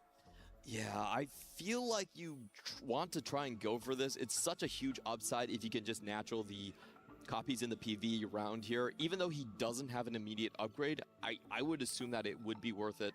He also has the item grab back pickup, which means you're just trying to play for tempo right now. That is kind of your game plan. Fantastic to get away with winning 4 rounds without having leveled already, but I do expect to see a last-minute level up from Hwanmie. It does come through. Does it make the difference? Do you regret the decision if he faces Guan? He will be facing Ahau instead. No item slam, essentially just some components, and the frontliners are in the back. The backliners are in the front. This should be an easy win for Hwanmie. Another 5-win. That's the communication of the CN teams that we're looking about. They have the potential for a high roll, but can they send a message to the rest of their teammates and actually position it just in time? You know, a lot of CN teams have said they felt their biggest advantage is how compact the Chinese language actually is, so they can send these commands very quickly. Li Luo on a bit of an open fort coming into those last few fights. He is going to be on that 5-loss streak. Hwanmie, the only real beacon of hope in terms of the HP totals coming out of that stage 2. Kind of flipped from what we saw in the last game coming into stage 3. We'll see especially how Weibo Gaming counteracts in this game 2 in terms of, hey, they were too low HP coming into stage 4 and 5 last game. They really struggled in terms of bringing it back. They did in the end. It was a 1v1 at the end for Salpimi. But do they kind of change their plan in this game 2? Yeah, I think there's a very different lobby complexion being formed up here. Aurora, much weaker start compared to their game 1. Low on HP. They have a lot of lost streakers that need to find their path in stage 3 here, and it will come down to the 3-2 augments. You know, a couple of key players that I'm looking at is, you know, Ahae, has he found his altar just yet? If you're not stacking up your altar in stage 2, you're not going to really find that comeback with Emilio and Lulu. Also, the Caretakers players, both 62nd and Ahau, are still starting to get those next few copies as they level up. With Varus helping out with the duplicator, maybe a champion duplicator augment as well coming through. We could see some big 3-star spikes. We're seeing here the matchup between Li Luo and 62nd, both going to be taking a bit of a hit here. Yeah, taking a look at 60 Seconds Caretaker, he actually did not go for the Gnar, so just purely playing off of Econ right here is not going to make use of the potential meatball line. Probably just didn't find the correct items for that carry, so he is still leaning into full Econ and holding a lot of the AP items, AP outs instead in the Zoe and the Gwen. As good a loss as you can ask for when you're facing off against a teammate on stage 3. Gold augments coming through for all of our players. Any key augments you're looking out for, Clement? In these type of difficult situations, I think spreading roots is probably your best bailout if you're on the side of Aurora. There's a lot of players that are just kind of homeless at the moment. They're drifting through their standard AP lines. But if you look at Gwen's board, he's going to crush you if you go towards the Space Groove line here. We're looking at both win streak players. They need immediate power. They're trying so hard to fight for the 10 win streak to set up their team for success coming into the late game. Both players going for the item augment, big grab back for Hwanmie, replication for Guan, both trying to finish off their 3 items on their carries. And we'll see if they face off against each other finally in this round number 7. Lots of good detail here from Guan. He actually takes off his malware, wants to see if he runs into opponent or not. He goes up against Tianlong that actually has a very strong board, so he instantly slams it, trying to preserve his win streak even against his teammate. We'll see if the Bel'Veth targets the Gwen here early. For now, the Gwen is staying alive thanks to the Rogue proc, and maybe a close fight here between the teammates. The Gwen does not get the last cast off, so the streak will be broken for Guan, unfortunately. Not able to print more gold. Meanwhile, Hwanmie once again, the HP leader throughout the stage 3, the 7 win streak now for one of the GOATs of TFT. Also seems to be the case in this 4v4 format, especially in this series. I have to say that's a really lucky round for Hwanmie. I don't think he would have actually beaten either of the Weibo Gaming players, but he is able to make it out just with matchmaking. Gonna cash out on that 3 streak win gold right here. And we're just checking across the lobby. A lot of these players are angling towards the Akali. Again, you cannot let an opponent player play free-for-all, just solo Akali. We're seeing the pressure level from Tianlong, expecting to face Hwanmie. He had a lot of gold to work with thanks to the cognitive tax. Does level up, level 7 versus level 6. You should be favored, but this Pantheon will be doing a lot of heavy lifting, holding down the front line here for Hwanmie, while the Jinx tries to heal him up. If we get a round win here from Hwanmie on level 6, would be a crazy plot twist in favor of Aurora Gaming. A huge positioning win actually coming out for Hwanmie. He placed his Pantheon on the most right side hex right there, and that means it denied all the challenger the additional attack speed. We saw LBTZ right there, Tianlong going to level 7, stacking up all of his challengers, could not make it work. Especially with the tempo slams, a BT, not traditional slam on your tank, the Gunblade on the Jinx, healing the Pantheon as well. So everything that had to be done to get that win on level 6 was pulled through for Hwanmie. A very important win. If he gets a 10 win streak, all of a sudden Aurora looks very good in this game too. Yeah, and it's very interesting to see where Hwanmie goes with this. We have seen games before where he is stuck contesting on the Akali spot, and then all of a sudden he goes directly for Misfortune. He jumps across all of the dog piles of Akali players and carves his own path. Could we even see maybe with the Urgot 2 upgrade Hwanmie just found, the chance at a 10 win streak, a 4-2 econ augment? Why not try and play towards a win out on a Nova Fast 9 line? Hwanmie in 4v4 has been doing a lot of the dirty work for Aurora Gaming, but in an individual play across this set, we know he's been one of the most proficient players at finding wins on the Nova line. Definitely possible for Hwanmie to just go for that direct win out. We're going to be taking a look at some of the less fortunate Aurora players, where they ended up. We said a lot of them seemed kind of homeless. 60 Second was one of them. He sold most of his Nars because he had way too many AP items. Now trying to find himself on a small cash out into perhaps a Shepherd line. Positioning all of his units on the right side, trying to get a few more unit kills, trying to preserve a tiny bit of HP here and there that can matter so much when it comes to those eliminations at the later stages of the game. Had a few rods as well, so most likely we'll be leaning towards some kind of AP line, potentially the mech with the stone plate already built on his front line. This is not looking very good on the side of Aurora. Lilo, one of those other players that was homeless, had to go for the spreading routes. That was the call that I was talking about, usually the best one you're looking for. But also 60 Second, he's locked into AP as well. So you're contesting yourselves amongst the players in 7th and 8th. There might be a chance from Ahao to maybe play towards his own caretaker with the Emilio, for example. And the ribbon has already been found for him. Maybe he can be kind of the AD player for Aurora Gaming. We'll see in the stage 4. But for now, Liluo just trying to preserve some HP. He is fighting one of the stronger players in the lobby in Tianlong. Despite getting his streak broken by Hwanmie, still of course going to be one of the HP leaders coming into stage 3. Whoa, and Tianlong actually gets rewarded by going to level 7. He finds the 1% chance. We still on the have Graves, and we suddenly still have positions himself 2 as more a games very to go. strong win-out That's player. for sure. Getting a Graves We are on game 3-6 2 though. is going to have tons of time to scale up. Starting as early as 2-1, players and teams kind of talk through, hey, who's the win-out player? What projection, what predictions do we have for our different game plans going into the late game? Sometimes there's plot twists. Sometimes you get this little bit of luck, this little bit of variance, this augment here. What? Call of Duty? It's already doing their things? Going from a tempo Yeah, as far as you have no issues with your country, we've already started pickups for Warzones. Oh, okay. So we might as well do Warzones, or we might as well do pickups for the games next year. Or sorry, not next year, next week. Roll down first, decide his path, and Lilo, because he Honestly. has more HP, will decide a little bit later. Sometimes you have to get these sort of 1-2 punches in on where you want to go. If someone is decided, it makes the job for everyone else that much easier. I want to say hi to Levy. A bow was not found on this first anvil. A bow is found there. So Say hi to has a chance to Liv. play into the LeBlanc. Has found 1 copy at least, and does have 23 free rolls to play with the epic roll down pickup. We've talked about it again and again. This role that 60second is playing in this game 2 is all about stabilizing, hitting all of your upgrades on 4-1, and attempting to win every single fight in this stage against Why she look so mad? on the side of Weibo Gaming. Yeah, he's found the 2 LeBlancs he needs. He's still trying to deny the Dark Star away from the side of Weibo, holding on to 2 Auroras. Still famous. Meanwhile, Tianlong, we're just taking a look at the Graves. Paid promotions. I did not see an illusion right there. He is the Paid promotions. What's she getting paid with? Maybe tomorrow you might be Dev Life. for now. That is definitely a Graves. She has a paid Very promotion? important fight here for 60second. He needed to find a win. He could not lose more HP. Of course, Tianlong has not rolled down yet, so an expected win for 60second. Wow. Still has a lot more work to do. Still 20 gold to work with. Has to find the LeBlanc upgrade before everyone else starts rolling.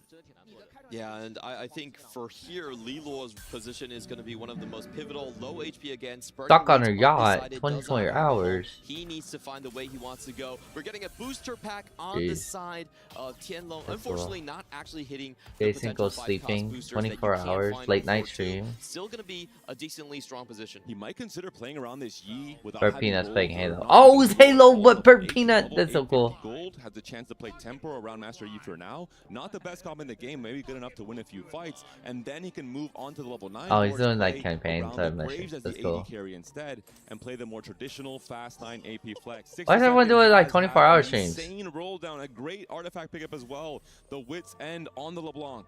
This is absolutely crazy. He hits his front line, he hits his back line, he hits his artifact. 60 seconds, we are back in the game. Looking at a potential to escape 2 back-to-back bottom 8s.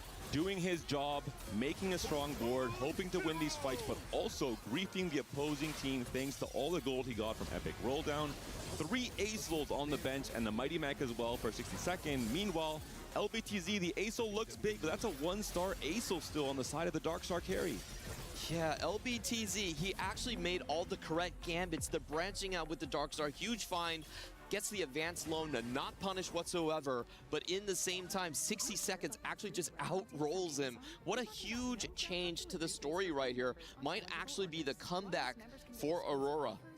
Bonmier finally gets his streak broken. He has decided to play for Temple. He has rolled down to 0 gold on level 8. But despite his loss finally coming through, all 3 other players on the bottom of the standings for Aurora Gaming have taken a win in the last round. Is this going to be the comeback from the bottom?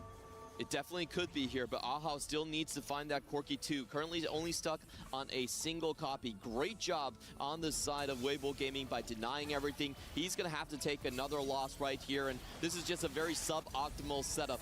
Milio 3, but no items. Corki with 3 items, but no upgrades.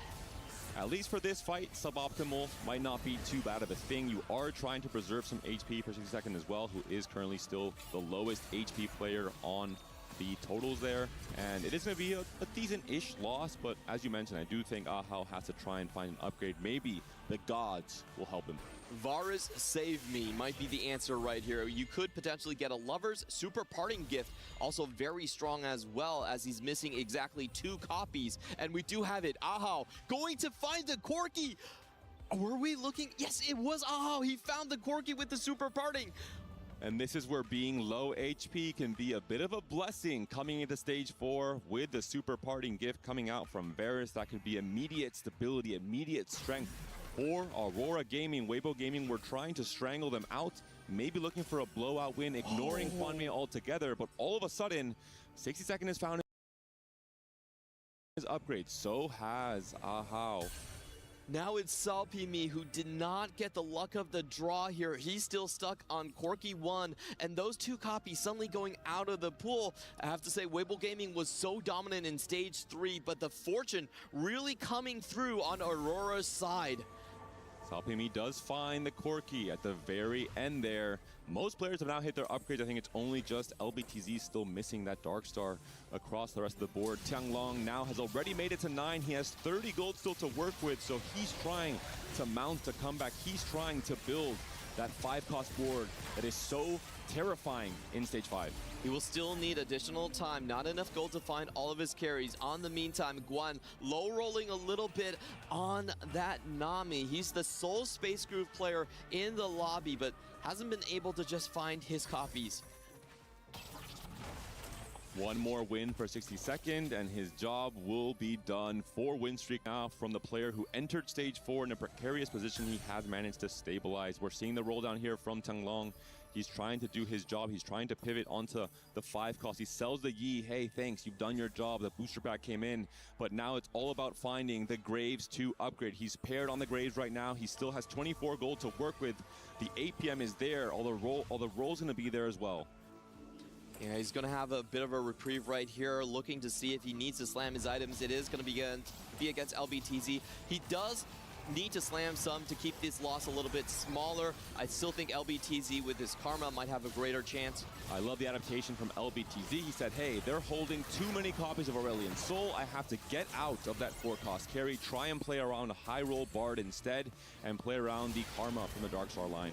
Yep, good slams coming in from Tianlong. Makes sure that he wins, and Lilo takes a critical loss right there. So bottom of the standings, it's still very possible to send Aurora into a bad position. Clement, I am getting deja vu from game number 1.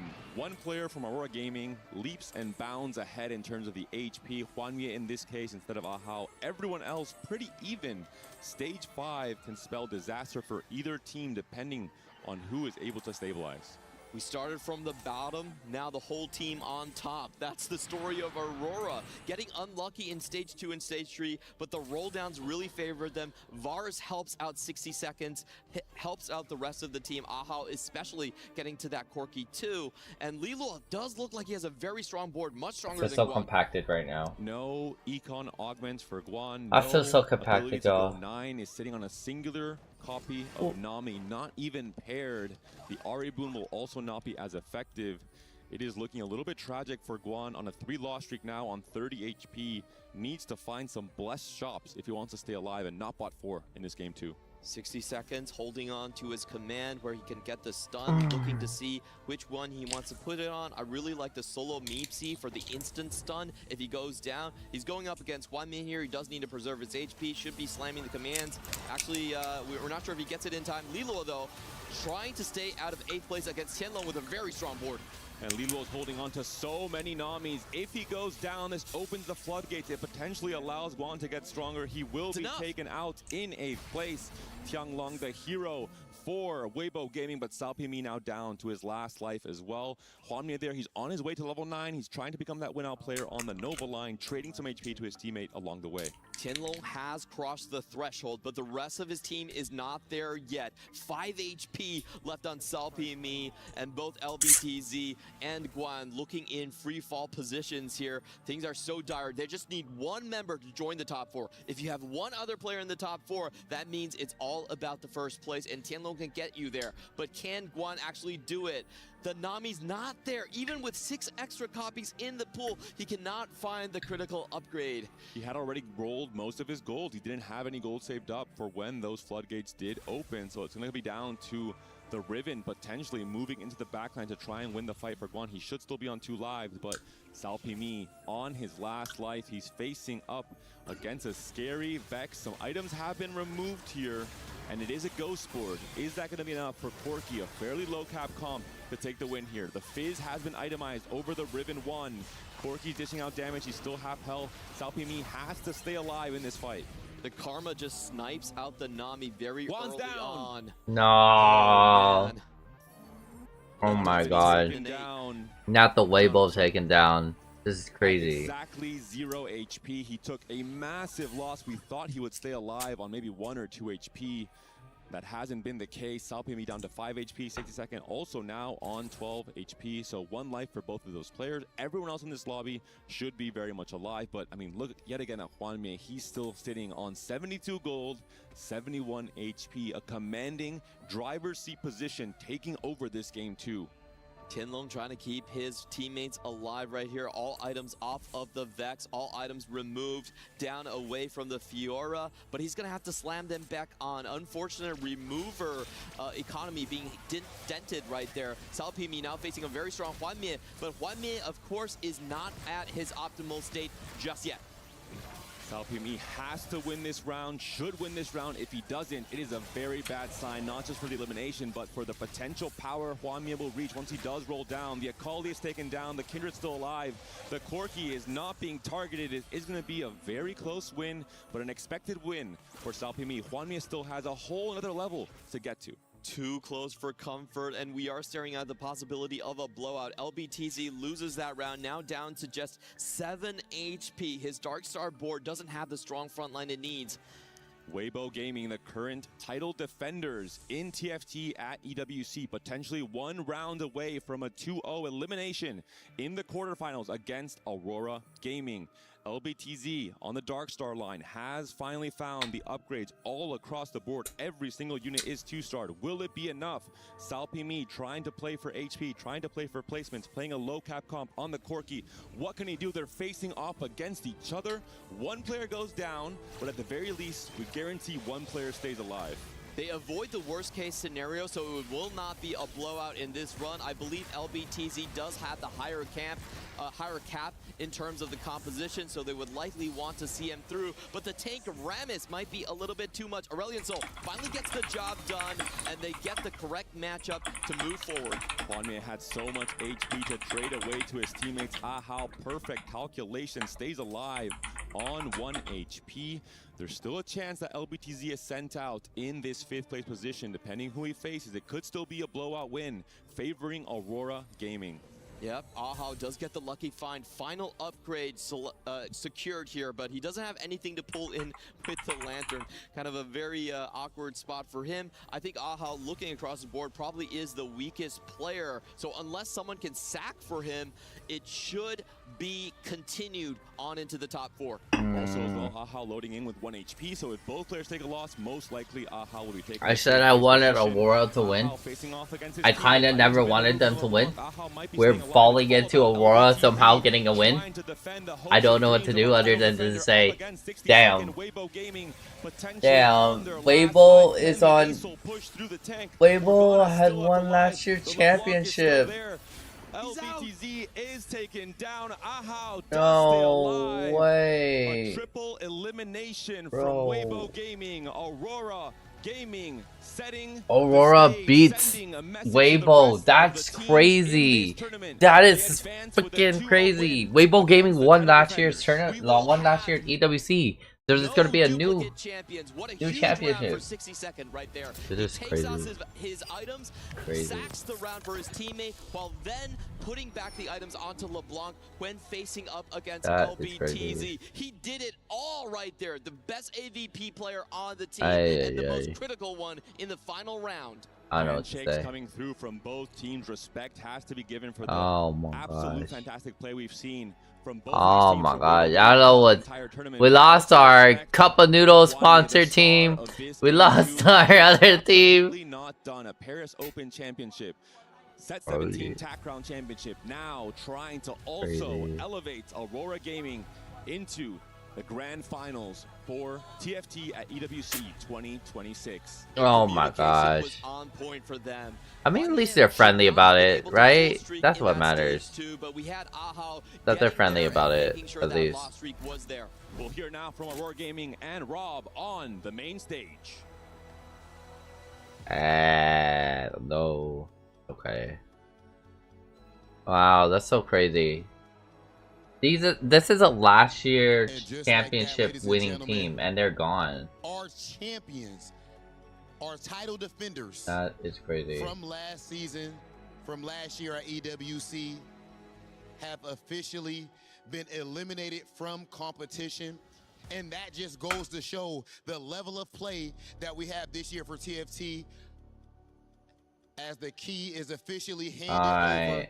They're gonna crush this, dude. They're gonna have such a good time to crush it. Wow, Aura crush. And now that is crazy. Congratulations once again to Juan Mia for qualifying to the semi-finals. This is going to be a history-breaking moment as WBG, the title defenders, are now eliminated from the Esports World Cup. And you are 2 series away from qualifying and also achieving the Grand Slam. So what does that make you feel? 首先恭喜欢面选手能拿下今天的比赛2-0。那么现在已经成功打进了4强，你还差2场 BO 就可以拿下今年的 EWC 冠军。所以这对你来说有什么压力呢？我们已经追平我们第1届的成绩了，接下来就是只需要去突破就行了。We have already broken out from our previous record, so we just have to go for it. 那么这次也是 WBG 的最后一幕了，所以你对 WBG 有什么说的吗？ It is also WBG's goodbye from the EW stage. So what do you have to say to the players? Man. 他们其实打得也非常好嘛。可能 BO3 我们运气确实这2把有点好了，然后挺可惜的，我们在8强相遇了。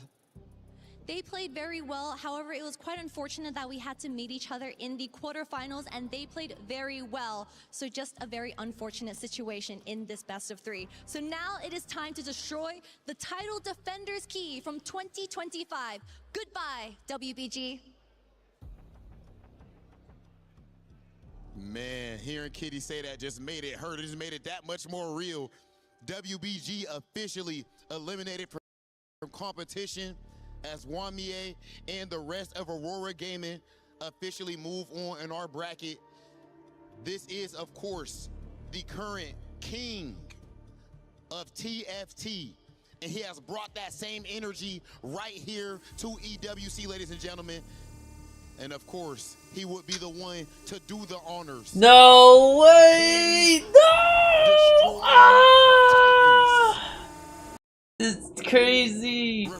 Bro, Weibo, RIP, RIP, Weibo Gaming. They are the best in the world. Congratulations again, and let's keep it moving on with the tournament.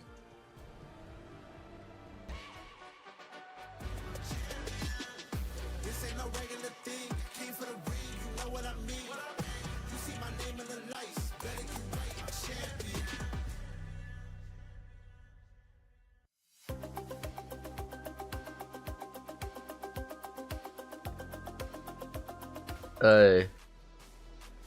And just like that, the title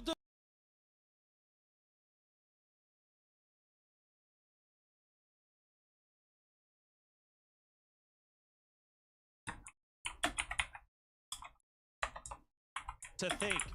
Just moments ago at the start of the day, we had #1 and #2 teams from last year in grand finals still in our playoffs bracket. Now, as the day has progressed, as we head into our final series, both of those teams no longer exist. Both of those teams will no longer have an opportunity to defend their title nor gain a title, which means the door is wide open for anyone to take it. We are guaranteed a new winner this year for TFT in 2026. Welcome back into the Allianz Global, joined by Hoope and Stewart. Wow, this is a big moment. Weibo Gaming came in as the heavy favorites, but we did notice some chinks in the armor throughout their series, starting on day 1 into day 2, and now they fall to Aurora Gaming. Saupimi was a wild card. He was the MVP from last year and couldn't perform here. And we're talking about Weibo always as the 4v4 player, the power of friendship. They did play it that way. They tried to funnel resources, but in the end, Juanme, together with 60 seconds, it was individual performance what made the difference. And normally in 4v4, you want to team it out. But in this case, it was just individual. They're just too good.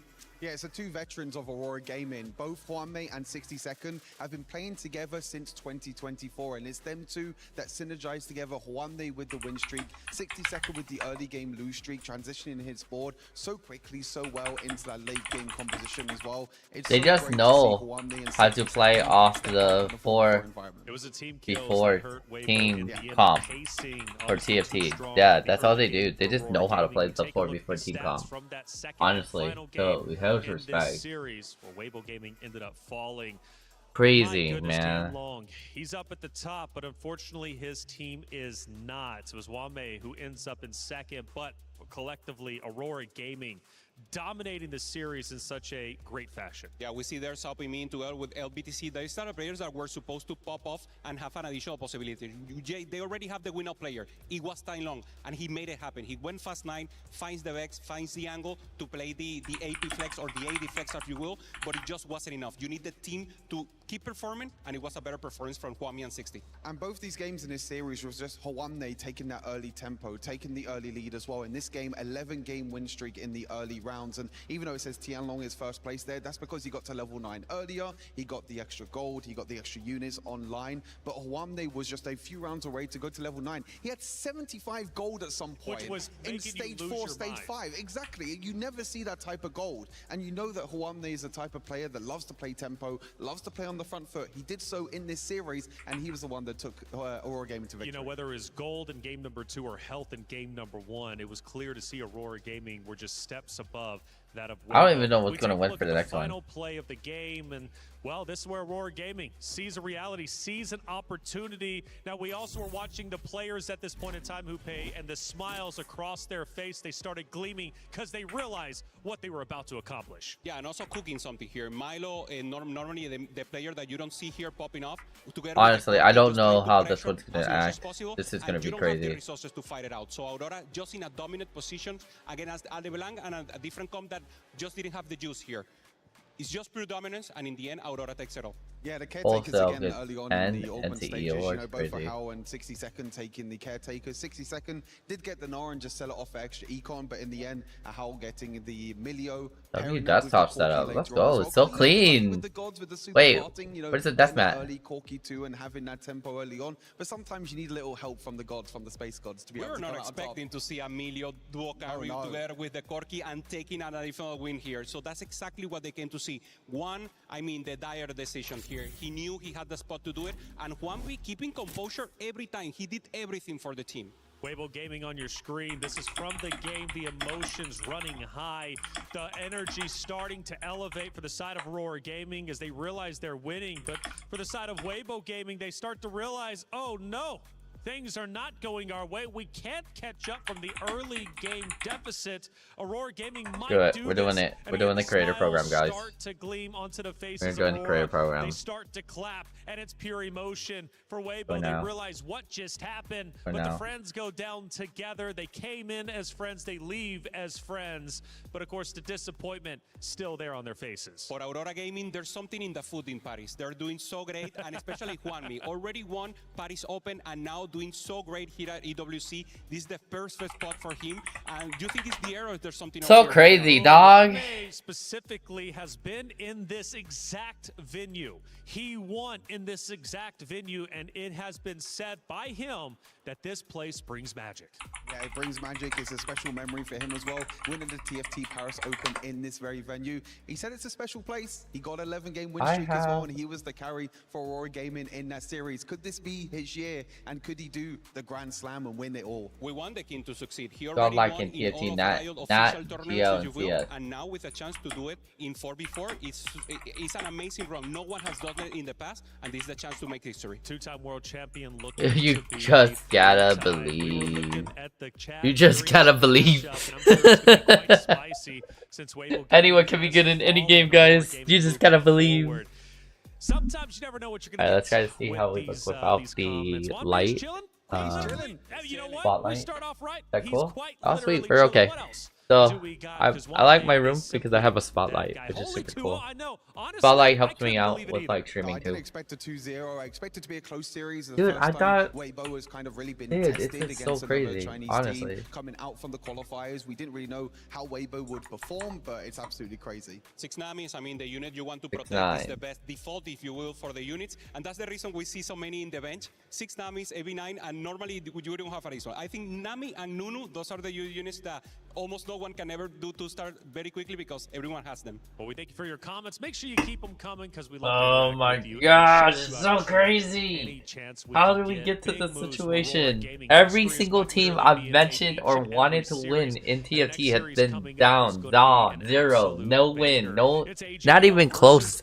And I'm like, what?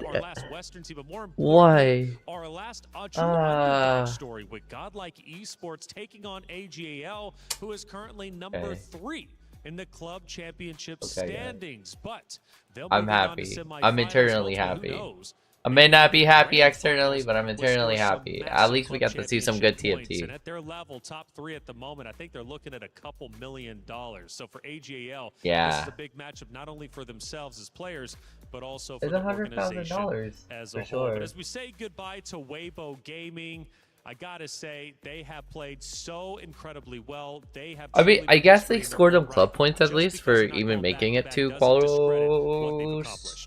Yeah, quarters. They've only made it to quarters. They didn't make it to semis. Oh, it'd be way better to make it to semis for sure, though. They grown as particular player, individual. Tianlong, final day of Tactician Crown just 1 week ago, doing so great for the team and having now a possibility of a career within TFT that is longer than ever. So that's especially what I like to see about the ecosystem being grown so far, and of course the possibility for the players to keep going in this path. And as you said, Hupe, this is sometimes the start of players' careers in TFT as well. 4 versus 4 opens up so many avenues, opens up so much more expression for these players as well. What is this? Dragon Violence is more possibilities as well. And I'm sure this won't be the last time we see Tianlong, Salpimi, and Weibo Gaming at the EWC. One of the things we said going into this was with the different. That was literally the weirdest thing I've ever done in my life. Very well win the entire thing. I agree. Sticking by that. Is Aurora Gaming that good to the point where they are a favorite now, regardless who they play going into grand final? They have to be. I asked some of the players, and they all put Aurora Gaming in the top. Aurora didn't have a team in 4v4 in last chances, but now when they do, they get the pedigree of the Chinese region. So of course, this is the team to beat right now, and everyone has a target on their back. Well, Weibo is gone, but we will remember their names. And Digon had a chance to catch up with Guan after the match. Hey everyone, Digon here. Joining me is Guan. Interview it's crazy. By Jin. Digon's been doing every single loser's person's interview. I don't want that. A fellow Chinese team, kind of talk us through that last game. 关少，你们前面对战 Aurora 战队，被2-0止步于这8强，能不能跟我们说一下刚才那场具体发生了一些什么，以及你的感想？我觉得可能就是运气不站在我们这边吧。其实 AUR 也是一个很强的对手，可能他们今天的运气更好一点。 Aurora is a very, very strong team after all, and I think today it was unfortunate, but I don't think luck is on our side today. They were, I'll say by far luck here. Definitely, that's how you gotta play TFT, with luck. At EWC as really? This group of WBG. Really? First match loss? You were going to win throughout, or did you feel like Aurora put something together very special today? 那你们 WBG 战队的这个云岭之弈的分布，相当于从 I don't think Aurora did anything special. I think what happened was they were just in the moment and they lost the sauce. That's for sure. 认为你当时是否认为你们还会一直继续赢下去呢？还是说 Aurora 战队可能特别为你们做出了一些特别的举措，或者什么样的战术呢？ 其实打之前我会觉得我们可能能够卫冕，但既然已经输了，我就 Looks like they're gonna be the ones who are touring tour Paris. Damn. I mean, before the series, I definitely did think that we were gonna go all the way again. We're gonna continue our winning streak, but unfortunately, we lost to them. In which case, all I have to say is best of luck to them to go further in this tournament. And then finally, what did it mean to you to be the reigning title defender for TFT? You got to hold that title for a whole year and the group stages of this tournament. 你们作为卫冕冠军，也相当于就是这个称号也是维持了一整年，以及整个小组赛也是有了这个卫冕冠军的压力，就一直走到这一步。能不能跟我们说一下，就是回顾一下这一整年以及这个小组赛整体来说，你们的经验会是什么样的呢？经验，对，你们的经历。我觉得从去年夺冠到现在，一直我们都保持一个竞争力吧。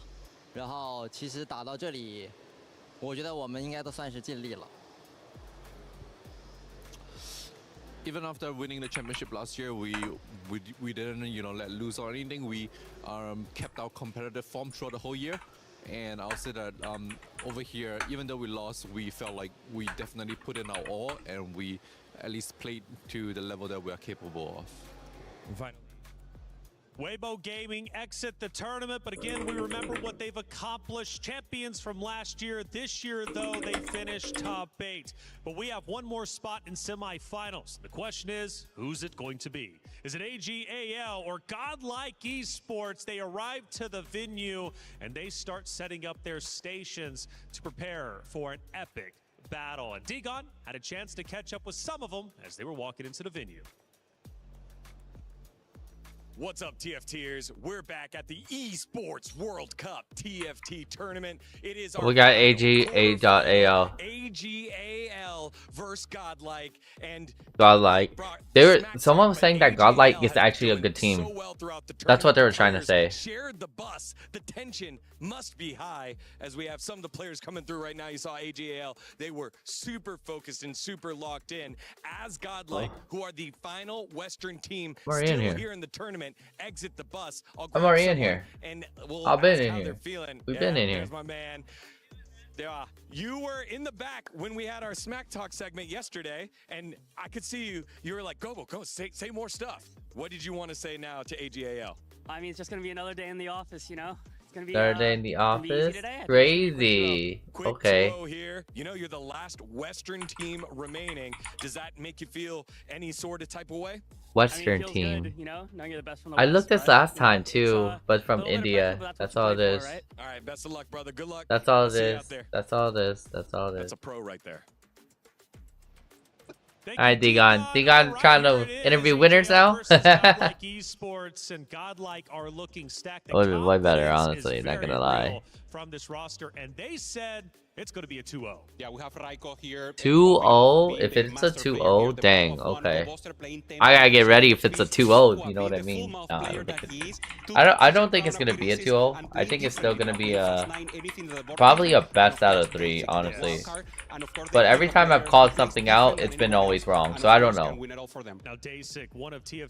I just don't know if anyone in TFT understands that like it is still luck based, and we are going to probably take a good minute before we actually get into a small roundage.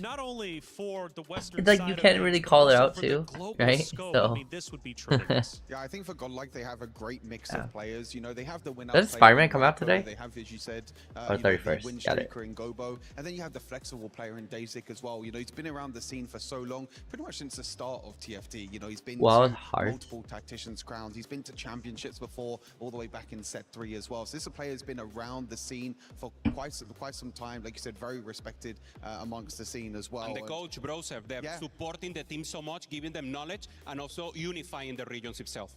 They had a chance, though, to exit the tournament, but they beat Movie Star Koi, and they did it in great fashion. Now we move on to AGAL again for the club championship. This is an important matchup for the org itself, currently in 3rd place. But when we talk about this roster, Ryue, I mean, we have to hone in on him. He's had so much success throughout his career, and he's looking to add another title to his name. Yeah, the big thing being in 2024 when he played for Twisted Minds, getting top 4, you know, on this very stage of the Esports World Cup for TFT. So he wants to do the same again. He wants to go one further though this time. He wants to make sure he can get to the semi-finals. You know, he can get to that grand final stage as well.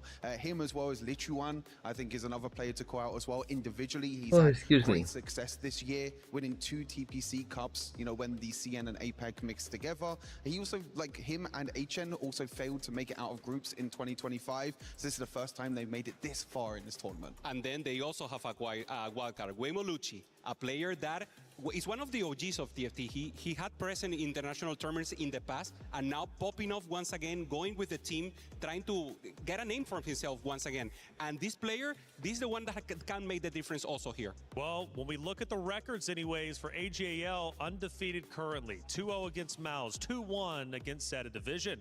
But for Godlike, they did take a loss, 1-2 to Weibo Gaming, who just exited the tournament. Now, normally I would say, well, they took a loss. They look like they are better, worse for wear. But honestly, it's Weibo, and they took them the distance. And let's not forget, they beat Fnatic 2-0. They beat MKOI 2-1. They're showing a lot of strength going into this matchup. Yeah, the momentum is definitely on Godlike's side. Of course, AGAL have had a day to prepare, a day to watch Godlike's games yesterday. But Godlike coming in with the adrenaline, you know, we saw Dehua maybe having maybe a bit too much adrenaline yesterday with the crushing of the key. But overall, I think that Godlike come in as one of the, you know, the strongest in terms of being able to, you know, play competitively, play for tempo, play for that, you know, strong early game boards and try and come out on top. Yeah, that's exactly what we want to see, and the meta has developed, so that additional day that you mentioned can make the difference. We see compositions that before were not happening. We see the additional emblems, we see the spot for them to defend. So what can they bring us to the table that's different? Daisy is the one to perform and do that for the composition and Godlike, and of course Ryue, the one to watch for AGAL. And if we had to compare him alongside that at Dasik, both of them still missing this trophy, so they both won it equally as well. Which one do you think has the edge? Because you said Godlike, they've got the momentum, but for the star player's perspective, who's winning out? I think AGL have the stronger individual players. I think it is quite close though in terms of these two. I think Godlike definitely would have taken AGL when it comes to the brackets. What we saw yesterday with the draw show, they probably would have taken this over the other team. Overall, I think it's going to be really, really close, maybe one of the closest series.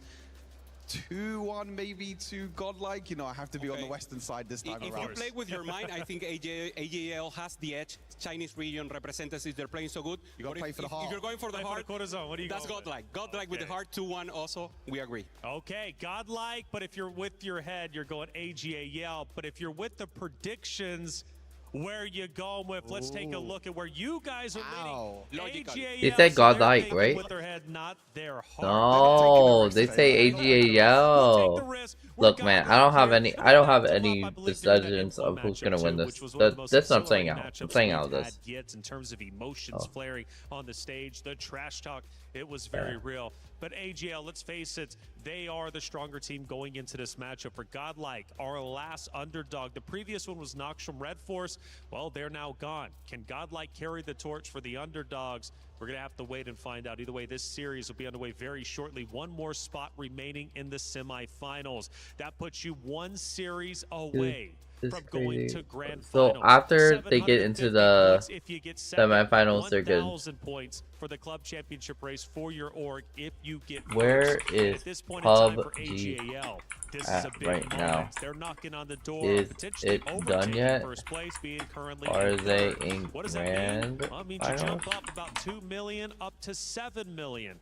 That's a what's lot. at stake. 2 And million to 7 to win million the is a club lot. championship trophy, $1 million is you've kind of gotta win crazy. a title, right? So for AGAL, they can win this entire thing. Of course, going into tomorrow, they make it the grand finals. They win TFT here at the EWC 2026 event.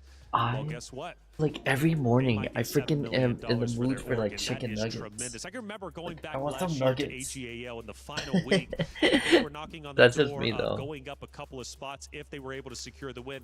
And their team did secure the win. And that was the difference between where they were at Like McDonald's and then chicken an additional nuggets. $500,000. That's what's at stake here for the club championship. That's what's at stake for AGAL.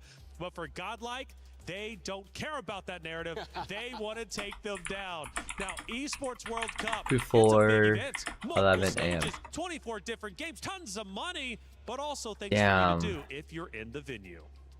We're here at the Esports World I Cup, can't take obviously chicken at nuggets the right Port de now. Versailles Expo Center at the Lenovo Legion booth. Wow. You hear them all the time. Is that Katie? on Is the that mic, Kitty? But now we're going to test their 4v4 skill set Alright, Katie. with their reaction times together, right? 4v4 Take it. TFT, 4v4 reaction time. Kitty, get us started. Okay. All right, here we go. It's counting down. Go. Usually, Teamwork. oh, One. We got one. We got one. Look at the face of 2. Oh, Kitty got hers. 3. Cass. All right, 4. oh, okay, No. 5. Yeah. 6. Oh, stop fighting, Peter. Let's go, Kitty. 2 more. 1 more. Oh, Cass. And Kitty. All right. That's all right. Not everyone needs to win out. We know which side was on the front end and which side finished 7th, 8th. Yeah, not so good. Not so good. Funny. Well, Sandbags. Sandbag so teams. is our next matchup. We go into it. The final spot Alright, for semifinals. we're getting to the final match. Will it be godlike? Let's find out. People are always say it's AGL. Ladies and gentlemen, it is So, time for us to figure out ready our for this? next team in the semifinals. Every single match up to this point has been what, Damascus? A certified banger. And I expect that trend to continue right now. Only bangers, but you know, like the banger smack talk we had yesterday made this even better. The entire What? That is flipping crazy. Who does that? Who gets that many? On the mic and delivering it on the Do they ever hit that goal? What the heck? We'll never ever hit that goal. That goal's crazy. Then again, you gotta be crazy if you want to be the best. Multiple team representing China today, and there is one more coming up onto the stage. They AG, are still AGL. undefeated as they made it through the upper bracket. It is time to welcome onto the stage AGAL. The team hailing from China, they had clean performances since the beginning. 2-0 over House, 2-1 over Zeta, led by the birthday boy himself, CUA, the experienced player leading the team. 3 players less experienced than him, but it is not all about one superstar. They qualified to the global qualifier, and they are showing an incredible consistency here at EWC. They're doing a different share chat. Man, I'm so sad. These boys been balling out up to this I'm point. very sad. There is no lie about that, but the same can be said about our next team. Ladies and gentlemen, man, people have friends. I wish I had friends. Alright, godlike. Okay. What is that frame? What is that freeze frame? That's crazy. Has been one of the most consistent players in the EU for years up to this point. Dewa absolutely talks the most trash and backs it up, representing that good old NA. Raiko, the Italian powerhouse, and we cannot forget Big Gobolster, the only French player that we have here, and he is representing with pride, with skill, you name it. No, it's just kind of cool to see everyone else, so, and to see a lot of people. I am here, my guys, GUA. What I want to ask you about is the fact that your birthday just passed only 2 days ago. How has it been having your birthday pass and you're here? Happy birthday. 那日月也知道你的生日就是前天嘛，然后相当于刚刚过了生日，现在25岁就站在这个舞台上面，然后成功的晋级到了8强，能跟我们说一下现在你的感受是怎么样的吗？我觉得是非常的激动吧，然后我希望我们能一路连胜拿下冠军啊。I'm definitely very excited to be here, and I hope that we can go all the way to become the grand champions. Oh, that's cool. Well on their way to that right now. Of course you will. But there is another team in their way. There's another team, that the last EU, the Western representatives, and of course, for once our French player, let's do it in French. On est à la maison, on va la faire en français. Bien sûr, GoBuster, vous êtes les derniers représentants. For French people? How do they know French? Aren't they from India? Aren't they a team from India? Ça fait toujours plaisir. Après, on n'est pas venu à l'événement pour jouer contre les équipes. What godlike team am I talking about? What is this? I feel like behind. Godlike. Esports. How did it feel, you know, to be carrying the Western region GL, on yeah. their shoulders? And all he said is, we don't come here to face other Western teams. region. We came here to take China down and to beat the best teams in the world. This is what They're in the West region of Asia. What the heck? So it is Indian. What am I? What? In case you guys don't know, this is Robert Television. Come on, man. Global big okay, of course. It is time for our face of course. AG and of course Godlike meet us right here in the center. Look at the player that is trying to take your dreams from you right now. And there is only one way to stop them. It is right here on the sticks, Damascus. Yes, sir. It is the last Western team against one of the Chinese powerhouse. The final quarterfinal of the day. Last spot on semifinal is up for grabs. It is time to kick off the final match of the day. All right, let's do it. Dude, they made this so entertaining. Honestly, the casters are so great. W casters for TFT. Honestly, we know how stole it could get too. So that's crazy. Hope of the West in a tournament like this. It seems to be the case in esports time and time again. Do you think, Dobbs, that Godlike can do it? Yes, I think so. They have the tools and they Oh, have happy birthday. the hope, you know, from EMA, from NA as well, on the face of the Hua, but as well as in Broseph, their coaches. I think Empower. this is actually the battle of the coaches. Horrocks, one of the best players in the world, played Tactician Crown recently, and he is the head of AGAL. I wonder if they actually have something planned for, especially for this match. Let's see, Horrocks, of course, really paying attention to all the details, similar to Broseph as well, in terms of what it is that he's trying to do to counter some of the teams coming into these series. We saw a pretty insane amount of counterplay and griefing from Godlike yesterday in that matchup against MKOI to qualify to the playoffs. Dasik, for example, holding so many of those forecasts on stage. So griefing's a small world, like small, well, strong word. Talk about this game one. What players are you looking out for in terms of the stardom, kind of the MVP players on each team? I feel like Dasik is Like the I know name who of this the person Godlike, is. and I feel that he was able to reach just in time here in Paris, and that was amazing for them because I feel like he can actually perform in such an unique way. Dasik is a player that has been playing TFT for so long, since set 1, creating content, and one of the things that I think that he's quite good is that he's able to adapt, and he's not maybe like so focused on a single game plan. So yesterday I've seen him playing in Birthday Reunion, and this is something that you probably want to go straight to level 9 to reach the 2-starred 5 cost, but instead he rolled a lot on 8. He gave up the tempo of, he played tempo in order to save some HP, and that led Godlike to a win. So I feel like he has a lot of tools. All right, y'all. I got to I think Dasik is the IGL also grab my PS5 and get this beta for Tokon up. So I'll be right back real quick. Everyone hold it down. Hold it down, chat. Make sure this game goes well. Huge W if Godlike wins for some reason. we are going for Godlike. I just never seen AGAL play, so. Less pressure away. Alright, good games. When I can instead roll down right now on stage 4, I can buy their forecast, I can doom their positions, and we're going to win anyway. So that big picture strategy is what this first game will be all about. Talking about the gods coming into this one, it will be Varus and Ari, the same exact thing we just saw in that game 2 between Aurora Gaming and Weibo. Varus offering the duplicators, really synergizing with the reroll lines, and Ari, of course, going to offer a lot of extra gold and XP for those players to reach level 9. We also saw Silver scrapes the encounter, so in that final 1v1, if there is a final 1v1, it might be an APM check for those two players. Yes, for sure. I feel like it's very rare to see a 1v1 in 4v4 because usually the game ends earlier, but I think I want to see one with 70 gold to see what the players are aiming for. And hopefully on a stage like this, our players don't forget, because I, at least in my games in Rank Ladder, I always forget the encounter, and then I see the gold coming in, and I am just not ready for that roll down.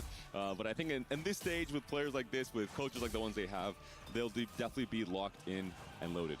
Yeah, hopefully they are locked in, because I forget all the time as well. That's why you're here yapping. That's right. And looking at the 2-1 augment coming up very soon, we've seen a lot of very impactful augments. Birthday Reunion being the one you mentioned. I think Treasure Hunt for the reroll lines as well. Gold augments in particular, I think, are the ones that really give a lot of very clear direction. Maybe some hero augments can be finally picked. They've been avoided and ignored most of this tournament, unfortunately.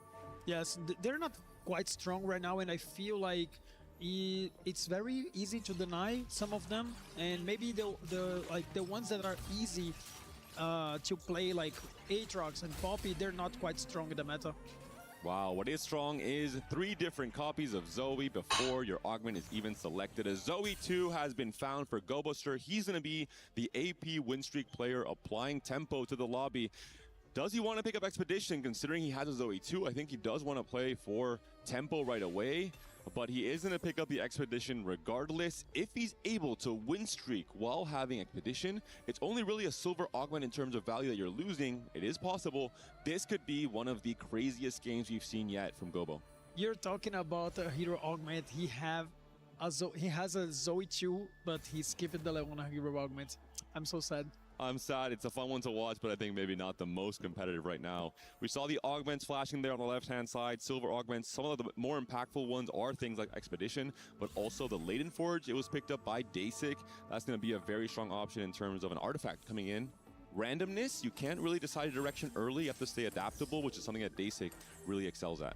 Yes, for sure. And I feel like the continuous conjuration is quite good for Achen. I really love this augment. I feel like all of them are great. The one that gives you the swords, bows, and also AP, such a great augment to choose in the early game. Especially in this kind of AP-centric meta, I think in every single silver augment start, we will be seeing at least one player picking up continuous conjuration. We saw it from Hanmye in the game 1 between Weibo and Aurora as well.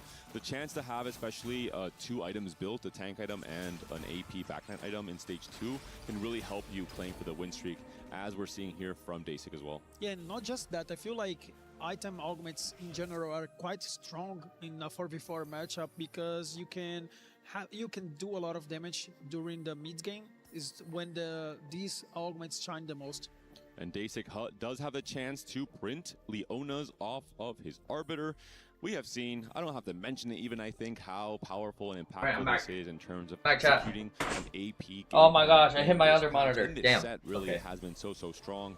Playing around LeBlanc, or maybe even just finding a Leona 3, a lot of extra gold, and a way to skip level 8 and make it straight to 9 for the Sona 2, the Bard 2, the really strong AP take away our whiteboard. Yeah, I feel like Dasic has the tools to use that very well. It's a player that you want to be in a condition to have multiple choices, multiple ways to pilot the game. How's everyone doing?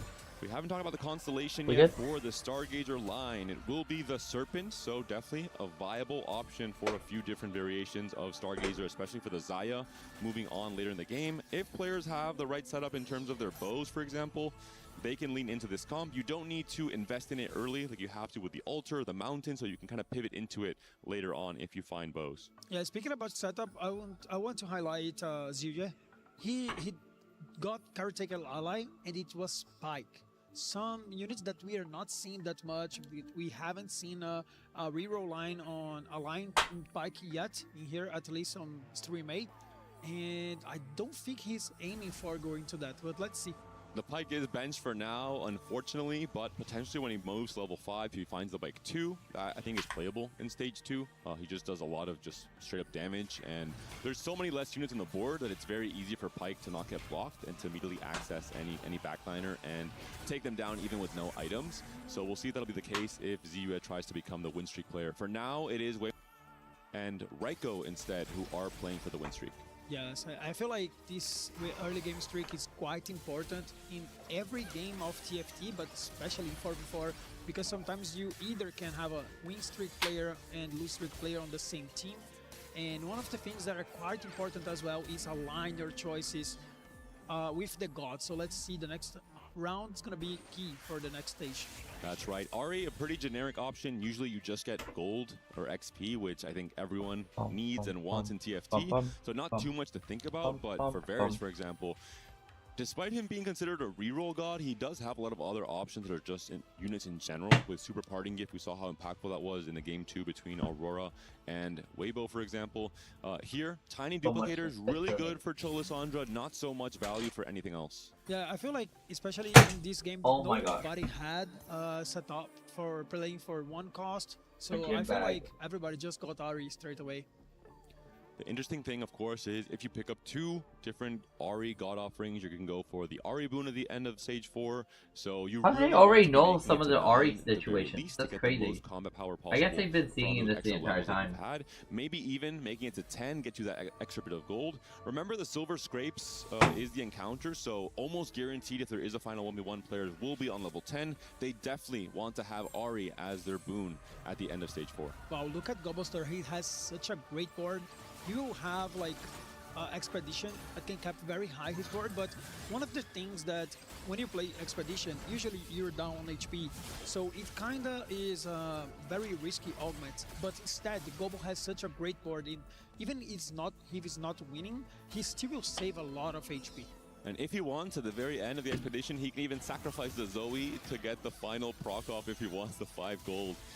One nice thing about this, he's not win streaking, he's not leveling, obviously, he's not using up his gold to tempo. His board is so naturally strong, even if he takes losses, they won't be kind of open for losses. He's not going to enter stage 4, in my opinion, at like 20 HP or below, which is going to be very helpful for the stability, for not having to do everything on that one turn. Yes, exactly. And I feel like if he is like one economy augment away to be the winner of this lobby, because if he gets it, nobody will stop him. Yeah, something like a Magic Roll, for example, with Pile of Champions, with, you know, a 2-star 3 cost coming in, you can sacrifice that. There's some really high roll synergies that can accelerate the rate at which you can proc the Expedition, and that can obviously, as we've seen, completely take over a game, punish the opposing team so much.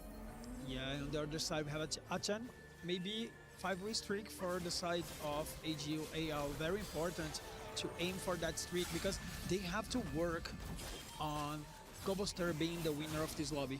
Nobody has a chance to win like him, at least for now, because Expedition is across the board the best augment in this game. That's right, even for now and maybe even later in the game. It's possible that AGAL identifies, hey, Gobo is going to have the strongest setup. He's probably going to have the highest win share, even if we get some strong boards online. That's a smart way. That's a smart play of doing that, actually, too. Stay much stronger in stage 4 in particular, and try and go for a blowout win, for example, depending on how the HP totals go for Godlike. Right now we're seeing Dehua with the 5 loss at 72 HP. The rest of the players on Godlike pretty healthy. I think there's even parity in the board strength coming into stage 3.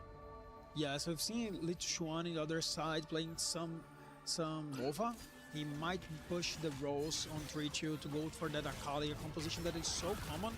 And usually, sometimes we're seeing that comp with more than one player per team. So this is a composition that is quite strong right now. And that might be one of the things that AJL can focus in order to punish the early game from Godlike. Looking at Godlike, looking at Dasik, looking at that Leona, very close to being 3-star. We're not on a win streak right now, so not incredibly important just yet. But Wei Chol will be already acquiring that Leona 3. Has a Rage Blade, has a Stone Plate, the 2 items that you really want to have on a board like this. The Leona with the Stone Plate, 3-star now. She's going to hold on for so long. And even the Teemo, he's not quite a LeBlanc, but he can still dish out so much damage in these longer stage 3 fights. Yes, Teemo is such a great unity to have it as a placeholder for the later LeBlanc. And this is a comp that players are aiming for to finish in the seconds and thirds places, which is quite important in a 4v4 match. Looking at the itemization here from Ah-Chan, I wonder if he's considering playing into Space Groove. Has the Rabbit on right now for the Nami, has the Sterax for Potential Riven. It could be kind of a mixed comp, or that Sterax could just end up being a Tempo Slam and maybe a tank item later on. Yeah, I feel like, at least for now, he won't do a lot of magic damage. That can delay a little bit the APs that he will drop later on, but still in a great position. Big win by Raiko. The dummy stays alive, buys enough time to get the win streak cut off there from Ah-Chen. Very, very important. But not allow teams to get away with just, you know, pushing the tempo, the pressure with the HP, but also the gold generation of having those win streaks. Oh, Litushuan just skipped the Misfits, one of the greatest augments in this game, but quite difficult to pilot. And Dehua on a big roll down here. Rolling on 6, staying pretty open, but the moment he finds an early Kindred, he knows what he's playing for. He wants to play for the 5 Nova setup. He wants to roll until he finds a Kali 2. There it is. He has a big grab bag as well. You need this kind of augment if you're trying to itemize multiple carry units like you have here with the Akali and the Kindred. Already a clear direction and setup for Dehua. I mean, I'm gonna say that Dehua is just too good. I've seen him rolling a lot for this comp, and he always find that Kindred either on level 6 or early level 7. And this is the job you need, right? 6 loss streak, 60 HP, you've lost a lot of HP, you need to try and stabilize. You either stabilize here, or you stabilize in a higher risk situation on 4-1 for a 4-cost comp. Dayhall said, hey, it's time for me to come online. Ideally, his goal will be to win the rest of the fights in stage 3, and that will put him in a very good position for his team. Look at what he have done. He is limited 4 items during this fight.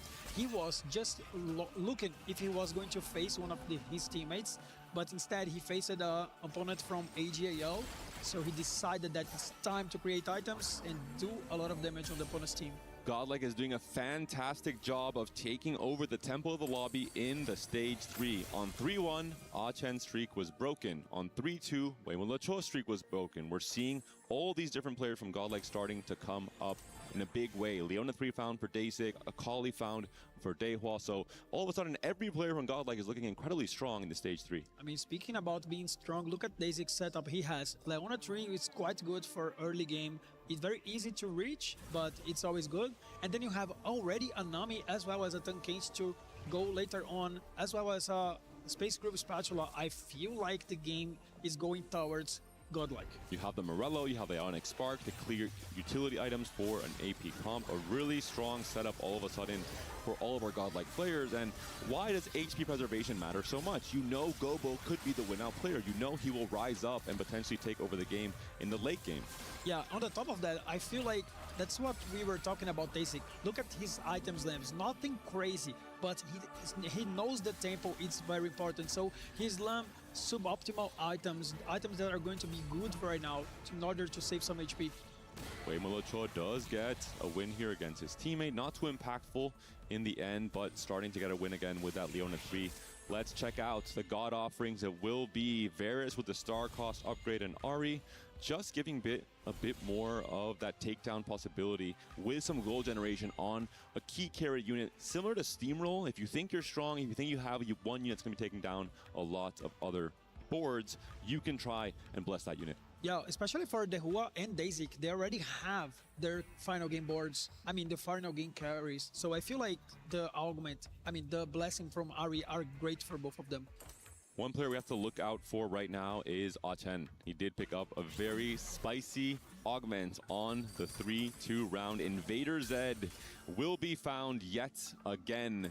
We saw it yesterday from Raiko on Godlike. It was incredibly hard to play against. We saw from MKOI they were suffering so much once those Zed copies came through, and that was only a Z1.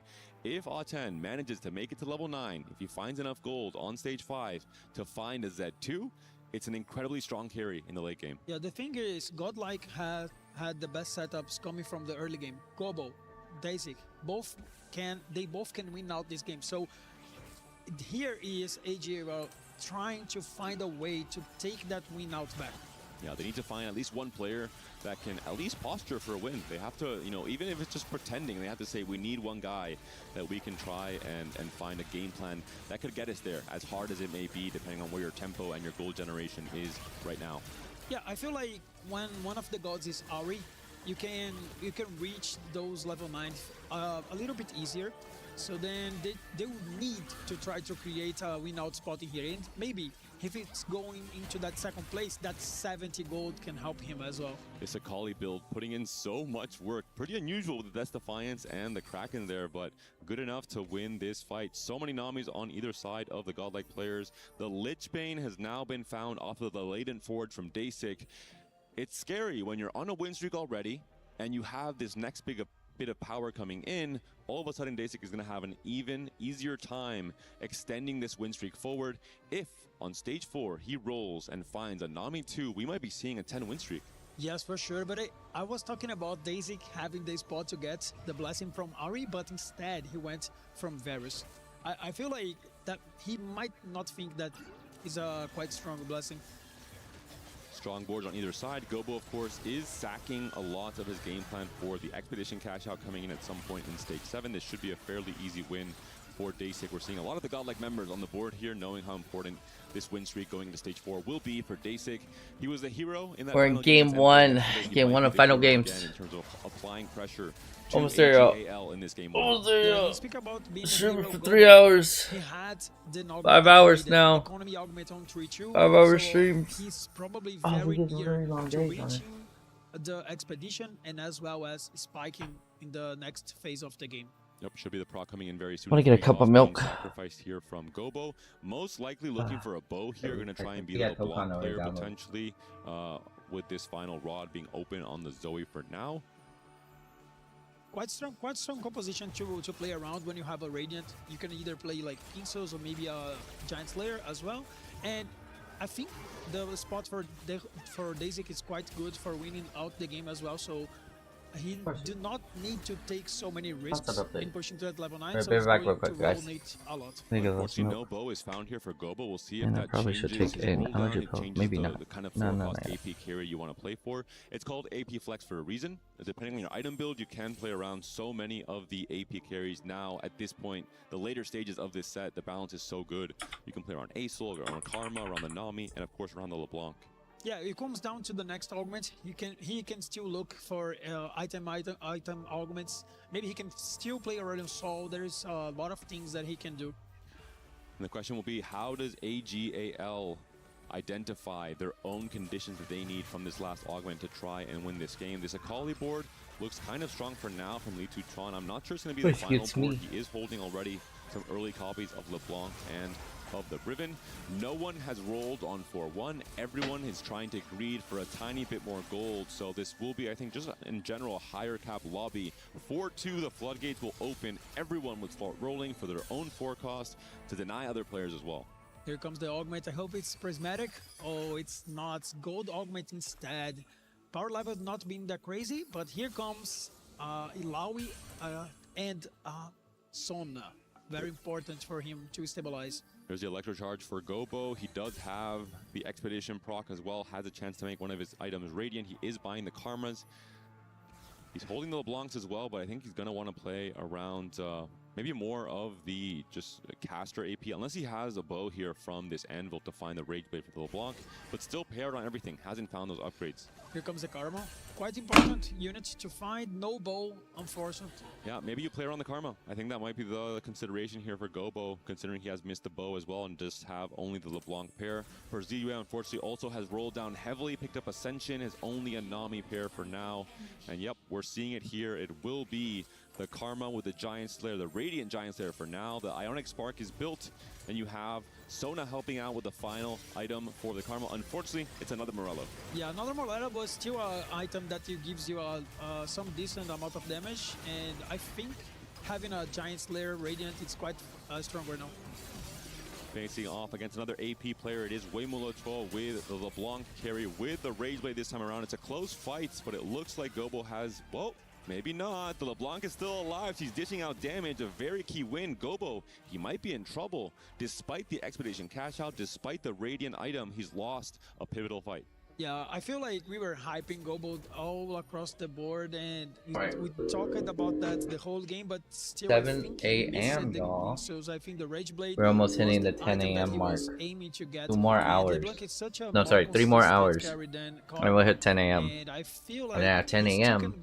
You can buy those League of Legends MasterCard tickets, hopefully, eventually. Item components. Looking at the Nami here for Daysig, it is still 1 start as well, so he is going to be missing some of the upgrades, but Daysig is sitting at 75 HP, the healthiest player in the lobby right now. Up against Li Tron, playing around the Kindred and the Akali, with a Gunblade now found on the Akali, the most important item, allowing your frontline to last for so long in the Nova freaking setup. Vegas Yes, and in the that side, my oil melted. To have a lot of damage to deal with that healing, not found just yet this 3rd item for the Nami, so take a loss. A lot of the players from Godlike have, it seems like, low rolled on their roll down. We'll see what we're getting here from the gods. The final offering from Varus and from Ahri.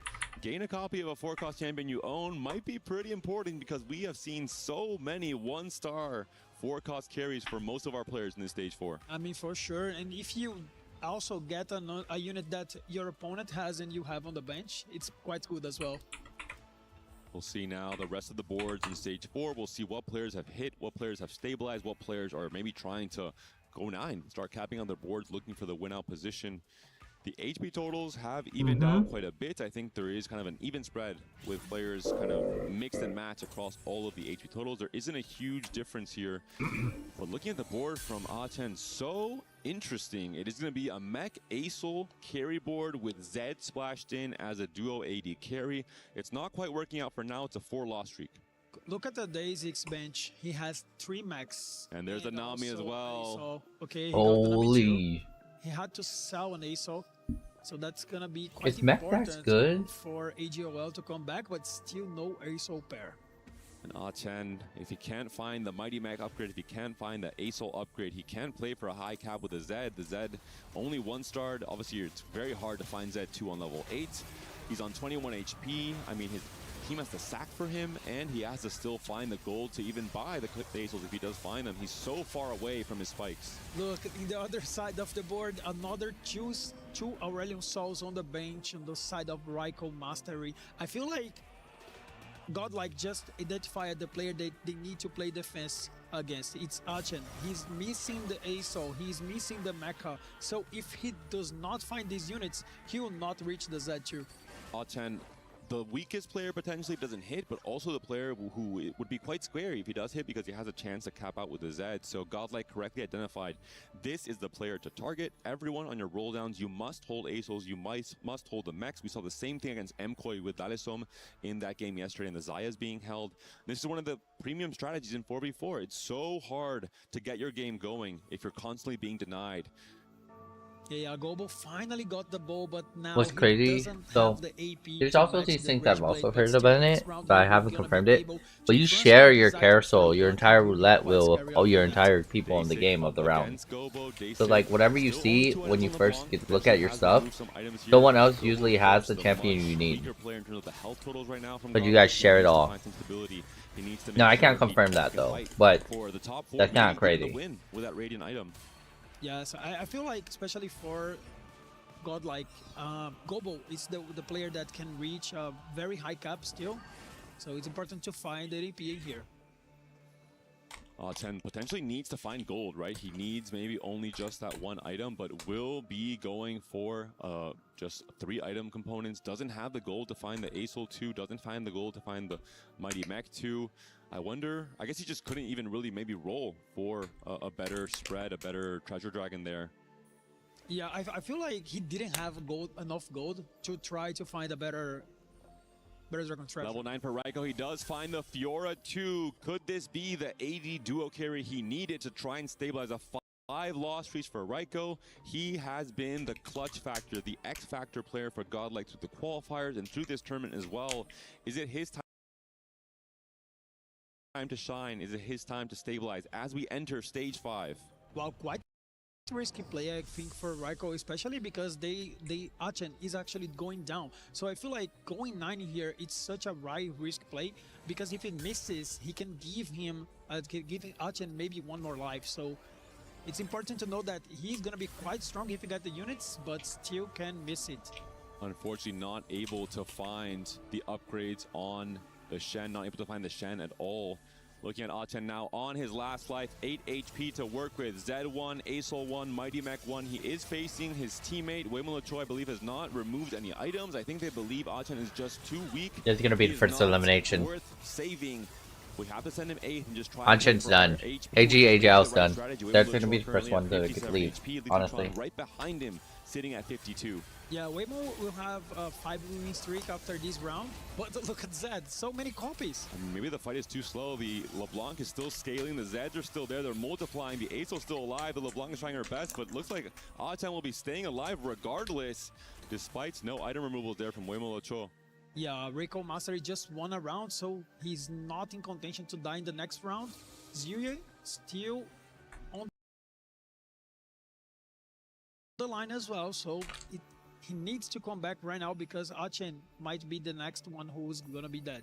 Li Tuchuan now going 9, sitting fairly healthy, has the Kindred 2 online with some great items. The Swordsmith was a really good pickup for Li Tuchuan in terms of trying to enable a second, maybe even a third carry coming to the late game. Yeah, his items is so good right now. He has the items the perfect items on Macaulay as well as Kindred, and this fight might be one of the keys to the victory. 3 players on 1 life, 2 from AGAL, 1 from Godlike. Dehua here trying to stay alive up against the Zed, up against the Asol. A very creative comp. We'll see what the Kindred can do. We'll see what the Akali can do in particular. The Akali might be moving onto the Asol, but no, the Zeds are now surrounding the Akali. The Kindred targeting does not go through. The Zeds are onto the Kindred. It might be an elimination. Chen has done so much work, but Dehua stays alive on 1 HP. Okay, so I guess so. I mean, this round is quite important, but Chen not being able to get another upgrade. The thing is, when you're playing mech, you're not It's so hard to tell. a huge amount of damage on the opponent side, so that's why the Dehua is still alive. 4 players now on 1 life, Dobbs. 1 from each of the teams. Gobo, as we expected, did finally now start finding that win streak now that he has his carries online. Oh my god, this game is going to be so close. It all comes down to the matchups.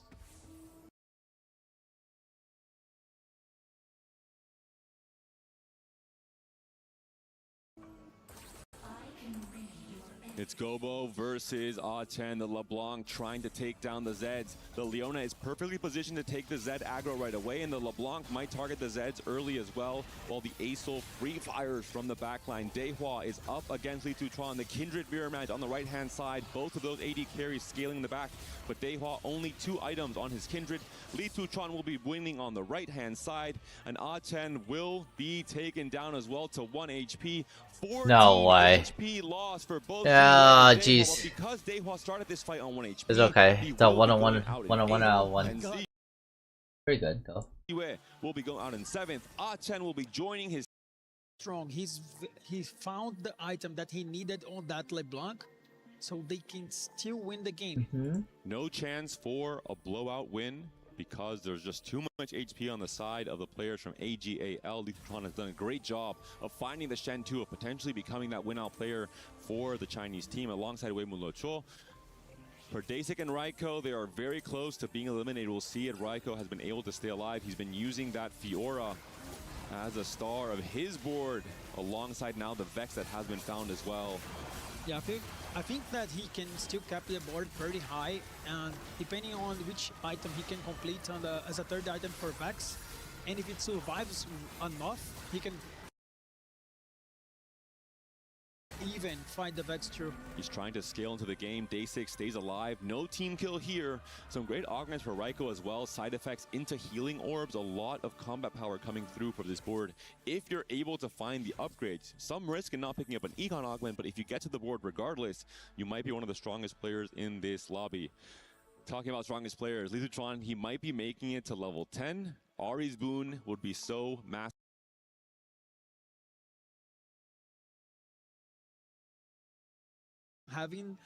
He found a way to get back into the game. I feel like it's quite difficult for him to actually win out. So I feel that the way that AGOL have to take this game is with the HP lead. This could be one of the most important fights. Raiko versus Li Tuchuan. Raiko trying to stay alive, but also trying to scale into the late game, trying to find the Vex 2 despite not having much gold to work with. If the Fiora gets targeted early, she could be in big trouble, but the side effects and the healing orbs might help her stay alive despite the Kindred targeting. No, the Akali is putting in 2.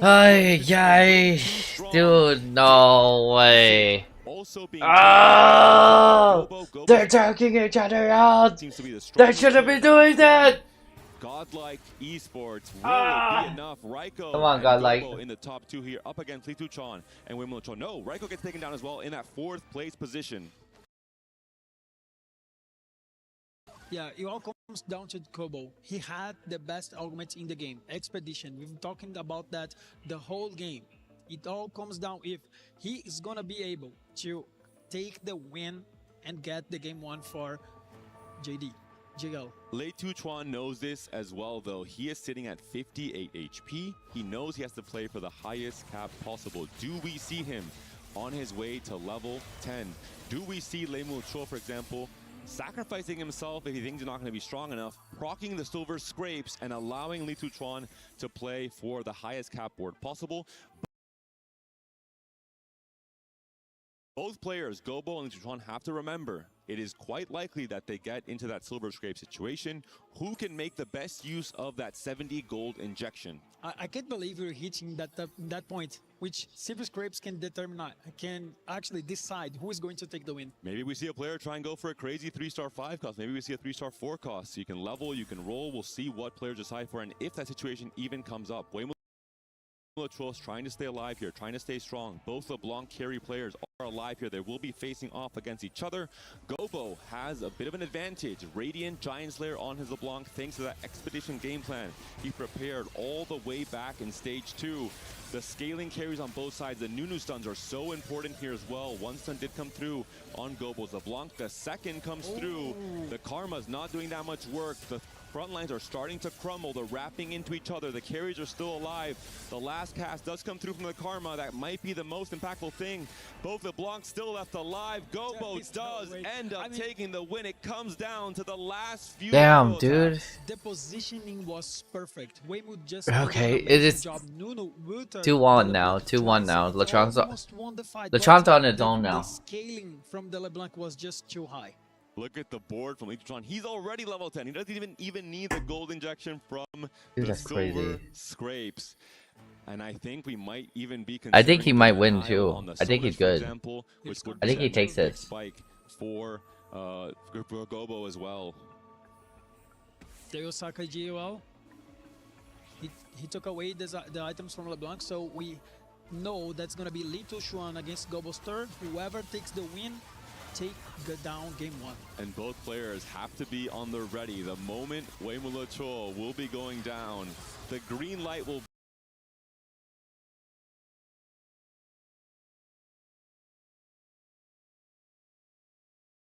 of the day. The gold injection is coming through. The APM is coming through as well. The 5 costs are being purchased. The final upgrades on each of these boards. Oh my god, Gobo just found everything. He got the Sona, he got the Vex. Can he make a better board out of that with his units? AP versus AD. Oh, he saw the LeBlanc. He's actually playing Vex carry. He finds the Blaze at the very end as well. The final board has been assembled here. The positioning as well. Lichuan up against Gobo. Still a lot of life for Lichuan, but Gobo is on his last life here. The Radiant Giant Slayer on the Vex. Will it be enough? The Shen could potentially move in alongside the Kali, but the Kali has moved all the way to the other side, wasted a lot of time with her own DPS. The Shen is being taken down here. The Death Defiance allowing for a lot of stall from the Shen, but the front line is starting to crumble. The Akali is still alive. Yes. Gobo will be taken down. Yes. Lichuan's board is way too strong. Game 1 goes to AGAL, a commanding message sent to Godlike. That's so good. At the start of this series. Yes, for sure. AGAL, a masterclass, I would say, from Lichuan. Nice. And I feel like Gobo did an amazing job upgrading his board, but at the end of the fight, last minute though, everything. The positioning from he upgraded last minute. That I think his team loves that too. The fight for him. We called it from the very beginning. His team's probably like, dude, you last upgraded so last minute. 2-1, the moment he picked up Expedition, that's cool though. Having a Zoe 2 already. That's good. What a good game. That was good one. The hero in this game 1. But Lichuan was able to adapt, was able to find a way to make it to 10 without even needing the Silver Scrapes gold. And we saw one of the highest cap boards assembled we've seen all tournament long. A strong 1-0 start for AGAL. How does Godlike bounce back? That's the big question for me. Yes, I feel like they had a window to win that game. They relied on it so much. Sorry, y'all. I don't know. On the Expedition as well as on DAZY's early game setup, but at the end Lichuan did an amazing job capping high the board. But let's not forget that 1 HP from the Hua made total difference. Yes, on the yes it did. Yes, that's indeed. Right. The Auction as well. The game plan was very cool. We saw HoroX joining his team as well, adding a little bit of calm, collected thoughts going into that game 2. We are going to require a huge comeback from Godlike in game 2, or is AGAL going to blow out with a clean sweep in the final quarterfinal of today?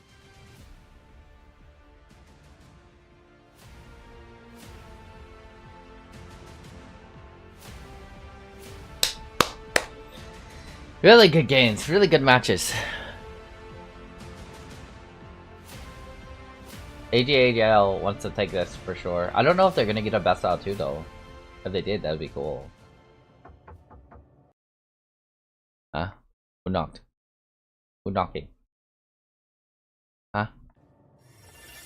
Oh, the country though.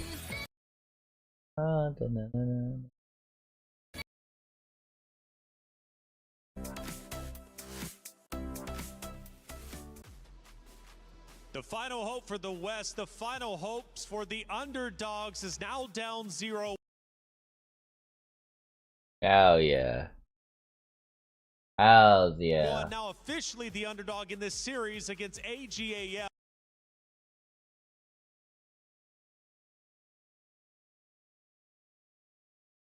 Who take the win, forcing a big comeback.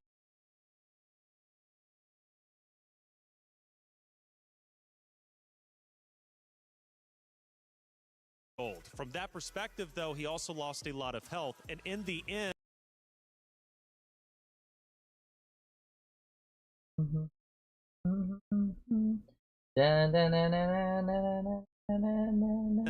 not having the health to be able to battle, of course, against AGAL did him in the end. I mean, it looked good from the start for Godlike. They actually had players win streaking to save a lot of HP to hopefully give Gobo some extra lives later on. Dasic, even with Latent Forge, which is often used to win out, was honestly, it's like body blocking. They did real life body blocking, which is kind of crazy.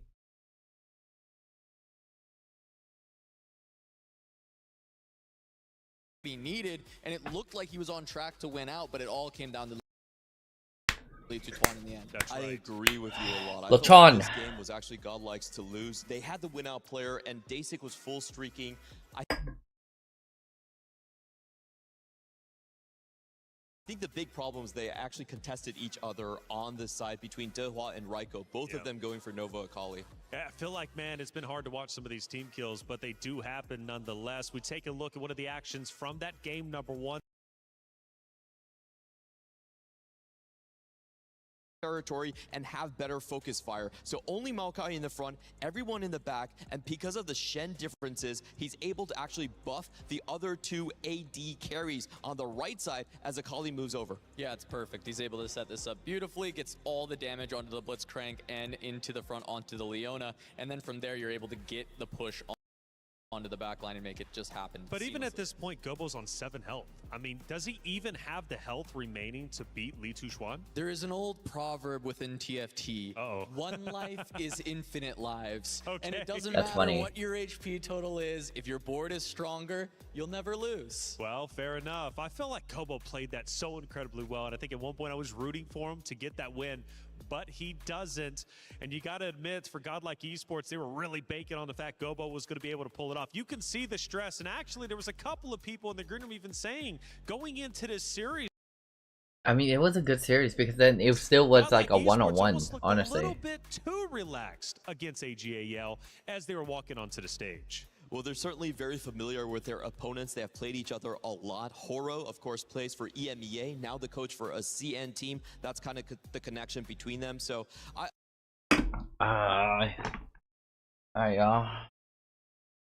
I expect to see a lot of different strategies coming up when you're fighting against someone that knows all your cards. Yeah, the friendliness is there between these two, and we talked about this team a lot and having plans for each and every team. Oh my gosh. So I think Godlike coming in is comfortable knowing exactly what they need to do to deal with AGAL. It just doesn't come together this time. Gobo was the star this time around, but Dasic is the one I'm looking at to make a turnaround and get his team behind him. Dasic in map number 1 may have not been the best necessarily, but he played incredibly well. What does Dasic bring into the table for game 2? I think Dasic has been completely selfless. We look at his scores. He is known as the best player on the team. But he's always going in a scrapper position, usually in the bottom 4 for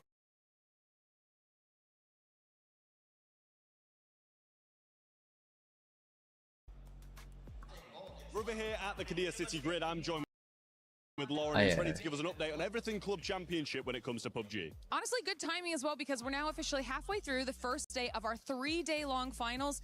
And a lot 3-day-long finals? here when it comes to the club championship side of things, okay? 3 matches in.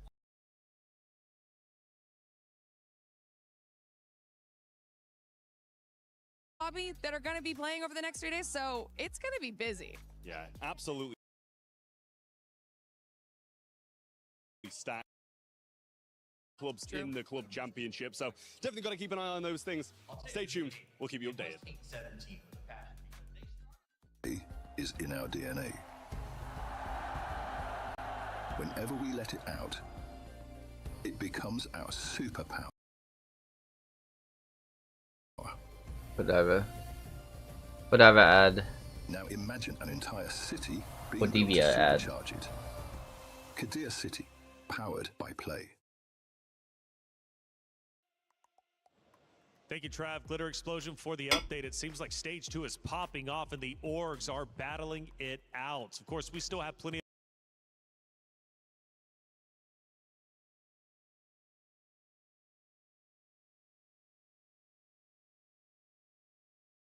of orgs here on stage number 4, AGAL and a lot more included. But who's going to make it to the end? We're going to have to wait and find out. But when it comes to EWC, a lot more is still taking place. Check out EWC Play. He can come in here and play my game. He knows nothing. Let's go! For fantasy drafts. I didn't do fantasy drafts. I might do fantasy draft next week though. We'll have to see. I want to see if I have time for doing that. You're done. This is my ladder.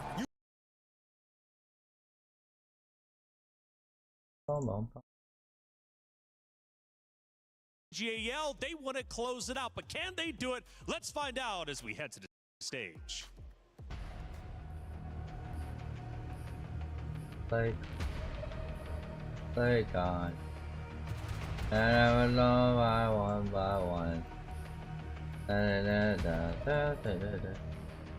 Just today. Baby, when I gone. Potentially the final game of this quarterfinals is upon us. Will Godlike Esports find a way to come back against a Titanic roster from AGAL? Litutron surprised and impressed us in the game 1 with the incredibly high cap Nova board he finished on. Gobo tried his absolute best, but even then, it wasn't enough. Coming to game 2, what changes do you want to see, if any, from Godlike? I feel like when you're playing against a team that is that strong as AGAL, you cannot make any mistakes. And I feel like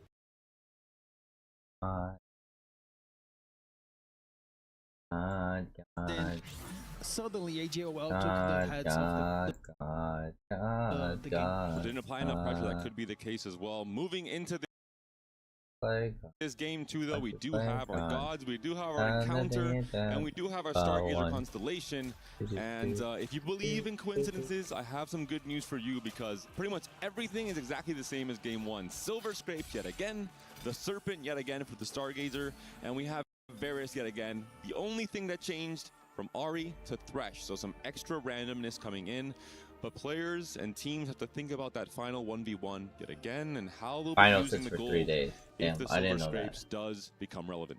The thing is, Ari actually an economy god, and I feel like even though Thresh is random, and outrage, usually most of the rewards are actually gold. So at the end of the day, it's gonna be almost the same game as game 1.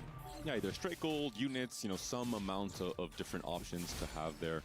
We saw the most impactful silver augment of the sets in game 1. Potentially we see gold augments coming through now in game 2. Potentially we see things like birthday reunion making yet another showing in this tournament. Yes, quite strong options you just mentioned here for the Hua double Pantheon. Quite strong units in the game. Quite difficult to see some Lulu. I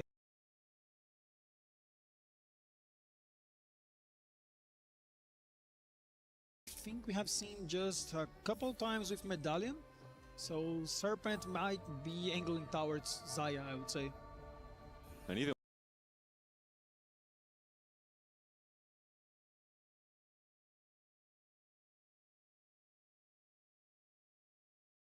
Lulu is picked up, of course, it can be denied so easily in terms of the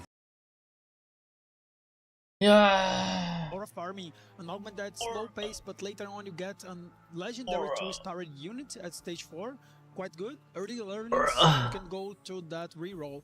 And with a god like Varus, that's something that you can actually aim for. Loot Singularity is going to be the option. The moment this augment was released this set, we have heard great things coming out of CN in particular. As this, why wouldn't you? Li Tuchuan, Cho'Gath, 4 different copies. Lissandra, 5 different copies. Has a Veigar pair as well. And a chance with Varus to find those 1-cost duplicators. I'm glad they're not doing the Shen combo. Because Shen's a really killer class art. An incredibly explosive start to this game. I would say that if Li Tuchuan was playing a solo game, he would insta-click that augment. I feel like he was just waiting for his friends to actually get those options.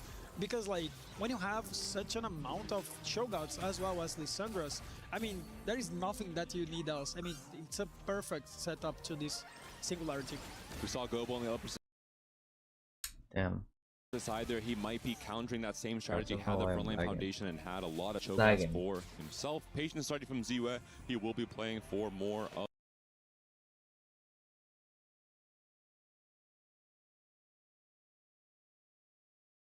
a loose streak line. He'll be playing that role of a player, maybe going for a 10-loss streak and then coming back into the game.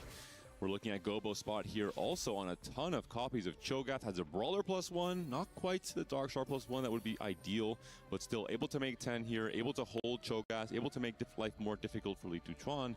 And if he finds a Darkstar +1 or a very early Cho'Gath 3, these two players, yet again, Li Tuchuan and Gobo, could be taking over the game. Yeah, and speaking about taking the heads of the game, Achen, having Birthday Reunion, an augment that we're talking so much along the day, as well as Treasure Hunt, one of the powerful augments right now, and you can play that Akali composition, aiming for the artifacts, aiming for the value that this augment gives you towards the whole game.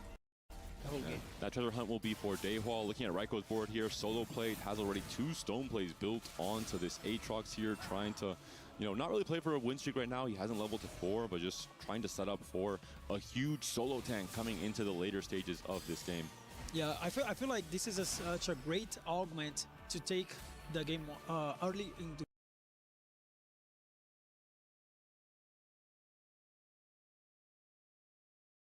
game. But when you face a Talon, it's quite difficult to get any value of it. Talon does a great job in terms of having these really long fights where you can apply the bleed. For Daysec, this might be a Xayah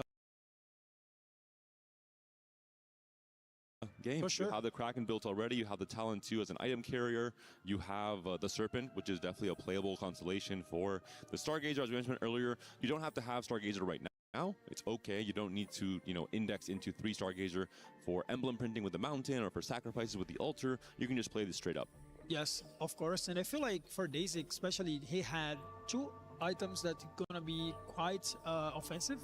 Krakens and a sword to play around. And he picks makeshift that is quite good for not having frontline augment. So I like Daisy heading into the tempo play. He's quite good at it. Let's see if he can convert a great finish. A small win streak here would be big for Daysec. We'll see if he can get it, especially not allowing the Cho'Gath to get too many stacks here on the side of Li Tuchuan with the loot singularity in particular. And yeah, looks like a really strong board from Daysec to start things off. We will see what Varus has to offer. Is it going to be some 1-cost duplicators? And the randomness, of course, of Thresh. It's going to be the Lover, so 3 costs and a 2 cost will be offered instead. Yes, I think the opposite from last game, right? But 3 costs and 2 costs at tempo play, I feel like it's quite important to look at it when you're playing 4v4. But sometimes Trash is actually very good as well, because 8th for the godlike esports squad, but we'll see what he can do here. Timebreaker early, has some extra rolls, can, you know, get some more procs off the treasure hunt as well. Yeah, I feel like Daehwa it's great at playing as a comeback player, and I feel like this is a great opener because he will stack a lot of rolls, and then later on he can try to roll down a lot on treasure. Sorry guys, I'm still here. Then using this treasure hunt, I feel like he's in a very better position comparing to game 1. You saw the high APM there from Ah Chen, selling out most of his board, trying to position to make it as weak as possible to try and maybe break the lose streak from Daehua, who is yet again, I imagine, trying to go for the 6th loss into the huge tempo rolldown, as you are mentioning. We've touched on most of the players' augment pickups now on 2-1. I think that's really the key game plans that we have to cover. Trade sector for Wei Mulucho is the one last board we haven't looked at too much, but for now, not too much going on just yet. Yes, for sure. And I feel like the game started a little bit low pace. So a lot of height, a lot of augments that will scale up later in the game. Singularity, Treasure Hunt, Birthday Reunion. A lot of these augments were the choice, as well as Patient Study. You can feel like the game is not that high tempo when Patient Study has 4 wins. Exactly. This is the fakest loss or win streak I've ever seen in the tournament so far. Actually, we have seen some pretty fake ones, but it's pretty much up there. You have an augment that gives you no immediate power. Make our conduct a really cheat code augment. A little bit quicker, honestly. And still, we're seeing ZUA. I know synergies are so OP. That's why they have the Aurelion Soul. The loose streakers here will be, or rather, Ah-Chen. But they're both sandbagging just for the team, so that way the team can get free gold and get that on their streak. Whereas Daesik is able to get a really important win here. We have 7 Lissandras on the board of Little Xuan, as well as 6 Cho'Gaths already. So he might be in a great position to get those units very early. The cast does come through. Does the Ezreal kill off the Lissandra? No, just barely able to get the 5 loss perfectly. 6-7 from Daehua here. Able to get that little bit of extra econ coming into stage 3. With the 2 players to look at, Dobbs has to be Li Zuchan, has to be Gobo. If they are both trying to go for the Cho'Gath Lissandra game plan, the roll downs here could be so important. Look at that. It's just 1 Lissandra away, and he will get another duplicator later in the game. So I feel like this is a great thing for him, because you can either hold a little bit, and then if you get the Lissandra, you don't need to wait for that Cho'Gath as well. You can push levels, and then you're gonna get those duplicators, so it's easy to actually ramp up in the game, so not wasting too much economy trying to get the Cho'Gath early on. He could wait till the 3-2 augment round to see what he gets. He could also wait till the Varus offering to see what he gets from Varus himself in terms of not having to waste too much gold rolling. But I think maybe some few rolls will be coming here at the very least, especially on a 2 win streak. You can maybe just find 3 Cho'Gaths and just extend your win streak right away and just scale much further as well. Here comes 1 Cho'Gath, still missing 2 of them. Oh, here comes 1 more, so it's 1 off, both of them. 37, it's quite good. It's still, you can roll until like 33 and still be in a great position. Considering just leveling instead, I think he feels he is close enough. He wants to maybe win this fight as well. We'll be facing off against his teammate ZUA instead, who has now lost a fight on the Patient Study. Will be starting to get some value potentially from his augment. In stage 3, very clearly signaling he's going to be the LeBlanc player for AGAL in this game number 2. We saw how important the LeBlanc players were last game, with both Wei Mulucho and Gobo making it to that top 3. Yes, LeBlanc's quite a high-picked composition right now in the game, because it's very easy to get those middle placements. That's so important in a 4v4. You don't want to sack a lot of HP throughout the game, and LeBlanc is such a consistent composition. 3-2 augments coming in. Will it be waiting gold? room just like opened like a couple minutes already. Silvers? It will be a gold augment coming through. Spreading Roots, Magic Roll, 2 very strong options already offered for Wei Mulucho. On the left-hand side here, looking at Li Zuchuan, explosive. 3 minutes before the cell begins? If he wants to 8 a.m. Oh, 8 a.m. We're seeing the Milio and the Pike too. Okay, wait, we gotta research this. We gotta research this, guys. Here comes the Kindred on level 6. Last game of the whole this game is ZUA. The classic. Way more, I mean. Looking at the roll down from Li Zuchuan, finds the Lissandra 3, is still missing the most important upgrade, which is going to be the Cho'Gath 3. Does he want to wait 1 more turn? He just levels immediately to 6, expecting to get the duplicator potentially in the next few rounds. It's easy because he will get the duplicator later on, so he already have the Cho'Gath 3. It would be better to have it right now, of course, but it's guaranteed to have it. Facing off against Raiko, one of the 2 win streak players from Godlike right now. They're trying to apply pressure on the lobby. Raiko will be playing most likely towards the Space Group line. Okay, so we're buying league tickets then. Okay. As well. Currently, the Gwen 2 is carrying these items, but we're starting to understand why this is a win streak from Raiko. An incredibly strong board this early into the game. All right, chat. Hold. Hold. Hold. We might be buying League of Legends tickets. Hold. Everyone hold. We have 2 minutes before they give us league tickets. Probably. I don't know. Probably not. To face and to scale into the late game as well. We saw how big this Cho'Gath can get coming into the late game. I know there was a person named Cho who told us where and what they... Finding 6 Darkstar on level 8 with the emblem is just so strong when you're kind of a little bit behind on gold because of the roll down. I'll ever be ready to hit the Ticketmaster queue. Level 6, 40 gold, still a pretty good position. I think like he's in a good position. Getting queues before the queue starts. 15 minutes. Right. Doesn't matter if it's randomized. Okay. Ticketmaster set up now. Forward thinking and Final countdown. Reunion of very risky Alright, game plan. this is it. It's all about greed. It's all about trying to play for the win here from Ah-Chen. He's going to have an explosive level up to 9. I think he's going to be down to 1, maybe 2 lives. We'll see what his 4-2 augment will be as well. Maybe his teammates can sack some of these rounds for him to give him a little bit more time to hit some of those gold upgrades. I feel like he's farming a YouTube video combining augments like this. The content machine, Invader Z into birthday reunion plus forward thinking in game 2. The perfect player. And Varus does give a lost champion duplicate in the end. We got 1 minute, y'all. 1 minute, guys. We're getting in the queue. Yeah, I would say that for the Hua side, having treasure hunt as well as cybernetic implants, such a great opportunity to cap high the board. They said the Betsy. There you go. From Akali, it's quite important for him because it's very likely that he'll get an Akali tree this game.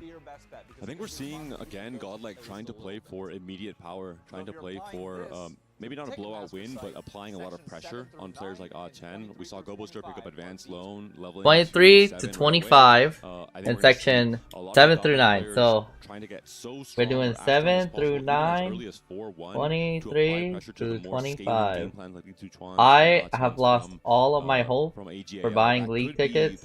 If this works, this works. If it doesn't work, this doesn't work, guys. 6, 7. But it's starting to look that JL has that in control.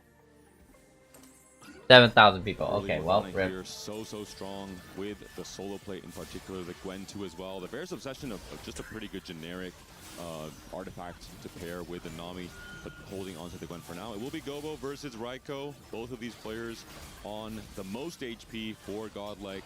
Unfortunately, facing each other here, they would like to be pressuring the AGAL players more. That's going to be a tough loss here for Gobo. Not being able to get down that Morgana so strong right now. At least Raiko has a win streak going for him, so the extra gold generation. But looking at Wimulatrol, has a Voyager +1, has a Duplicator, can start really more considering the Akali 3 because of the Varus offer from the Lesser Champion Duplicator. Really smart decision with Trade Sector. I think we've seen most of the times players who are playing into Akali are playing it as Akali 2, I'll hold extra copies, I'll go 8, I'll play around Kindred. If I hit Akali 3 at any point in the game, fantastic, but if not... 7,000 people ahead of me. It's more of a tempo game plan. But how many people are ahead of myself? Or how many... Just myself in my... I don't know, something like that. Y'all know what I mean. To hold the Hua, because the Hua has one of the best spots to win out the game. So he's trying to slow down. If you We're only in queue, guys. Queue doesn't like mean anything anymore. From the other team, then actually have does it? I don't know. Oh look, people are leaving the queue. 7,000 people. What a big deal. What a big deal. Also lose a lot of fights here in stage 3. I had to start winning some of these fights. I need to use the restroom. Because we're seeing the more aggressive plays hold it down. Gobo on advanced loan from someone like hold it down, okay? So really smart adaptation hold it down for me. From Wimulatrol. Yeah, and you can see that the Hua doesn't have any Akalis on the bench. Still loses a round, so kinda maybe he can actually change the game plan to not rolling for it. But he still will need to roll down a lot because he needs to get the treasure hunts. I think you're okay procking treasure hunt slowly across the different levels. Like level 6, you proc it once. Level 7, you proc it once. You need extra econ, of course, to do that, but I think you can play more of the tempo version. Deha, of course, some pressure on his back, considering the 8th place in game 1. He really has to try and avoid these bottom place positions. He has to try and find a way to stabilize for his team coming into stage 4. Yeah, speaking about stabilize, a lot of gold under the belts of Gobo. It's advanced long. It's quite important to see next augments because he can get a little bit behind because he chose advanced loan, so yeah, it could be a big variance if it goes from prismatic to gold. It's not golden gala, of course. We have no guarantees of what augment will be getting. Dehua understands he's feeling pressure. He's rolling on 7 a little bit here, trying to find just some amount of stability to preserve some HP, get the treasure hunt proc as well.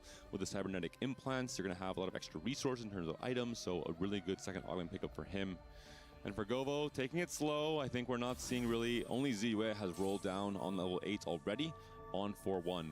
Yeah, on the side of the Hua, we've seen that one of the cash outs from treasure hunt was a pen, and then we reforged it into a spatula, making emblem Mova quite a strong emblem, because you can drop the Caitlyn later on and have a better unit on the board. Maybe even a Vex. A Vex on 7 would obviously be a huge upgrade for Dehua in a setup like this one, especially with all the extra items you're getting from something like treasure hunt.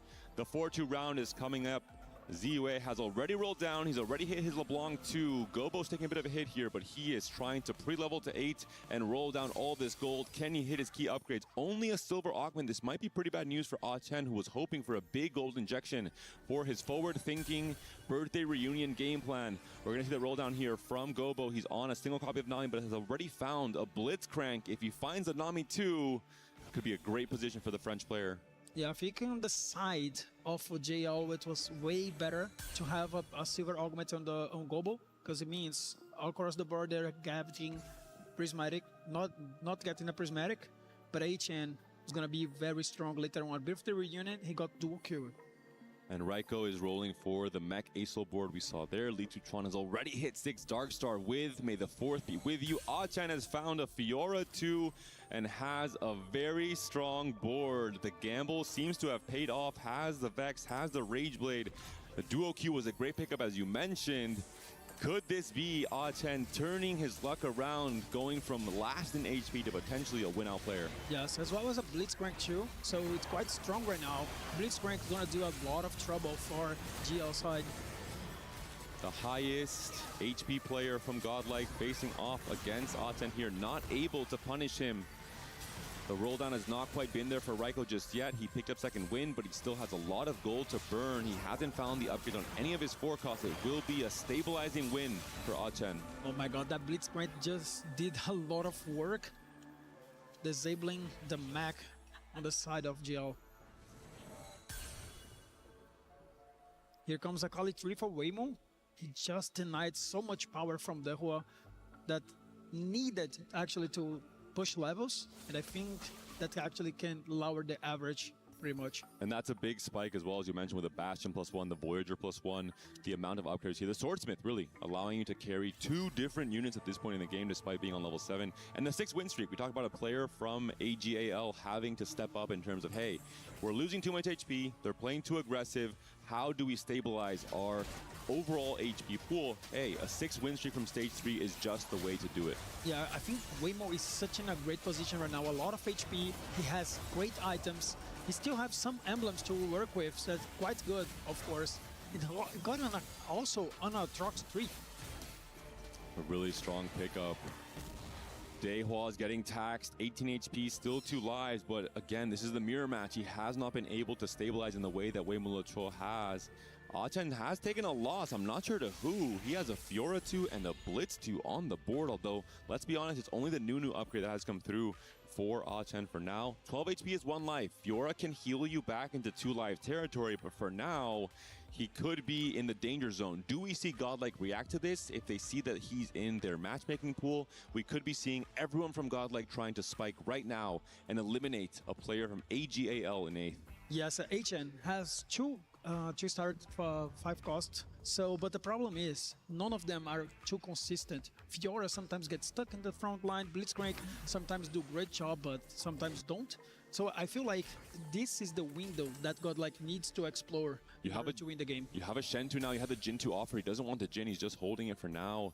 Probably wanted the Morgana instead. I think his teammates need the Morgana, so he's holding or playing the Jin. The Graves, I think it's too late. You don't have time for the Graves to skill. You're on 1 life, but it might be better than the Jin regardless. Yeah, trying to scale up, he still thinks he can survive and then scale, because Jin with a way better units than Graves at 1 star. This could be it, this fight. If Ah-Chen stays alive, if he's taken down, he's playing off against Dasik. Little buddy side effects, Corki.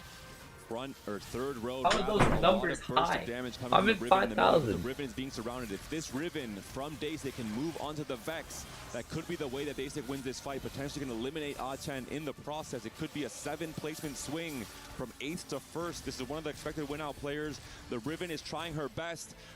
The Blitzcrank is holding on. It's going to be a huge loss from It might be last in line.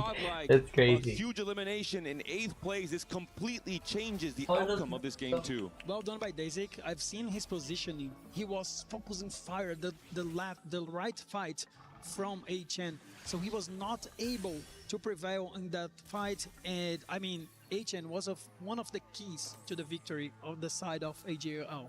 I wonder if Ah-Chen made a mistake. I'm not sure if he could have bought the Jin 2 and still had enough gold, if that would be a better upgrade right now in that fight than the Graves he ended up slotting in, or needed the gold to buy the Shen. But in the end, it's huge. In 4v4, a player that is expected to potentially rise up to go into first place, if he gets knocked out in 8th because of a great adaptation from the opposing team, this completely changes everyone's expectations for the result of this game. Dasik, a truly miraculous play there for Godlike.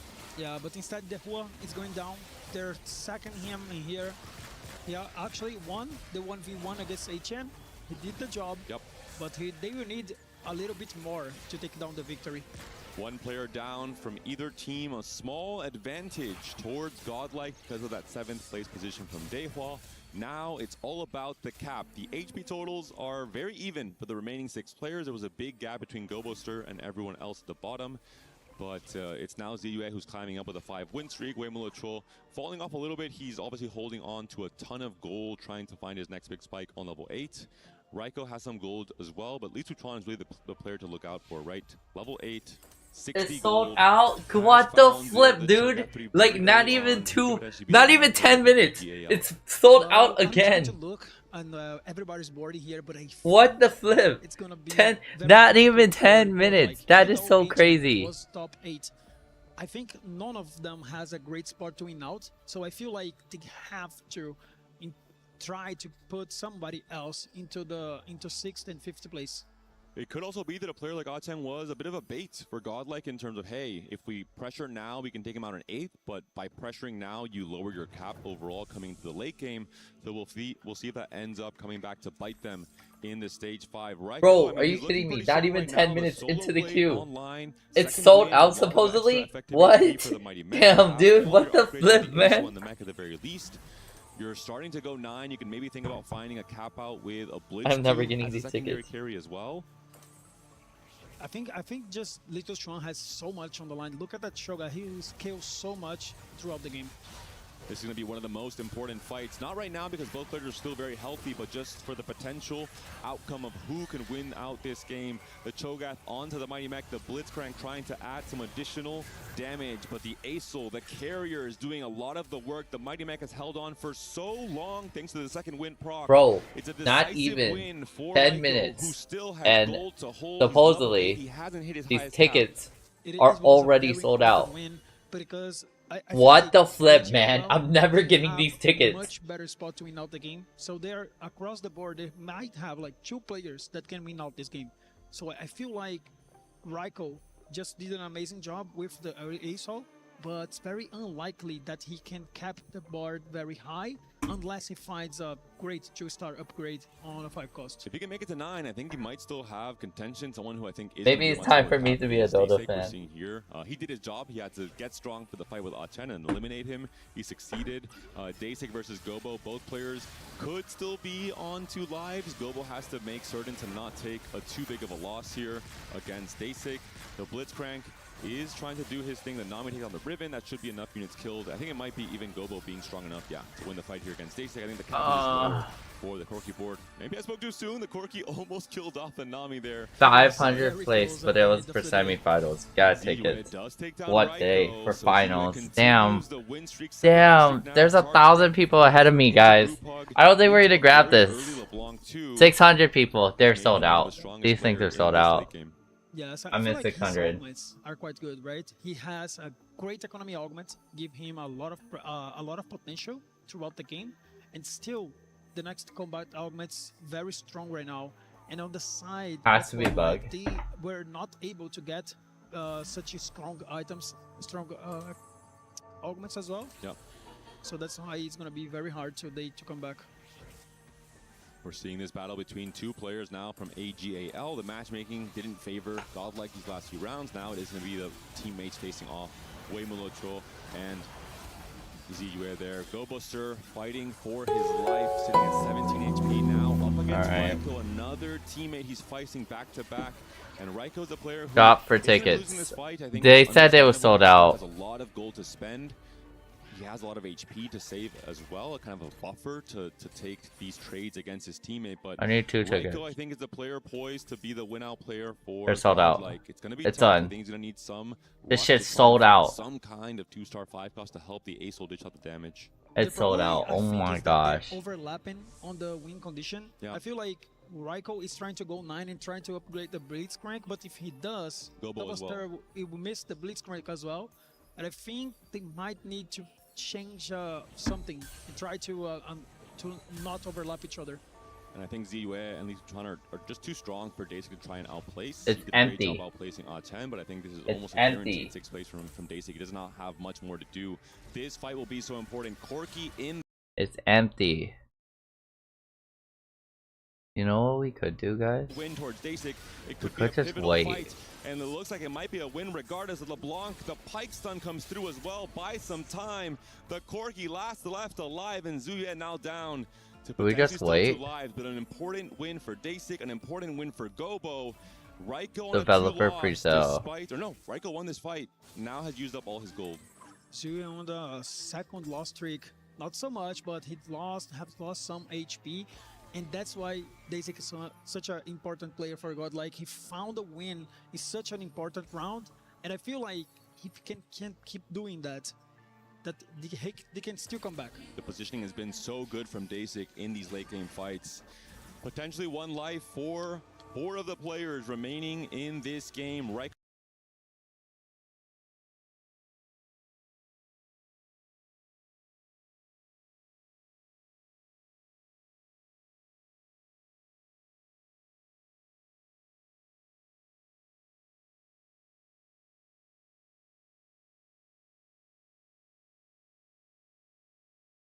Guys, if stream crashes, it's only because of these League of Legends tickets. That's why. League of Legends tickets crashing. Cap way higher than Corki. Raiko starting to win some rounds and a bit of a 2-win streak now.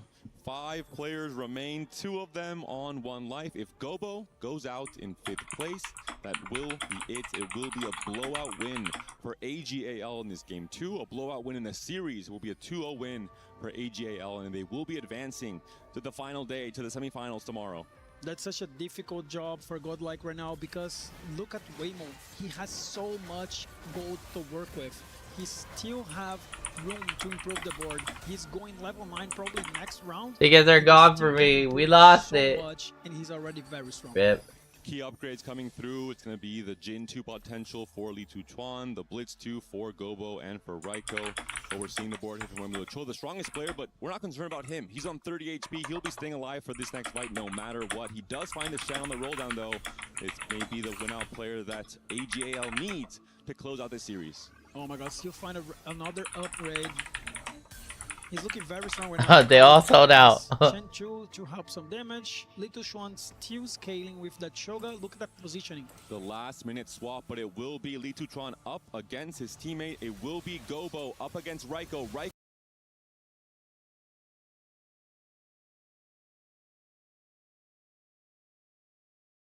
down.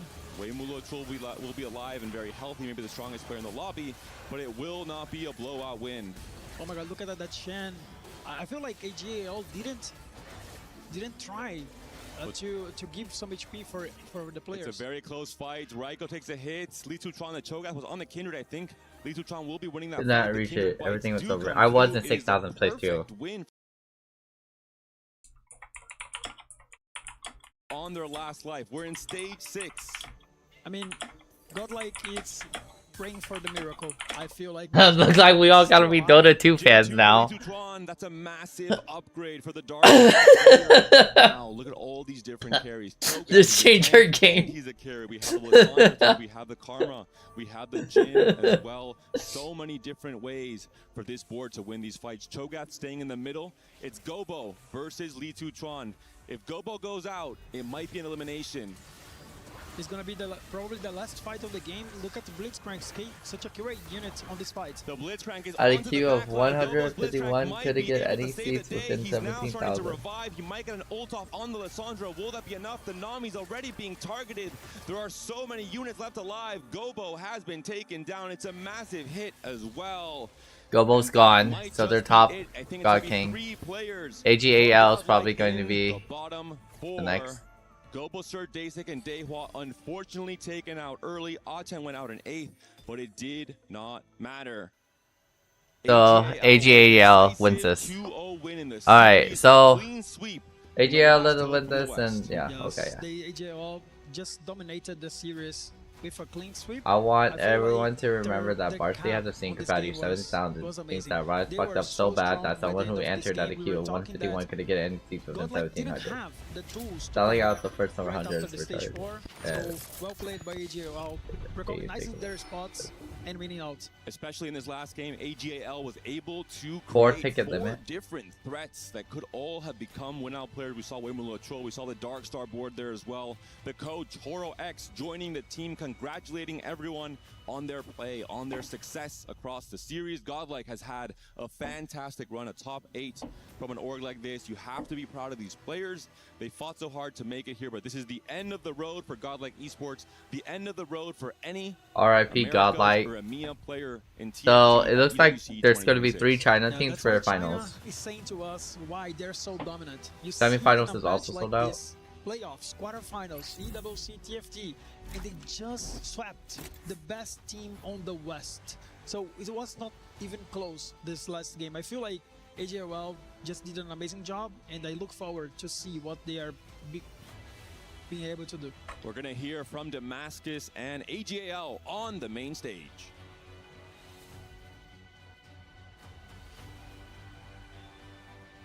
And it is time, the last hope of the West is out. This is a full Chinese business for tomorrow as AGAL moves forward. It is time for them to claim another key in their road to victory. They have been absolutely ridiculous and looking so determined, but Kitty is still there to have a quick chat. Congratulations to AGAL for nice job, AGAL. Dang, Godlike's going home. That's crazy. AGAL are currently undefeated in the Esports World Cup, 3-0. So what makes AGAL such a strong opponent this time around? 首先，恭喜 AGAL 能成功打进4强，你们现在是3胜0负，所以为什么 AGAL 这个战队会这么强呢 ？Wait, guys. 因为我们团队协作更强。Yeah, I think I have Call of Duty Black Ops for Twitch. 团队协作就是每 I think I was talking about Warzone. 非常重 Is 要。 Warzone not on there? 配合起来就是最强的。I feel like our teamwork is the main element on why we are such a strong team in the 4v4 format. We're just looking at this page until we actually get tickets. If these things exist. Strong as the other players, but we think our synergy works incredibly well together. Next game, you guys will be versing Aurora in the semi-finals. Do you have any words to the enemy as we approach tomorrow? 明天的对手会是阿罗拉战队，所以赛前有没有什么狠话想放给对面吗？你们既然已经输过一次了，那你们直接再输一次，淘汰吧。Because you guys have already lost once, you guys might as well lose again and get eliminated from the Esports World Cup. As we say goodbye to the last hope of the West, we crush Godlike's key tonight. And it is time to crush the final key of the day. AGAL validating their tickets to the semi-finals tomorrow. And as he just said, get ready. Oh, goodbye, Godlike. Message sent to Aurora. Crazy. Could be their fate tomorrow. They're gone. More key to be destroyed. It is time. Make it loud. RIPs. Rest in pieces. Ah, there we go.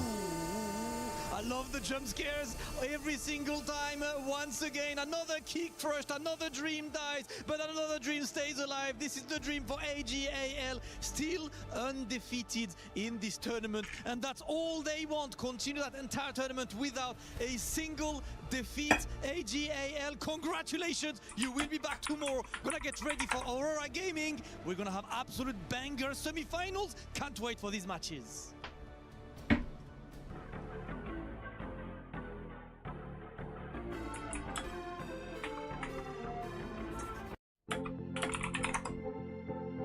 Alright, well, that was it for today, guys. Thank you guys again for tuning into our co-stream. So, I don't know if they're gonna show it, but I will show it as well. Wait, oh my gosh, there's so many people. Oh, jeez. They're talking about sold-out finals. Semi-finals in Texas. People are trying to go to Texas for sure. For real, for real. Won the last tack round. You limit World's pre-sales only to a few tickets somehow. Influencers, devs get their tingle, there's the tickets. It's a failure. Don't ever share your queue number. Bots use it to bypass central in your queue. Ah, did not know. Did not know. Everything sold out, big bro. There's nothing worth bypassing no more. Okay, they had after everything up. How are you not getting tickets at 150 in queue? That should only be 600 tickets sold by the time it gets to you. Yeah. Yeah, I don't get it, dude. I really don't get it. And then they're talking about these. There's a huge drama going on right now with this sorry, not EWC. What am I saying? With the League of Legends final tickets. Oh, this popped up on my feed. Absolutely the case, but it wasn't. It ends 2-0. We take a look at AG's journey throughout that last map that ultimately led them to the semifinals. One of the big points was Day6's big win streak, crazy. able to eliminate Achen. The side of AGAL had 4 full win conditions going into it, but they lost one of them early on, and we thought this might have been the How did the big LOL Pearls get sold out in 10 minutes? Yeah, that's what I was trying to say. Be the punisher for the team. Baker help. Exactly what we wanted from Godlike, though. We wanted Day6 to maybe be the hero, and once again, he's in this role player role. Does that say fucking 4 hours? Look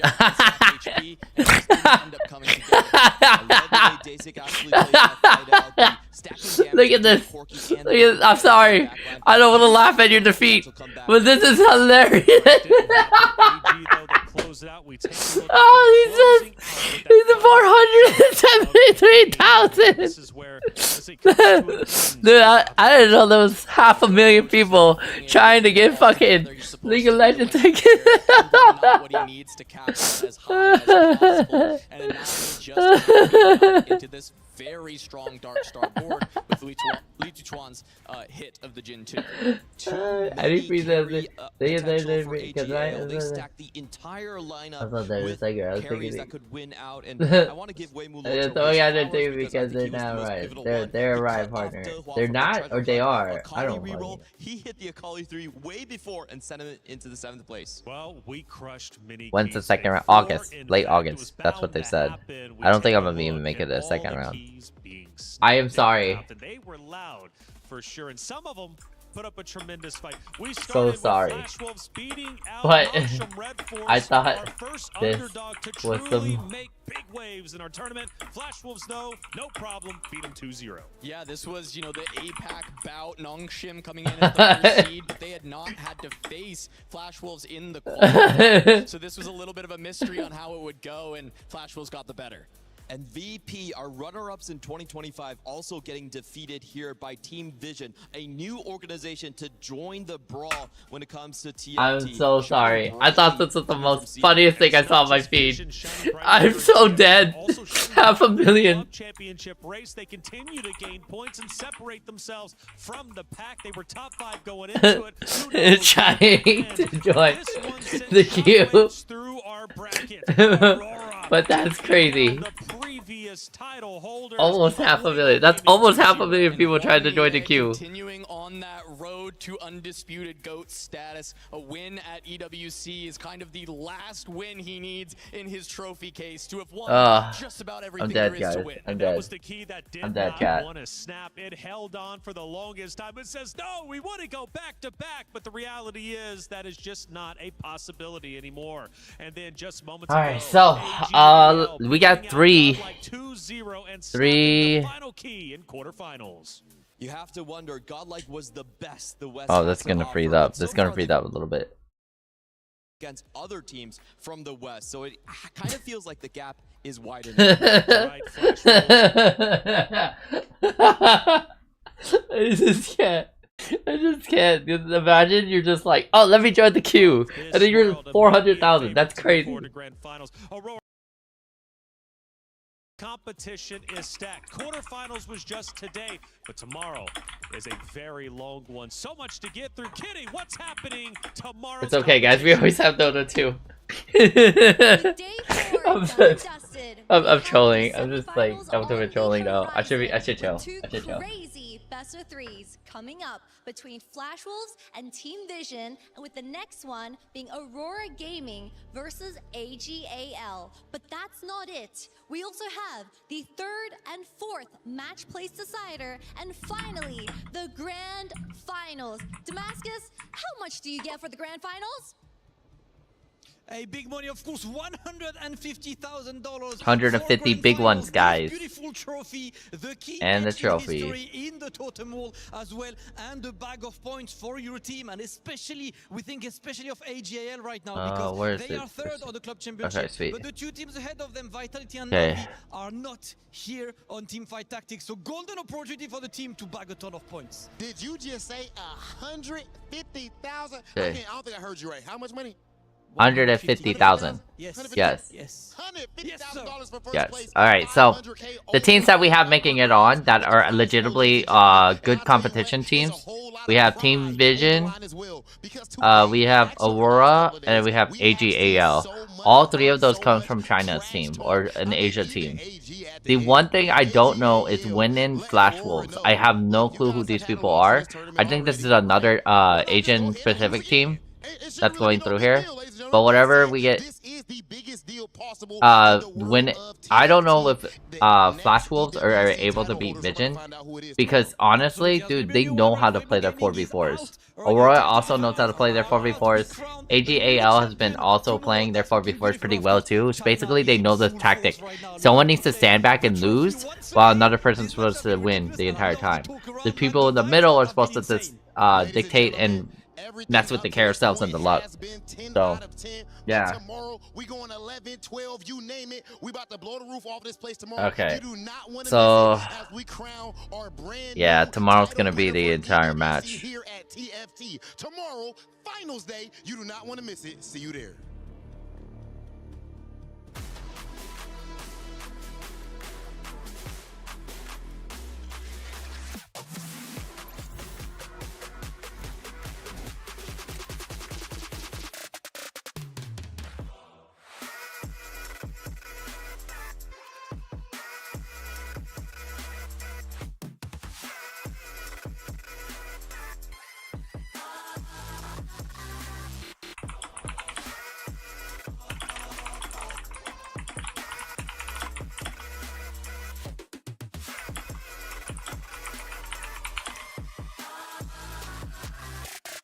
Of the Azure Network.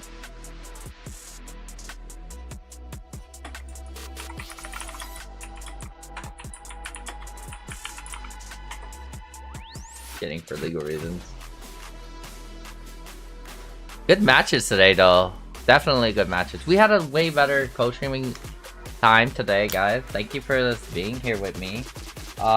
Definitely we got the league tickets axed out because we're not getting those league tickets at all. Crazy. What do we got? We got some announcements. We got to upload some YouTube videos, guys. We did get Marvel Tokon stuff. Yay. So we are ready for that stream. I will probably stream that later today. I'm just gonna work on trying to probably build some computers out right now. I don't know if I want to do that on stream or not. I have to see. I don't know why this is stuck.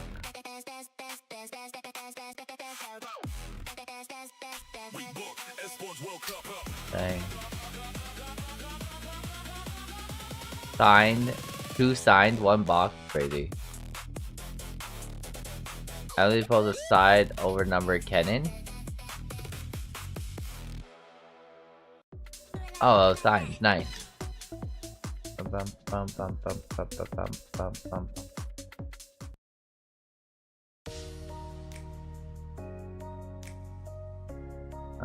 Right, Discord. I wonder if anyone's just trying to say, like... Oh, so today also the FC Pro, their Chire Championships was delayed because they had a PlayStation Network delay that happened as well.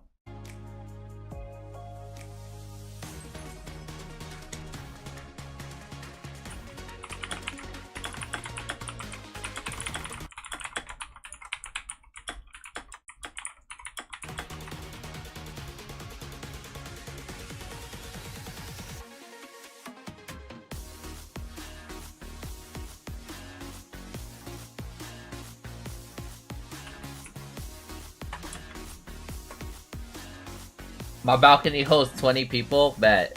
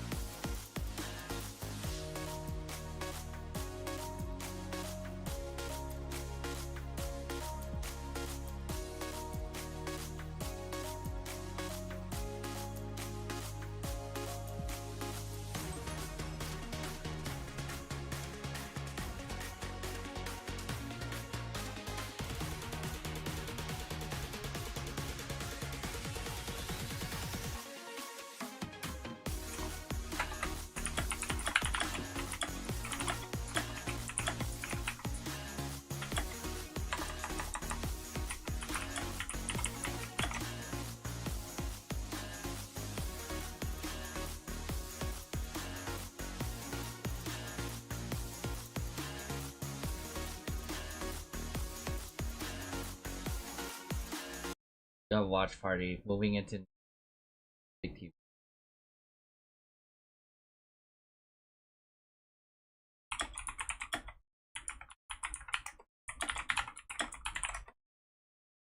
All right,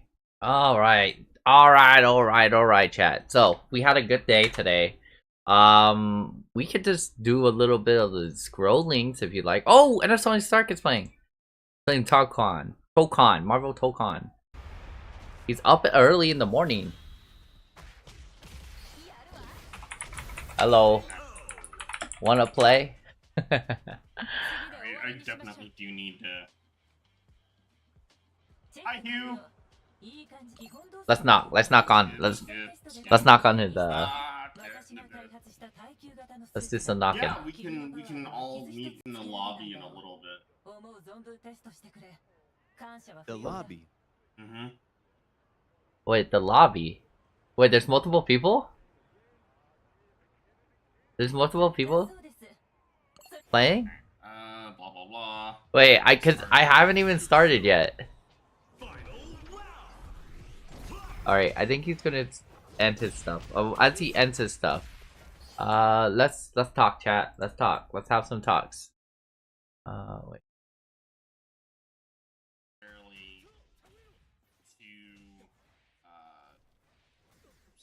It's not one of those things where it's like, oh, you missed the connection there, so you're gonna get screwed over.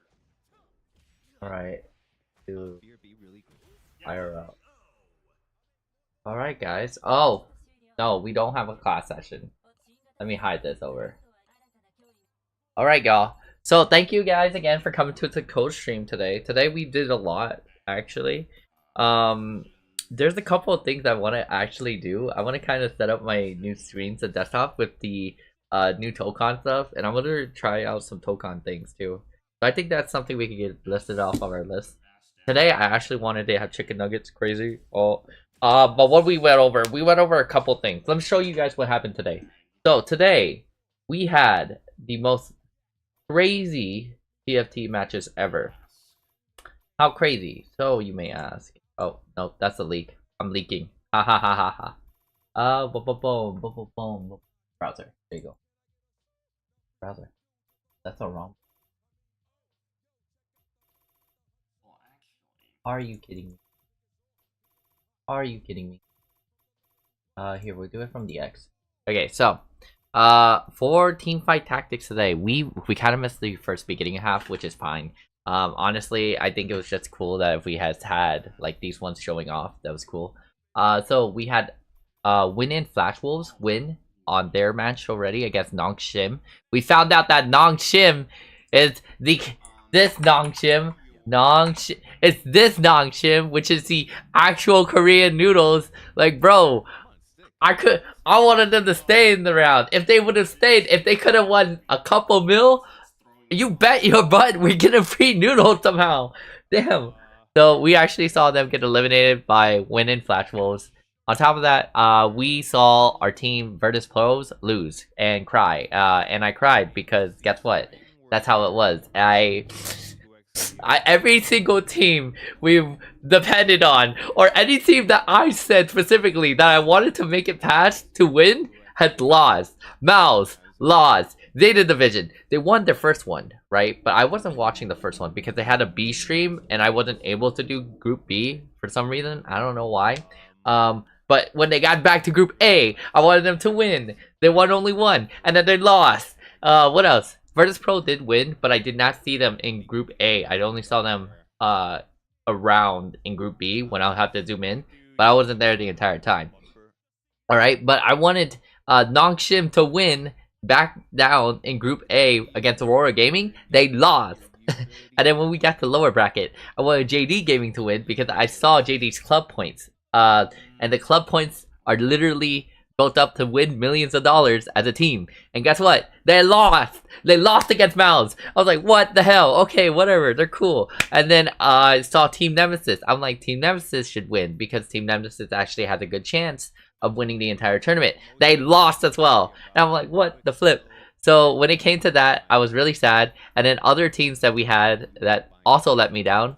We had Fnatic let me down because I wanted Fnatic to win because they had an NA player. I think his name was no, this was the Minhee one. Minhee Fnatic lost. And then what else? We saw Movistar Koi lost again because I wanted an EU team to at least get into finals. And guess what? We didn't see that either because they lost as well. Like, what the flip, dude? And my team Vitality people, oh man, they had Sesico and Milk, both players I met down in the Vegas Open because I used to work as a ref for the Vegas Open for TFT, and they still lost as well. So I'm like, what the flip? I'm so sad. I'm so sad. I'm very sad actually. So not only did everyone lose that we said that we should have won, yeah, that has happened. And then today during playoffs, what do you know? Weibo Gaming, which was last year's championship winners, they lost too. I thought they were going to win. They were lost. What the flip? I don't know why they didn't update this yet. But basically, Godlike Esports gone as well. And they are supposedly the only West region team that was still in this tournament. But basically, Aurora Gaming, Team Vision, and Wayne and Flash Wolves, they're all Chinese Asia Pacific TFT teams, I guess. But they're just Asia Pacific teams. And right now, it looks like tomorrow is going to be one of the best matches for everyone for China. So I guess the entire China country is watching right now for probably today and tomorrow to see for semifinals. But yeah, tomorrow we'll get into semifinals. Semifinals is just the top 4 games. And then we move into grand finals, which is cool. We move into grand finals, y'all. Yay. And then after grand finals, we just, yeah, we find out who wins, and that is all by tomorrow. So tomorrow morning at 1 a.m. So I am going to have a longer night tonight. So it's Friday here in Las Vegas, Nevada. But yeah, that is what's going on. If you're just now tuning in to my stream, I want to say thank you for everything. Thank you for tuning in. Thank you for choosing me to watch out of all people, which is kind of crazy. The other big part is this too. we've been following Esports World Cup for a long time. And we've been doing class sessions. Today should be my content recap. So if you haven't followed me yet, please follow my... Sorry folks, it's shocked. Yeah. Yeah. There's a lot of drama right now. Yeah. I've never seen someone... I go to World Finals? No, you do not go to World Finals, Emily. Emily, they're sold out. They're sold out. They were sold out, Emily. There was never a chance. Okay, yeah, so I do my weekly recap videos of the EWC, of what's going on and stuff like that, what has went on. RIP Salters. You can catch me at my Instagram at HughLee4NV. That's where I do my recaps. I'm gonna do my next recap with my Dilf shirt, with my Damn I Love FlyQuest shirt. Yeah, thanks FlyQuest, what a good shirt. So we're gonna do my recap with that shirt. I finally got a new microphone that can work with my rig mic because I lost my Rode Mic Pros. I'm so sad. And then tomorrow I will also be wearing my TFT referee shirt because I will be the ref. If anything, if we've been calling out super bad games and we've been losing out every single team that we want to win, I might as well wear my ref shirt and then start red carding, yellow carding everyone. We explained the entire week of TFT as well. So if you're like Hamu, thank you so much. You've been following along and just been watching every single day. You've learned a lot about TFT this week. You learned about the game. You learned about some chats. You learned about basically everything that you could about TFT in general. So, and that's not easy to explain. TFT is not an easy game. Auto chess is not an easy game. It's fun to play. Super fun. Especially if you like to gamble. I mean, it's... I can't say you don't like to gamble. But yeah. Yeah, that is it. I am now going to end my YouTube stream. So YouTube, thanks again for everything. You guys will get more exclusive videos from me and all that. Thanks for watching on YouTube. And I appreciate you, YouTube. So I'll see you